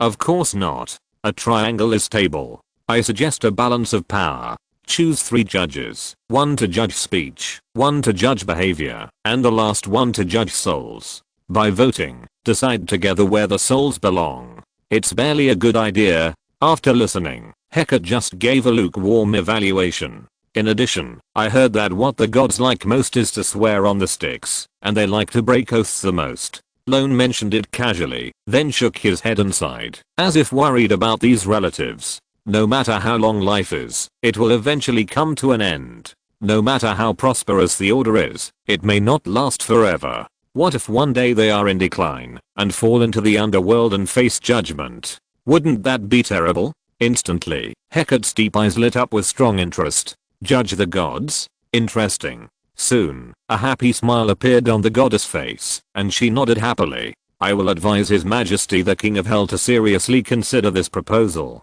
Then it will be a blessing for the whole world. Lorne bowed slightly in salute and looked at Hecate with the same meaningful smile on his face. Chapter 144, Love-Hate Relationship.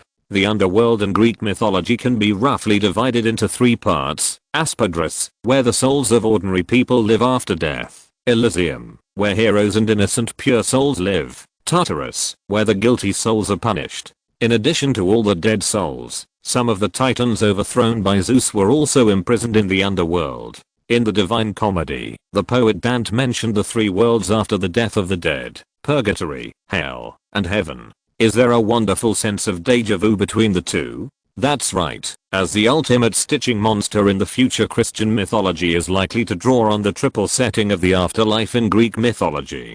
Therefore, since the Dionysian religion has been established, it is time to hurry up and come up with the legendary Doomsday Judgment and purgatory, hell, and heaven, one after another. Perfect their theological worldview independent of the Olympus genealogy, and further increase their influence on the believers and their cohesion in the sect. After making this move, Lorne could foresee that the power of faith he had obtained would surge again. Moreover, he could also plant a few hidden chess pieces of his own in the underworld. He did not believe in Zeus, but he also did not believe in the goddess in front of him who seemed to be of great help to him. What are you thinking about? Hecate asked curiously, dragging her chin. Lorne raised his head and looked at the illusory and misty figure in front of him and spoke meaningfully. I was thinking that it was you who made the fate of this world with your own hands. Why did you let me break it? In an instant, Hecate's smile froze, and her dark eyes stared deeply at the figure in front of her, like an abyss in darkness that swallowed everything. However, facing the goddess's scrutiny and the incomparable oppression, Lorne was unmoved, but instead showed a playful smile. Right. Then let me continue to guess. Are you the part abandoned by inevitability? Half a step forward is a genius, 1 step forward is a madman. Being too smart may not be a good thing. Hecate took a sip from the wine glass and reminded quietly, with a hint of gloom in her tone. But the more so, the more intense the smile on Lorne's face. In the original text of Orpheus, the original Dionysian religion, Nyx was regarded as the supreme god of the three goddesses, and at the same time, had three different super-god identities. She could be Ankh, the goddess of destiny, Adrastia, the goddess of retribution, and Hermamene, the goddess of cause and effect. She represented all inevitable fates, and was also the mother of the three goddesses of fate. But Hecate, who was also a three-phase goddess, and was obviously the closest to Nyx, had a completely different divinity, representing games, opportunities, and possibility. So Lorne guessed that something must have happened. For example, Nyx, as the original body, split for some reason, forming the three goddesses of fate representing necessity and constant, and Hecate representing accident and opportunity. In a way that is easier for Orientals to understand, it is that there are 50 great ways, 49 heavenly ways, and one missing. If Nyx is compared to the great way, then the three goddesses of fate are the heavenly way that stipulates the operation of the world, and the missing one is Hecate, representing the possibility of change and subversion. All the differences may have started from Zeus swallowing Metis and transcending his own destiny. Because of this, the king of Olympus would respect and fear Hecate, because, like the three goddesses of fate, she is also a part of Nyx. Only in this way can it be explained why Hecate can turn the wheel of fate and make everything no longer certain. Lorne smiled and gently let go, and the serpentine 12-sided dice rolled in front of the two. God can roll dice. Although Einstein disagreed with this, more and more evidence later showed that the future of mankind is a world where everything is determined by contingency. Whether it is the popular big data, artificial intelligence, biomedicine, gene editing, various disciplines and fields, including our lives, cannot be separated from, and cannot be circumvented by, God's dice. In other words, randomness and contingency may be the inherent norm of the world in the background color of the world. You want to use my hand to subvert the inevitable fate and take back your original authority? Lorne looked at the three-phase goddess in front of him and asked thoughtfully, and the so-called divergence point is Zeus. Hecate did not answer, but looked at the table quietly, a little absent-minded. Don't worry, I can't pose a threat to you, and I don't plan to be your enemy, so don't be so defensive against me. Lorne told the truth frankly, and then spoke calmly. It's just that we are both variables denied by fate, so shouldn't we talk about some things openly? Thinking of something, Hecate raised her head again, with a playful smile on her face. What do you want to know? Why me? Opportunities and possibilities are everywhere. They can exist in the past, present, and future. They can be Polos who has never been born, Zagreus who has come back from the dead, Dionysus who has been reborn and died again. Lorne was thoughtful, his eyes flickering. It can also be me, a variable, from outside of fate. Then, he laughed at himself, his eyes met those eyes of the abyss. So, you have planned it long ago? Chance is also inevitable. Hecate pondered meaningfully, also loosened her 5 fingers, and threw her 12-sided dice onto the table. With a rolling sound, the dice finally threw out the points composed of several petals. This is the emblem of Aphrodite. Lorne looked down, his eyes were a little subtle. His own too. Most dice are in pairs, and Ankh, the goddess of constants, also has a corresponding spouse Kronos, the god of chance. However, Kronos and his consort Ankh are gods that only exist in the Orphic cult, Dionysianism, and no other cult has them. The early Orphic cult believed that Phanes was the original god and the creator of the universe. The god Kronos was added to the later 24 lines of the sacred word and other versions. The sacred word believes that Kronos is the first origin and created everything. Similarly, Ankh, who created the world with Kronos, is only one side of the three-phase goddess Nyx. The bet has been placed, and the game has officially begun. Show your value. I will turn the wheel of fate for you to see if you can survive after a desperate bet. The low voice gradually faded, and finally returned to nothingness. The figure in front of the seat also disappeared into thin air, leaving only the aftertaste of play. Lorne looked at the dice spinning again on the table, his face uncertain. Chapter 145. The writer disrespects his ancestors, a great treason. However, half an hour later, as the vague sense of being watched disappeared, Lorne couldn't help but raise his tense mouth, revealing a playful smile on his face. It seems that this three-phase goddess Hecate is not the original Nyx, but a part of it, so she can be regarded as the daughter of Nyx, and the same is probably true for the three goddesses of fate. As the embodiment of order, the birth of Hecate and the three goddesses of fate is naturally not the traditional reproduction of the two sexes, but a self-fission of the subject for some reason. For example, in Greek legend, when the penis of Uranus fell into the sea, the waves and the dissipated divinity turned into the goddess of love Aphrodite. After Medusa was killed by the demigod hero Perseus, the giant Chrysa was conceived from her divinity. Stheno and Uriel chased the murderer all the way, and the blood they spilled on the earth after being injured turned into poisonous snakes in the desert. All of the above examples are enough to show that Nyx, who was revered as the supreme goddess in Dionysus, is likely to be the embodiment of rules, similar to the supercomputer that manages the world. However, because Zeus surpassed the destiny, a logical bug appeared. In the self-repair, the original system was divided into two parts. The three goddesses of fate agreed to choose Zeus as the king, and were determined to maintain the development of the constant.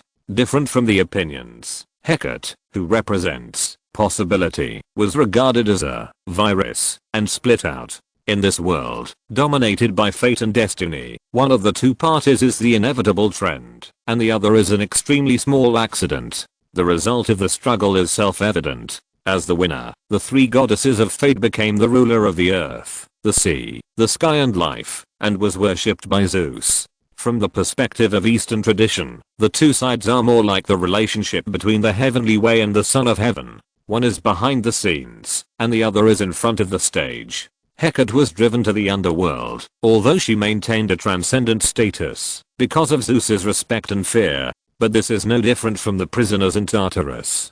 Hecate, who was born rebellious, naturally could not give up. So, she used the power of Nyx to take the lead in creating three subordinate gods, Charon, the boatman, Hypnos, the god of sleep, and Thanatos, the god of death, and ordered them to assist Hades, the god of the underworld, to manage the underworld. If the above secret means cannot prove the woman's intention to undermine Hades, then Lorne could bring out some solid evidence. Her goddaughter, the goddess of spring, Persephone, became the queen of the underworld. Her disciple, the great witch Circe, was not only the owner of the island of Aeolus, but also the gatekeeper who led the dead souls at sea into the underworld.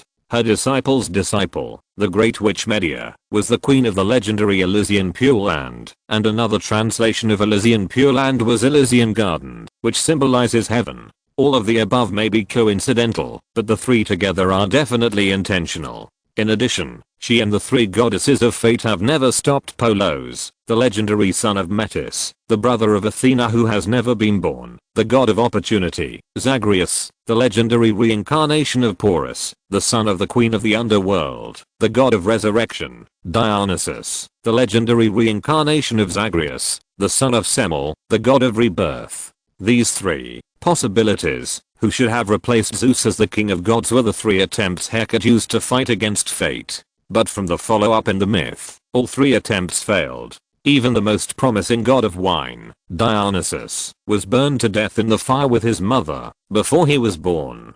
And according to Lorne's personal experience and understanding of Zeus, he estimated that Zeus's so-called fatherly love of rescuing Dionysus from the mother's body and then sewing him into the thigh was probably also for ulterior motives. Devouring parents and children is an old tradition inherited from the Titan king Cronus. Athena and Pollux, who were eaten before they were born, had enjoyed this treatment. In the end, only Athena, who could not inherit the throne, was allowed to be born. Similarly, Zeus sewed Dionysus into his thigh, probably in a similar way, to eliminate the threat of this baby to his position as the king of gods. And he obviously succeeded. Otherwise, Hecate would not have chosen to abandon Dionysus's doomed future in that resurrection match, and pinned her hopes on his soul outside the domain. Even Lorne suspected that the reason why his soul came to this world was because of Hecate's little move. She is the goddess who controls the dead and guides the way. A soul that is not calculated by fate is exactly the chess piece she needs. Therefore, chance is inevitable, and everything is in the woman's plan. As his thoughts surged, Lorne's eyes flashed with a cold color. Compared with his opponent Zeus, he was more vigilant against Hecate. This woman has been hiding things since they met.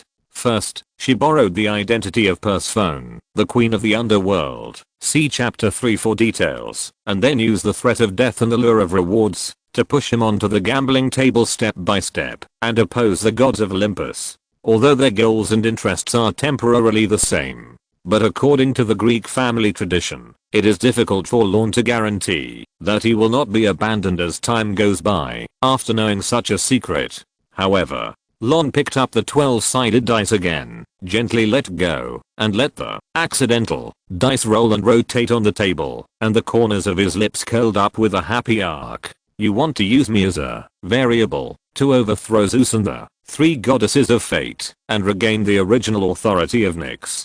Coincidentally, I wanted to. Before the bottom card is revealed, all wins and losses are unknown. Let's see who among us can laugh last. At this moment, the dice on the table stopped making strange sounds, and Lorne subconsciously lowered his head. His eyes fell on the patterns of the petals. Aphrodite points again.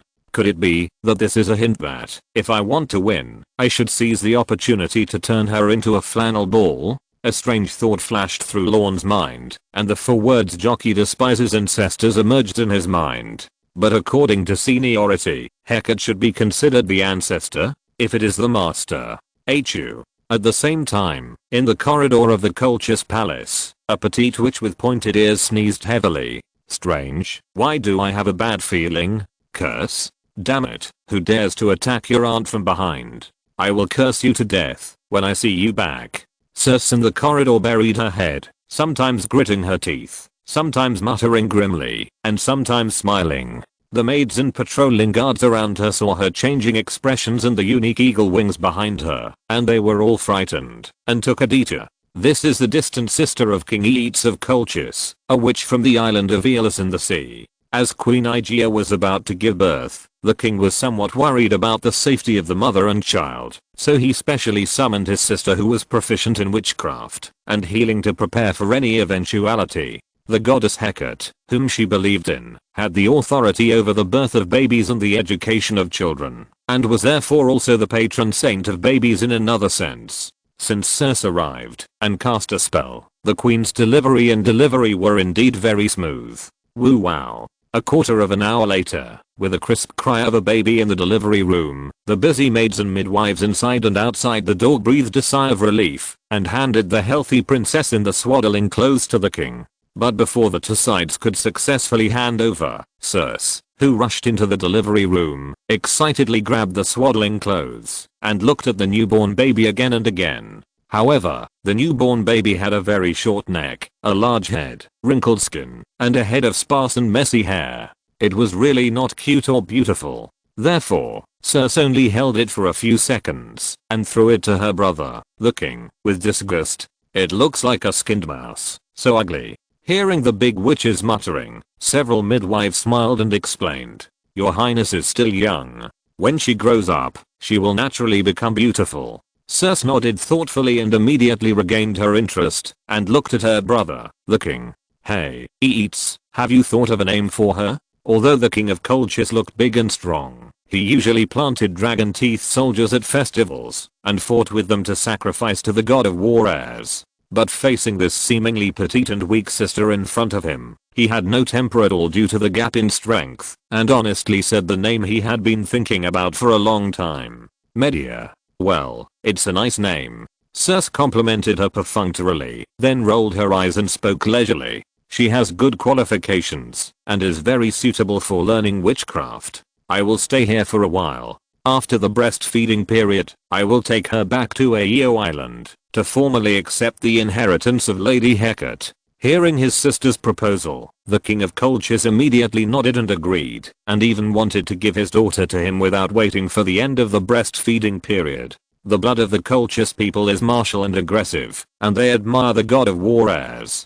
And Hecate can not only intervene in the birth of babies, but also master the education of children and young people. she can make his daughter a direct disciple of the witchcraft goddess and become a qualified witch. The king of Colchis is more than happy. After completing the communication, Zeus nodded with satisfaction, took the newborn niece from her brother again, and looked at her carefully again and again. This time, it seems that driven by the psychological effect, the wrinkled little thing in his arms has a little feeling of pleasing to the eye. After examining her, Zeus poked the baby's face and couldn't help but mutter, "Still not as cute as him." If you're listening to this novel on a channel other than Fanfic World, it means they downloaded and uploaded it without effort. We cordially invite you to visit our channel, Mundo Fanfic Novelos. There you'll find the original version of this story and you can explore many other novels of various genres. We're waiting for you to immerse yourself in a world of incredible novels.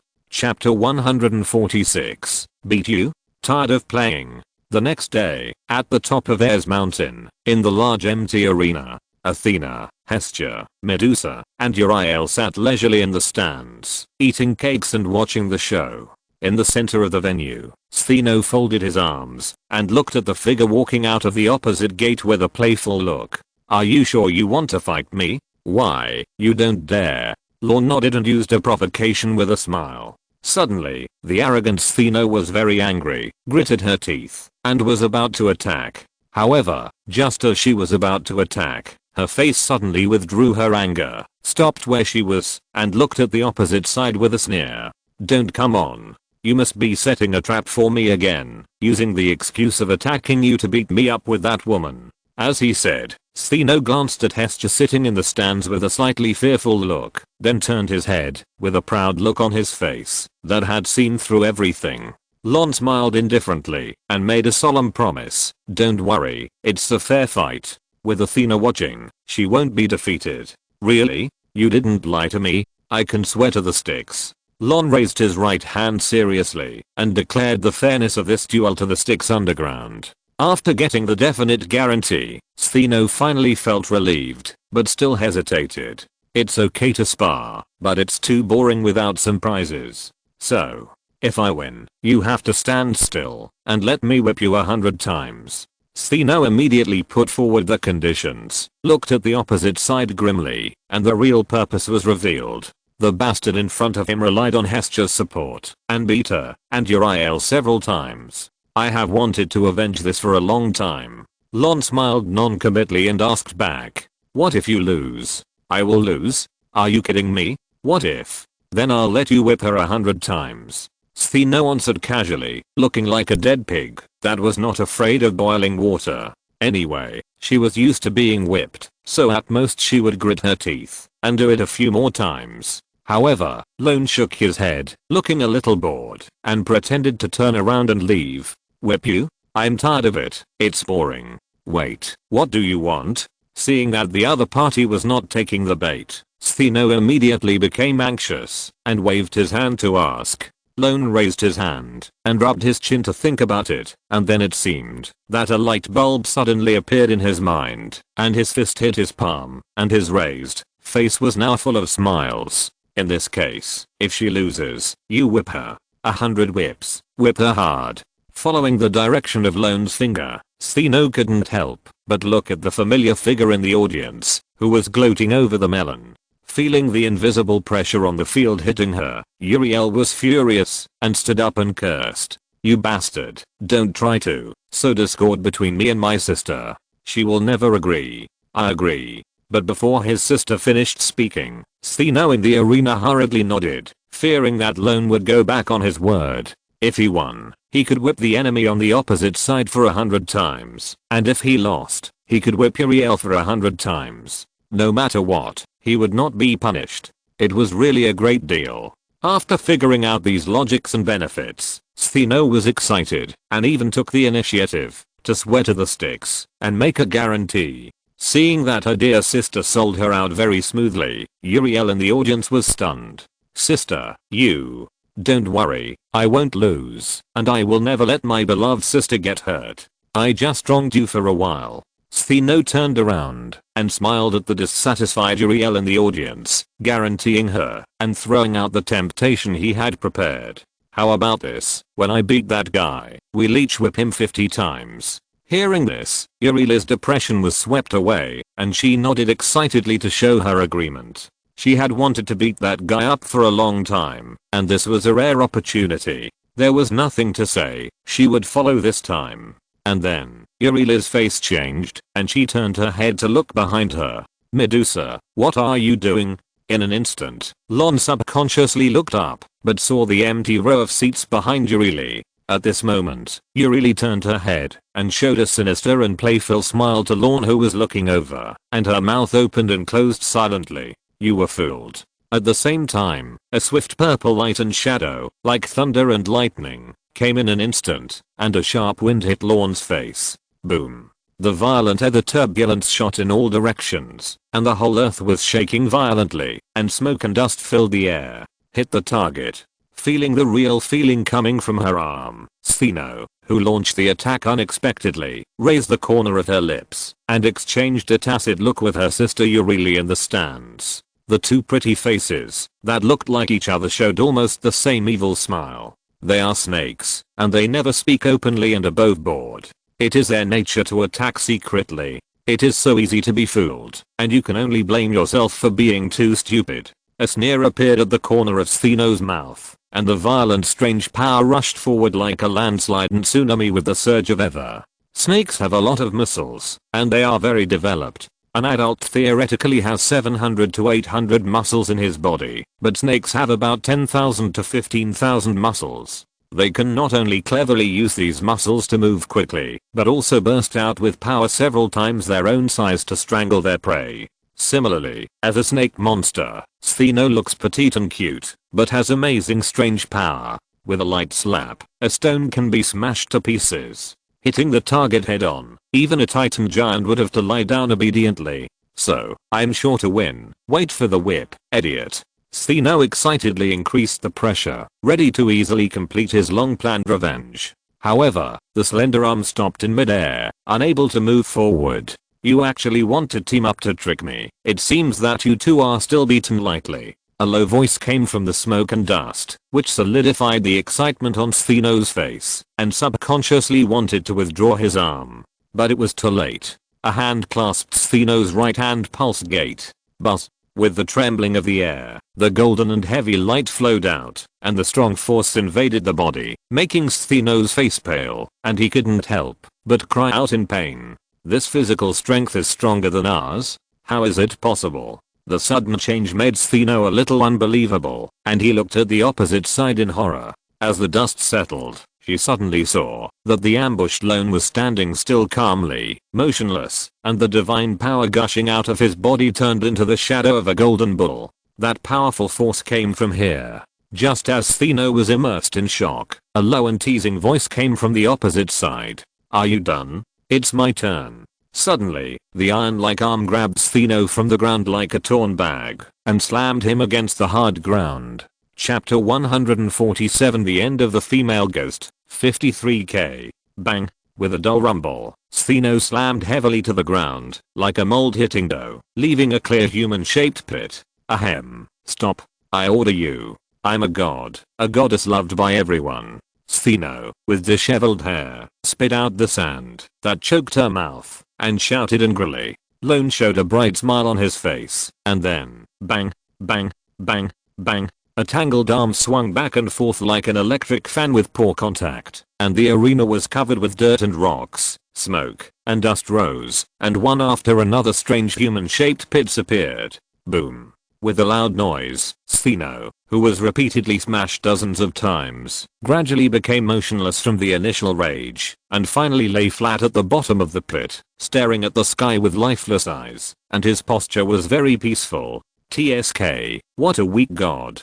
Seeing the almost broken expression of the Gorgon, Lorne let go and threw it aside like a broken sack, with a look of contempt on his face. Then, he turned his head, and rushed to the other Gorgon in the audience, who had just tricked him, grinning with a kind expression. Suddenly, Euryle, who had a guilty conscience, swallowed her saliva wildly, subconsciously shrank behind her sister, little Medusa, with a trace of fear in her eyes. Lorne stretched his limbs with satisfaction, and the golden bull phantom constructed by divine power on his body, looked up to the sky and let out a dull and deep roar. The golden ripples spread to the surroundings, and the nearby ground trembled with resonance. The Minoans who were working nearby felt a wonderful sense of belonging, as if they had set foot on their homeland again, and felt at ease. The Bull of Crete, the embodiment of the power of faith of the Minoan civilization, the preservation of the divinity of that land. Since they only worshipped the mother goddess, and gave up their reverence for the father god,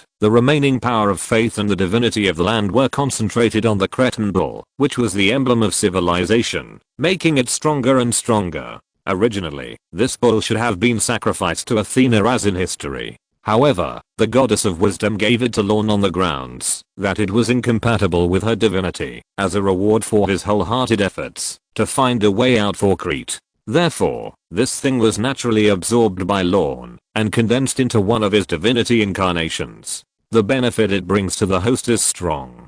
During the battle, as long as the host steps on the ground, he can obtain overwhelming power beyond his own limits and greatly strengthen his body. If there are Minoans present, or the object of the power is larger and heavier, the degree of the power will also increase. For example, like this. Lorne glanced back, twisted his body suddenly, and punched out with his right fist, bringing up layers of sonic booms. Boom. A muscular arm collided directly with a huge claw covered with light golden scales and 5 hooked fingers, and a huge roar was heard. Lorne looked at Stheno, whose golden wings on his back had expanded 100 times, and who had already shown the complete form of Gorgon, and he immediately sneered. "You're pretending to be dead. You've made the snake gods lose face. What do you care?" The sneak attack failed, and Stheno gnashed his teeth for a while. Then, driven by new and old hatreds, he completely let go of his hands and feet. The huge claws burst into a purple-red strange light and smashed down heavily, showing the overwhelming power of the snake divinity. Moo. At the same time, Lorne held his breath and raised his arm. The golden bull phantom on his body seemed to come alive, digging the ground with its 4 hooves, burying its head, and roaring as it made a butting motion. In an instant, the 2 divine powers collided fiercely, and the ground sank into a large pit of dozens of meters, stirring up layers of airwaves around it, and the entire arena seemed to feel the ground shaking violently. Then, the 10-meter-tall Gorgon was thrown out, like a cannonball, hitting the edge of the protective wall, and buried in a pile of rubble. You know, this is a place that has been protected by divinity, and ordinary demigods can't even think of leaving a trace of destruction. Seeing the Gorgon, who also has the characteristics of strange power, being beaten up by him, Lorne looked at the virtual image of the golden bull on his body and couldn't help but feel more satisfied. It really deserves to be a reward from Sister Yap, and she is generous when she gives it, unlike that old man Poseidon, who is stingy, even when it comes to blood, and is not generous at all. Just as Lorne was complaining in his heart, the ruins of the collapsed protective wall exploded, and dozens of rubbles about 10 times the size of bowling balls shot towards the arena with the power of grenades and heavy artillery. Lorne waved his hand casually, and several huge rubbles that hit him were easily pushed away. He sneered and looked at the snake-haired banshee in the smoke and dust. "You still don't give up. You force me to do this." At this moment, looking at the guy who had to flee in the face of her pressure and attack on the invisible island a few months ago, now he actually beat her repeatedly, shame and anger rushed to Stheno's brain, and 2 pale golden giant claws swung forward. In an instant, a fierce wind blew in the arena, the sound of surging waves came from far away, and the air was as sticky as water. Then, the scarlet ether wave appeared around Stheno, and with the blessing of the ocean divinity, it turned into a raging wave that engulfed everything, crushing the target in front of it. After absorbing the ocean divinity of the 3 gods, Pontus, the old sea god, Keto, the mother of sea monsters, and Forces, the 3 Gorgons have accumulated an extremely exaggerated ocean power. Even ordinary sea gods dare not easily test their edge when they meet them. However, Lorne on the field still did not dodge. Facing the bloody waves, he raised the corners of his lips, took a step forward, and chanted the words of God.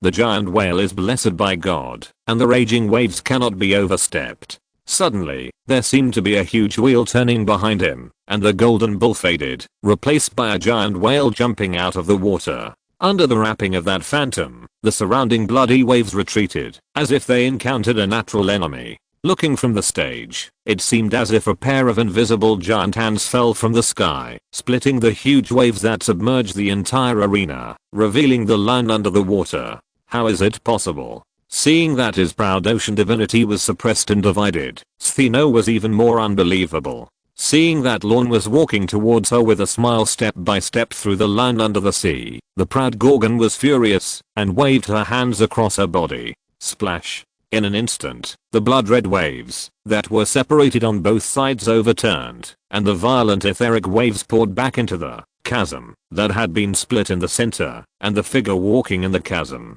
All waters are divided into upper and lower, and life and death each follow their own path. However, accompanied by a soft hum under the water, the giant whale shook its head and flicked its tail, and the uncontrolled blood-red waves either turned into mist and rose up, and then dissipated with the wind, or lost its impact and flowed gently under Lorne's feet, like a calm river. If this is all you can do, you can't escape from your IAL's 100 whips. Lorne clapped his hands and reminded maliciously, glancing at the phantoms around him, with a hint of satisfaction in his eyes. Giant whale. The second incarnation forged by the blood of Poseidon and the fragments of the trident has the power to control the sea water and calm the waves. Judging from the effect, even the Gorgon, who had exploded 3 times as a senior ocean coin, was suppressed by him. However, there was one thing that made Lorne want to complain. In order to forge this second divine incarnation, giant whale, he used the rewards of the 2 previous golden oracles, and he almost lost his life several times in the successive offensive and defensive battles on Crete. Unlike Sister Yap, who gave him the big gift of the Cretan bull at once, and taught him how to absorb and use divinity and power along the way, so that he could easily possess the first divine incarnation bull. The treatment of both parties is simply incomparable. For both reason and emotion, he had to hold Sister Yaz's thigh tightly and continue to pit the stingy Sea King. At this time, the frustrated Stheno finally couldn't hold back his anger. His almond eyes widened, and his vertical pupils suddenly expanded, turning into a scarlet rectangle, looking down at the figure walking towards him grimly. When their eyes met, Lorne's body froze, and a streak of petrified grey instantly crawled out of his eyes and spread to all parts of his body. Seeing that the unexpected attack was successful, Stheno showed a sneer of satisfaction on his face and raised his claws to sweep forward. Underestimate me? I'll give you a taste of pain. However, before Stheno could finish his anger, a low voice sounded again. As Lorne raised his head, the Gorgon suddenly found that the grey in his pupils was washed away by an intoxicating scarlet, and vines broke out of his body, spreading and growing, and then turned into a beautiful great forest. Illusion. Seeing this, Stheno's face changed. At the same time, a low whisper sounded behind her, with a hint of ridicule. Enough of laughing. In an instant, Stheno's hair stood up, and the lavender snake tail coiled under her body suddenly straightened and swept behind her like a spear. That's it? Lorne smiled, and the light wheel behind him turned again. The invisible pointer turned to the bull. The violent power instantly gushed out of his body. He stretched out his hand and easily grabbed the snake tail that swept towards him, grinning. At the same time, the grapevine in the center of the wheel, representing the original divinity, spread outward and wrapped around the bull. It was like pouring a jar of madness, strong wine for this evil beast that trampled on the surface, causing a crazy color in its huge eyes. The violent power doubled again, forming a golden red flame that seemed to be real. Sensing the huge force that almost twisted the tip of her tail off, Stheno's scalp numbed, and cold sweat broke out on her forehead. She immediately raised her hands and shouted, "I surrender." No. At this moment, a purple figure flew down from the audience, interrupting her sister's useless behavior and instigating her with bad intentions. "What are you afraid of? Let's go together." Athena, who was supposed to go down to manage the order, sat in the stands with her arms folded, without any intention of stopping them. She even used the excuse of chatting to intentionally or unintentionally stop the restless little Medusa and Hestia. This little bastard is hiding too deep. Just take this opportunity to let her see his true level. Sensing the signal released by her own master god, Uriel, who was originally a little nervous, straightened her back and showed the true form of the Gorgon Banshee, rubbing her hands on the side. In response, Lorne smiled slightly pinched the tip of Stheno's tail with one hand, and showed a shiny whip with the other hand, and spoke in a magnetic voice. 100 whips. Haha, you still want to sow discord? How can my sister go? Uriel, who was standing aside, sneered disdainfully when she heard this. However, before she finished speaking, a chill ran from the tip of the tail to the core of the head, making her back cold and looking back. Suddenly, those eyes were stagnated with the two open rectangular pupils. Stano swallowed and squeezed a kind of gentle smile on his face, and the whip, that was often used to draw them, I don't know, when it had fallen into her hands. What to fight? There is no good snakeskin on the whole body. If you carry it hard, you will continue to get a tail. Poisoning. She was still vowing before the war.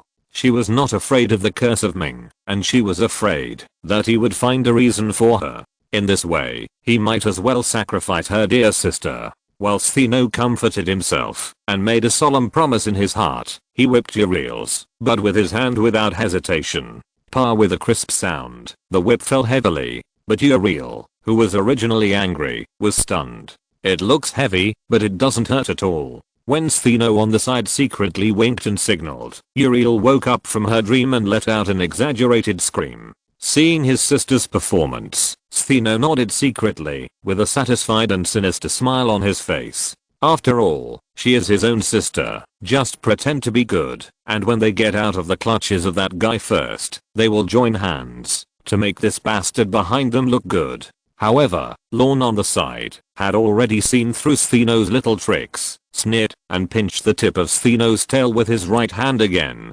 Didn't you eat? Use force. This is what we agreed on before the game. Do you want me to demonstrate it to you? As she said that, her malicious eyes looked at Stheno's buttocks grimly. For a moment, the Gorgon, who wanted to be sneaky, shook the whip and hit her sister hard. With a crisp sound, a burst of hot pain spread instantly, making Uriel grimace. This time, her dear sister did not hold back. Uriel turned back with a grimace and looked at Stheno aggrievedly. It's just 100 lashes. You bear it for a while. I will definitely avenge you in the future. Stheno made a big promise, and then under the gaze of Lorne, he gritted his teeth and raised the whip and hit his sister Uriel one after another.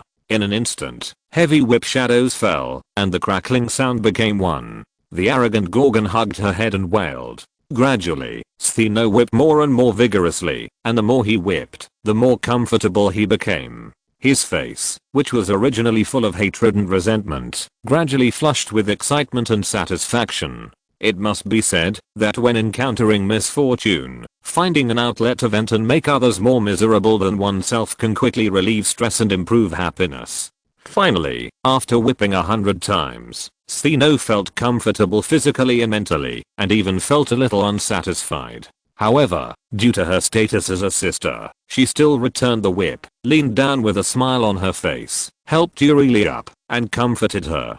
Be good, it's okay, I will avenge you later. Forced by Stheno's long-term tyranny, Uriel could only cry in the arms of this unscrupulous sister. However, at this moment, a devilish whisper echoed in her ears. Want to seek revenge on me? It just so happens that we will have another fight. Stheno, who was drawing a pie, shuddered when he heard this, and shook his head quickly. No more fighting, I'll do it next time. Lorne shook his head with a happy smile on his face. Not you, I'm talking about her. Then, the right hand, that released the tip of Stheno's tail pointed at Uriel. Old rules, if you win, it's the same. If you lose, you whip her 100 times. How about that? In an instant, Stheno's hair stood up, his face changed drastically, and he subconsciously tightened his arms, trying to hold his sister. No. However, Uriel in his arms, struggled to raise her right hand, and opened her voice with resentment, and directly cut off the firewood from the bottom of the pot.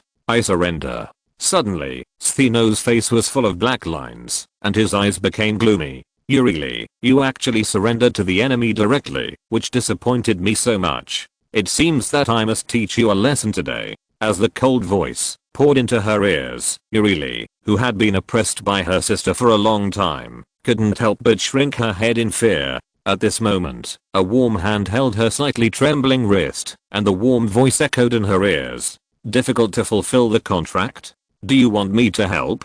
Uriel was stunned at first, then looked at a kind-hearted onlooker on the side, nodded vigorously, and showed excitement. Then, a thin and long thing was skillfully stuffed into her hand. Seeing that the situation was not good, Stheno, who was about to run away, was pressed on the shoulder by the figure who appeared behind him with a smile. Feeling the overwhelming weight on her body, as if carrying a mountain, making it difficult for her to move, she looked at her sister who was walking towards her step by step with a long whip, with a malicious expression on her face, and the Gorgon, who was unable to move, wailed, "No." Then, there was a burst of explosions like fried beans, and the tragic whipping was staged again. And this time, without Lorne's reminder, Uriel took out all her strength, and whipped her good sister hard. Looking at the cruel scene on the field, little Medusa and Hestia closed their eyes reluctantly. Athena was angry, and amused at the farce in front of her. These two idiots don't know their own weight, and still want to play tricks on him? Now they are beaten badly, right? Forget it. Although I can't test the real level of this kid, this level and this mentality are enough to deal with the troubles on Mount Olympus. While thinking, Athena ignored Stheno's shouts and requests for help, stretched her waist, stood up and walked out of the field. As the last glimmer of hope fell, Stheno let out a miserable cry, and the unscrupulous Uriel smoked even more happily. Hestia and Medusa in the stands couldn't help but be curious. They opened their eyes, ate snacks, watched the show, and commented on the postures. For a moment, the air was instantly filled with a happy atmosphere. Chapter 148 has been updated. Old guys. At night, Ayres Mountain. After a day of hard work, the survivors of Crete sat in the open space, waiting for the two princesses to distribute dinner. Because there were too many Minoans pouring into Athens at one time, even if the king of Athens prepared a place to stay in advance, it was just a simple shelter from the wind and rain, and many things in it needed to be gradually improved. Therefore, in a short period of time, these wanderers will need to eat a few big pot meals. For this, the two princesses, one steady and the other love to toss, have no objection.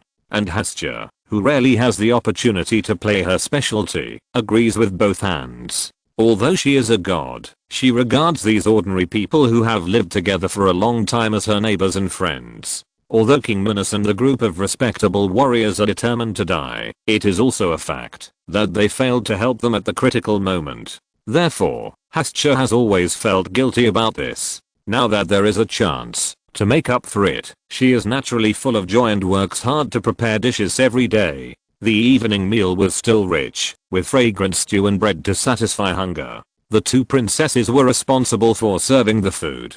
After the steaming hot food was in hand, the two princesses filled a glass of sweet wine for each of them as a consolation after the meal. At first, the Minoans who gathered together were somewhat flattered to see the royal blood, which was once high and mighty, bending down for them.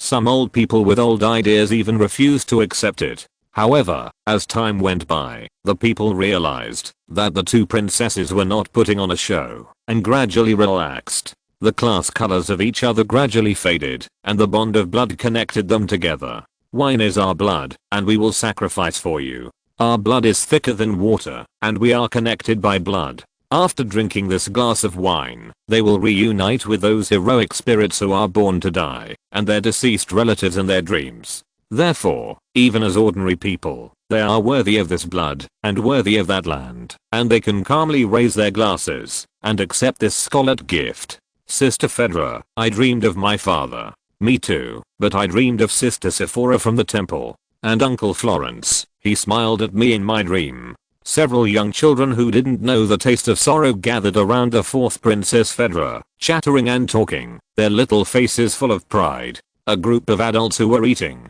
heard those words and names, chewing their food and smiling, without much sadness. The Greeks feared death, and attributed both sleep and death to the management of the underworld. However, they were different. As the scribe said, life is a labor and test, and only a short rest can be obtained, and the end of the journey, death is the eternal sleep. After people die, the goddess of the night takes them to the underworld. There, a black river rushes, flowing with the pain of the world. After crossing the river, there is a vast great plain, which is called the Garden of Truth.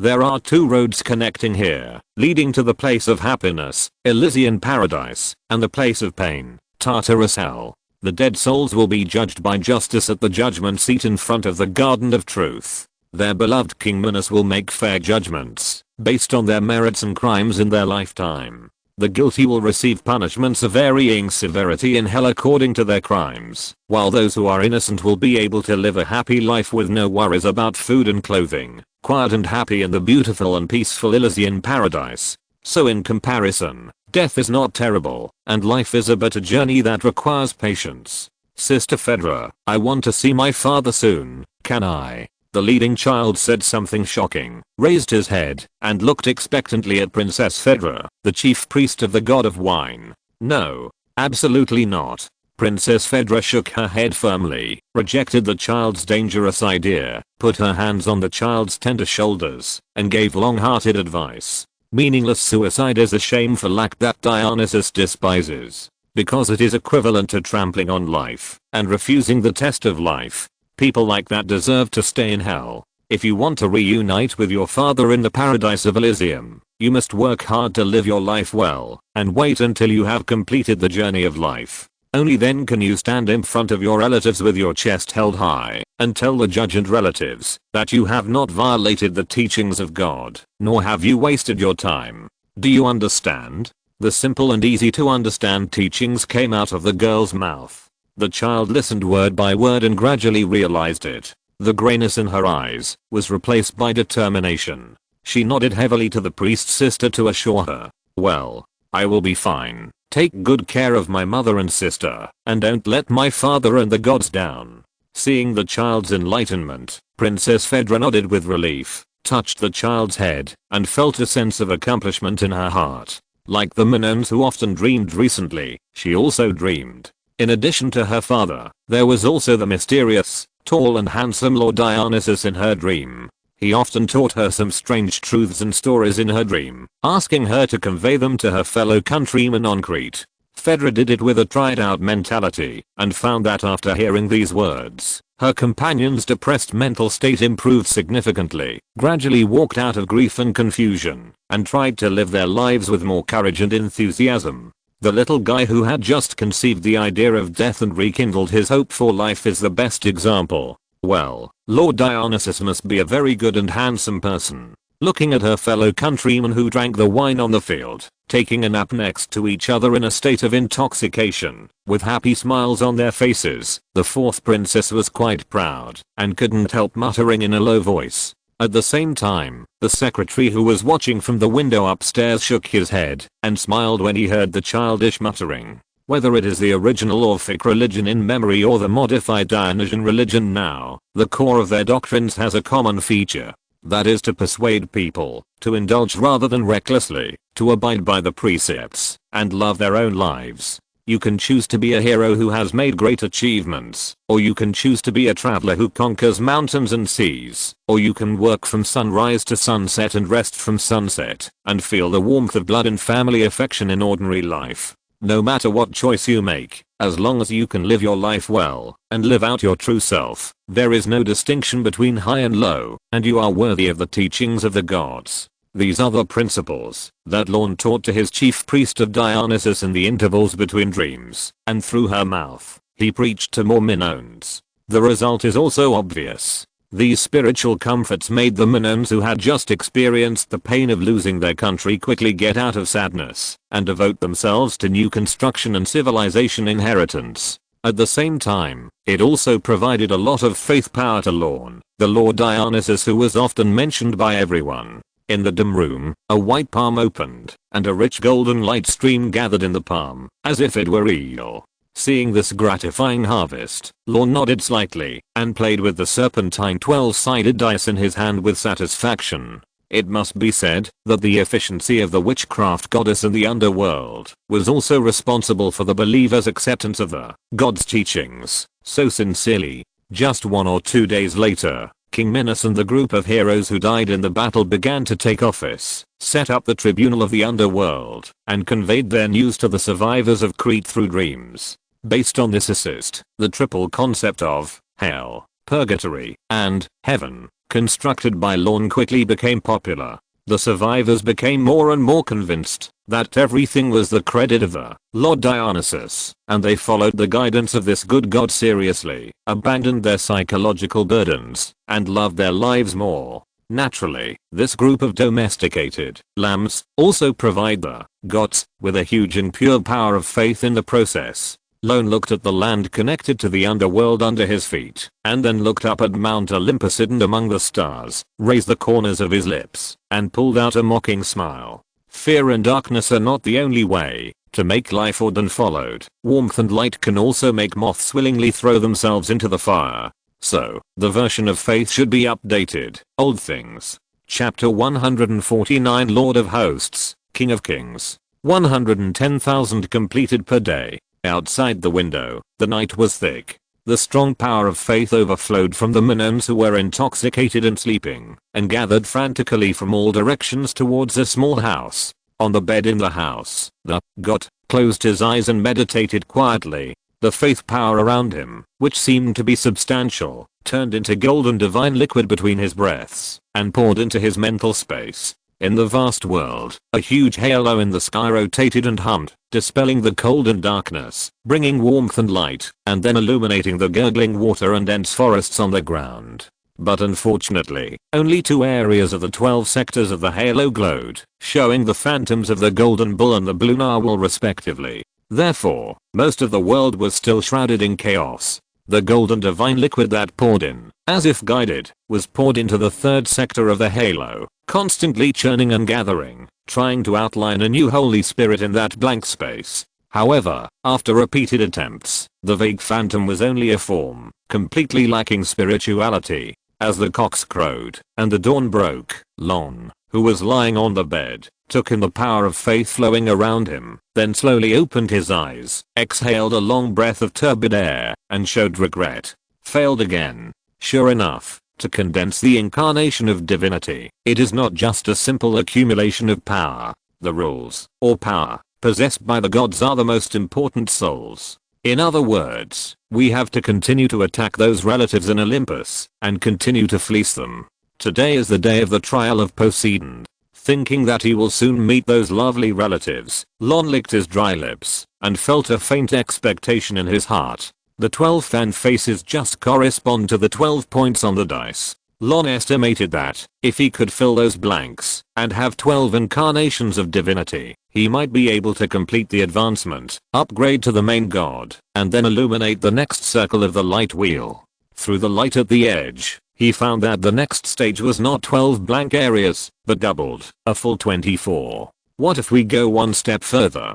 36, or 48. Due to insufficient information, Lorne could not estimate. But he believed that, as long as he could continue to devour the divinity and complete his own transformation, then one day, he would pull the gods down from the altar, stand above the host, and then unite all things, and become the true King of Kings. At this time, there was a gentle knock on the door. Opening the door, the stove goddess who had just prepared breakfast, wearing an apron, waving a spoon, and showing a bright smile. "Get up and eat. Today I will prepare your favorite lamb chops." Lorne nodded and came to the door. Just as he was about to step out of the bedroom, he stopped for some reason and asked faintly, "Why me?" Hastya was slightly stunned, then slapped her forehead and suddenly realized. "Are you talking about attending this divine council meeting on my behalf? Just this once?" Lorne asked, carefully examining the goddess of the hearth in front of him. "Haha, you found out.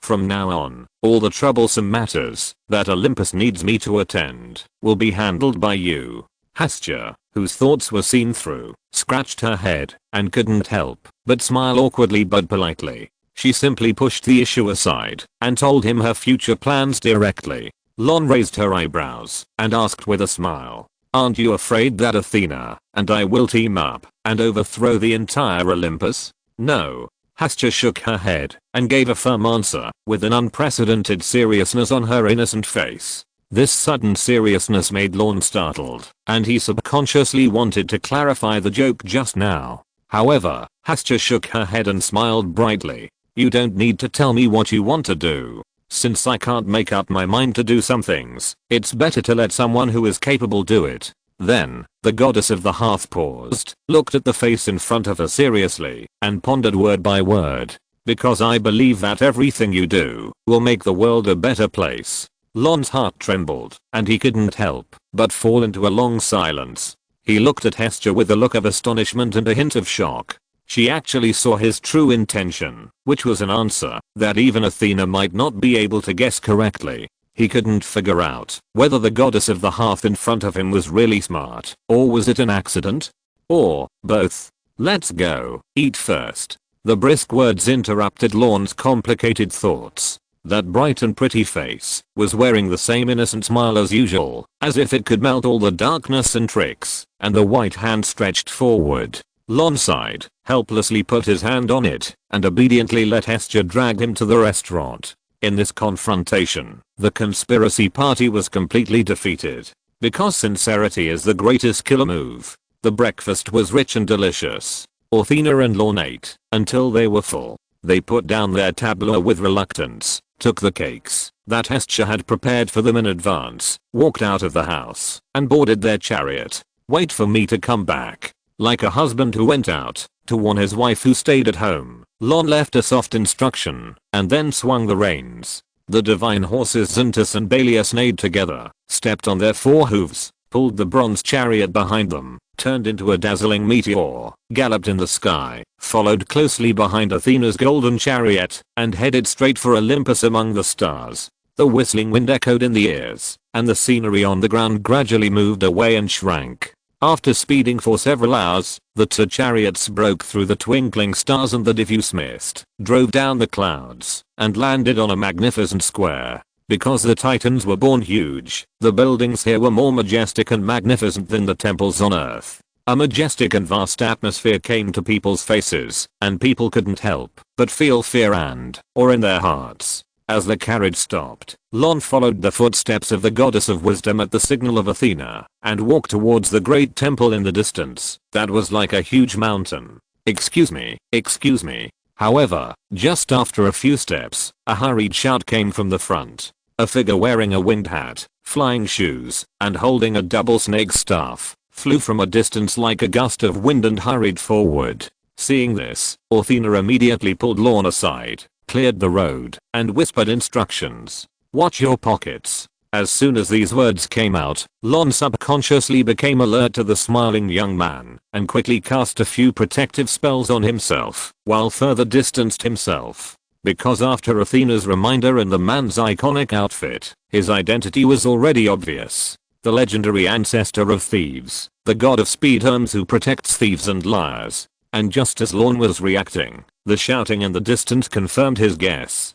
Damn cattle thief, stop right there. The old acquaintance Apollo was chasing after him, but because he couldn't catch up with Hermes' speed, he was so angry that his face turned blue and his chest kept rising and falling. I've already said it wasn't me. Those skinny broken teeth, most of their spirituality has been lost, they are not worth much, only you still treat them as treasures. What do I want them for? You know so clearly, and you still say it's not you, you thief full of lies, give me back my things. Apollo was furious, and immediately drew his bow and arrows, shooting at Hermes who was running around. However, before the arrows hit him, a gust of wind rose around Hermes, blowing away the flying arrows. As the god of speed, although Hermes might not be able to beat Apollo head on, he was confident that there were only a few people in Olympus who could catch him in terms of saving his life and escaping. Bang! However, before he could be happy for too long, a huge golden net fell from the sky and covered him tightly.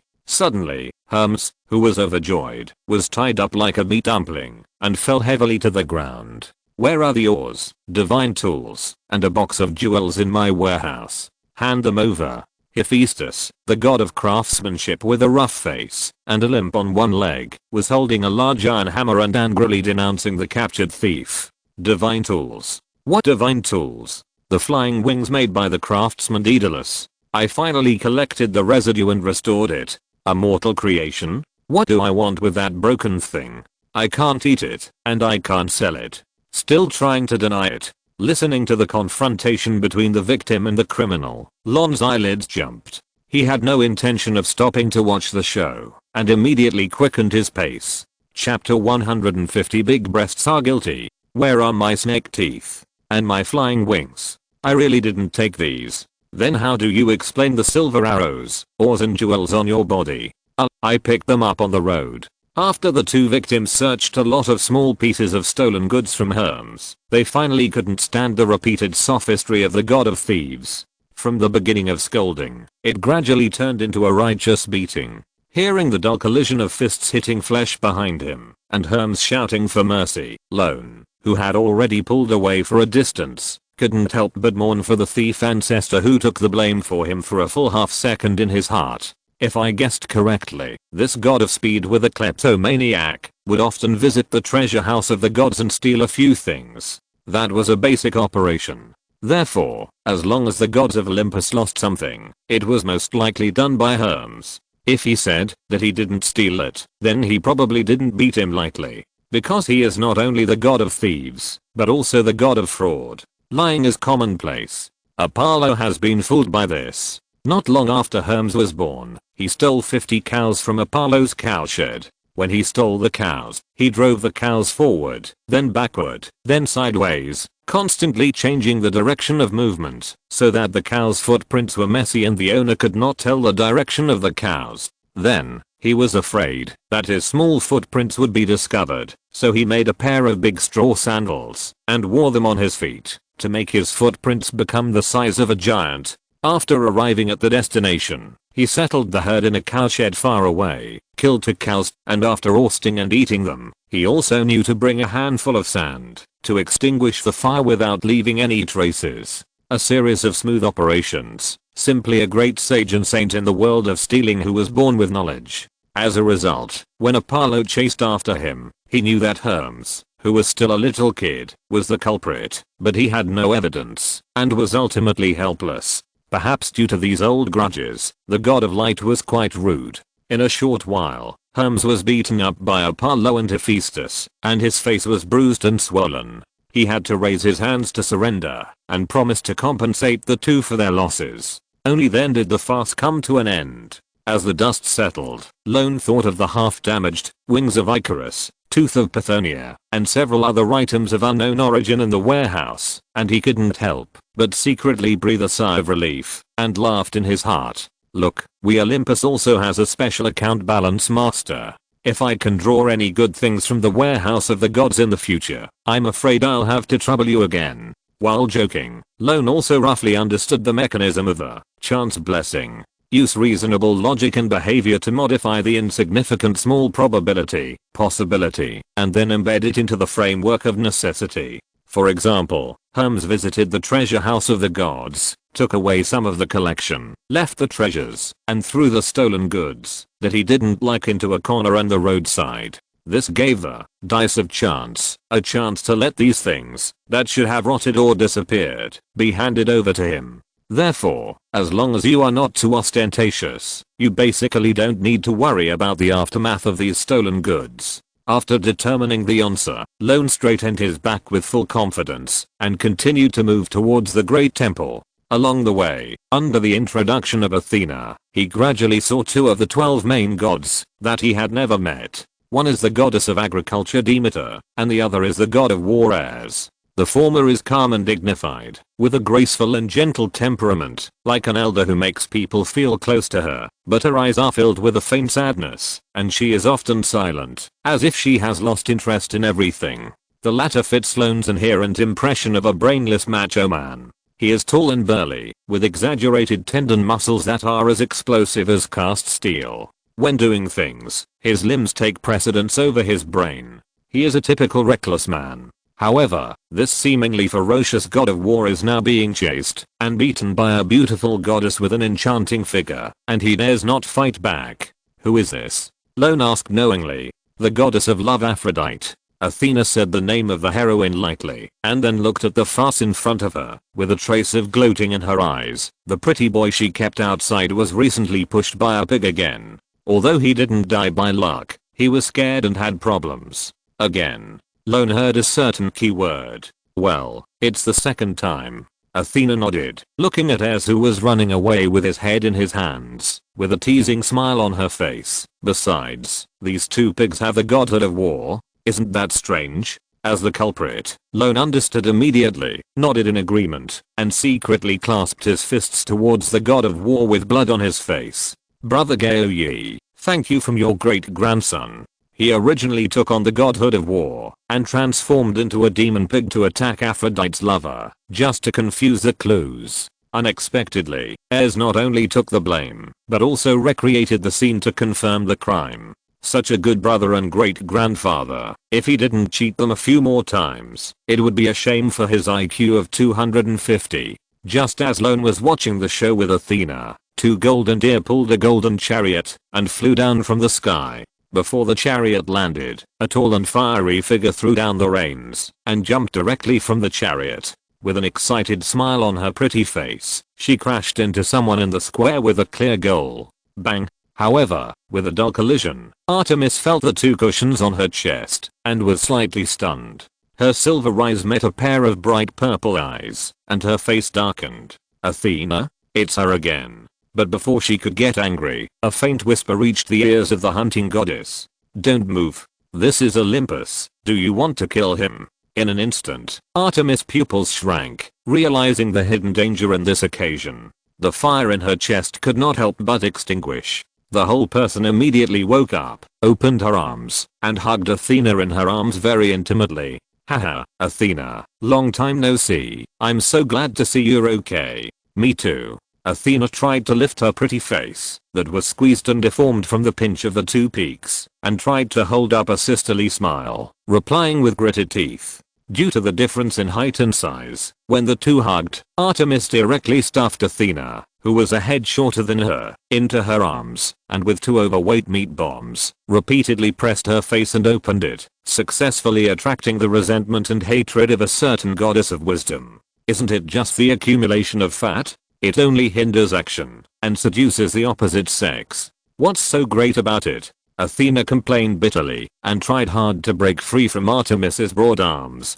However, whether it was intentional or unintentional, the hunting goddess seemed to really see her good sister, who had reunited after a long time, hugged Athena and refused to let go, but greeted her enthusiastically. In desperation, Athena had to reply in a casual manner, and walked into the great temple hand in hand with this close friend. At the scene, only Lorne was left alone, disheveled in the wind. When did they become so close? End of this chapter. Thank you very much for reaching the end. Don't forget to like. Looking for more exclusive content and immediate access? Subscribe to our Patreon.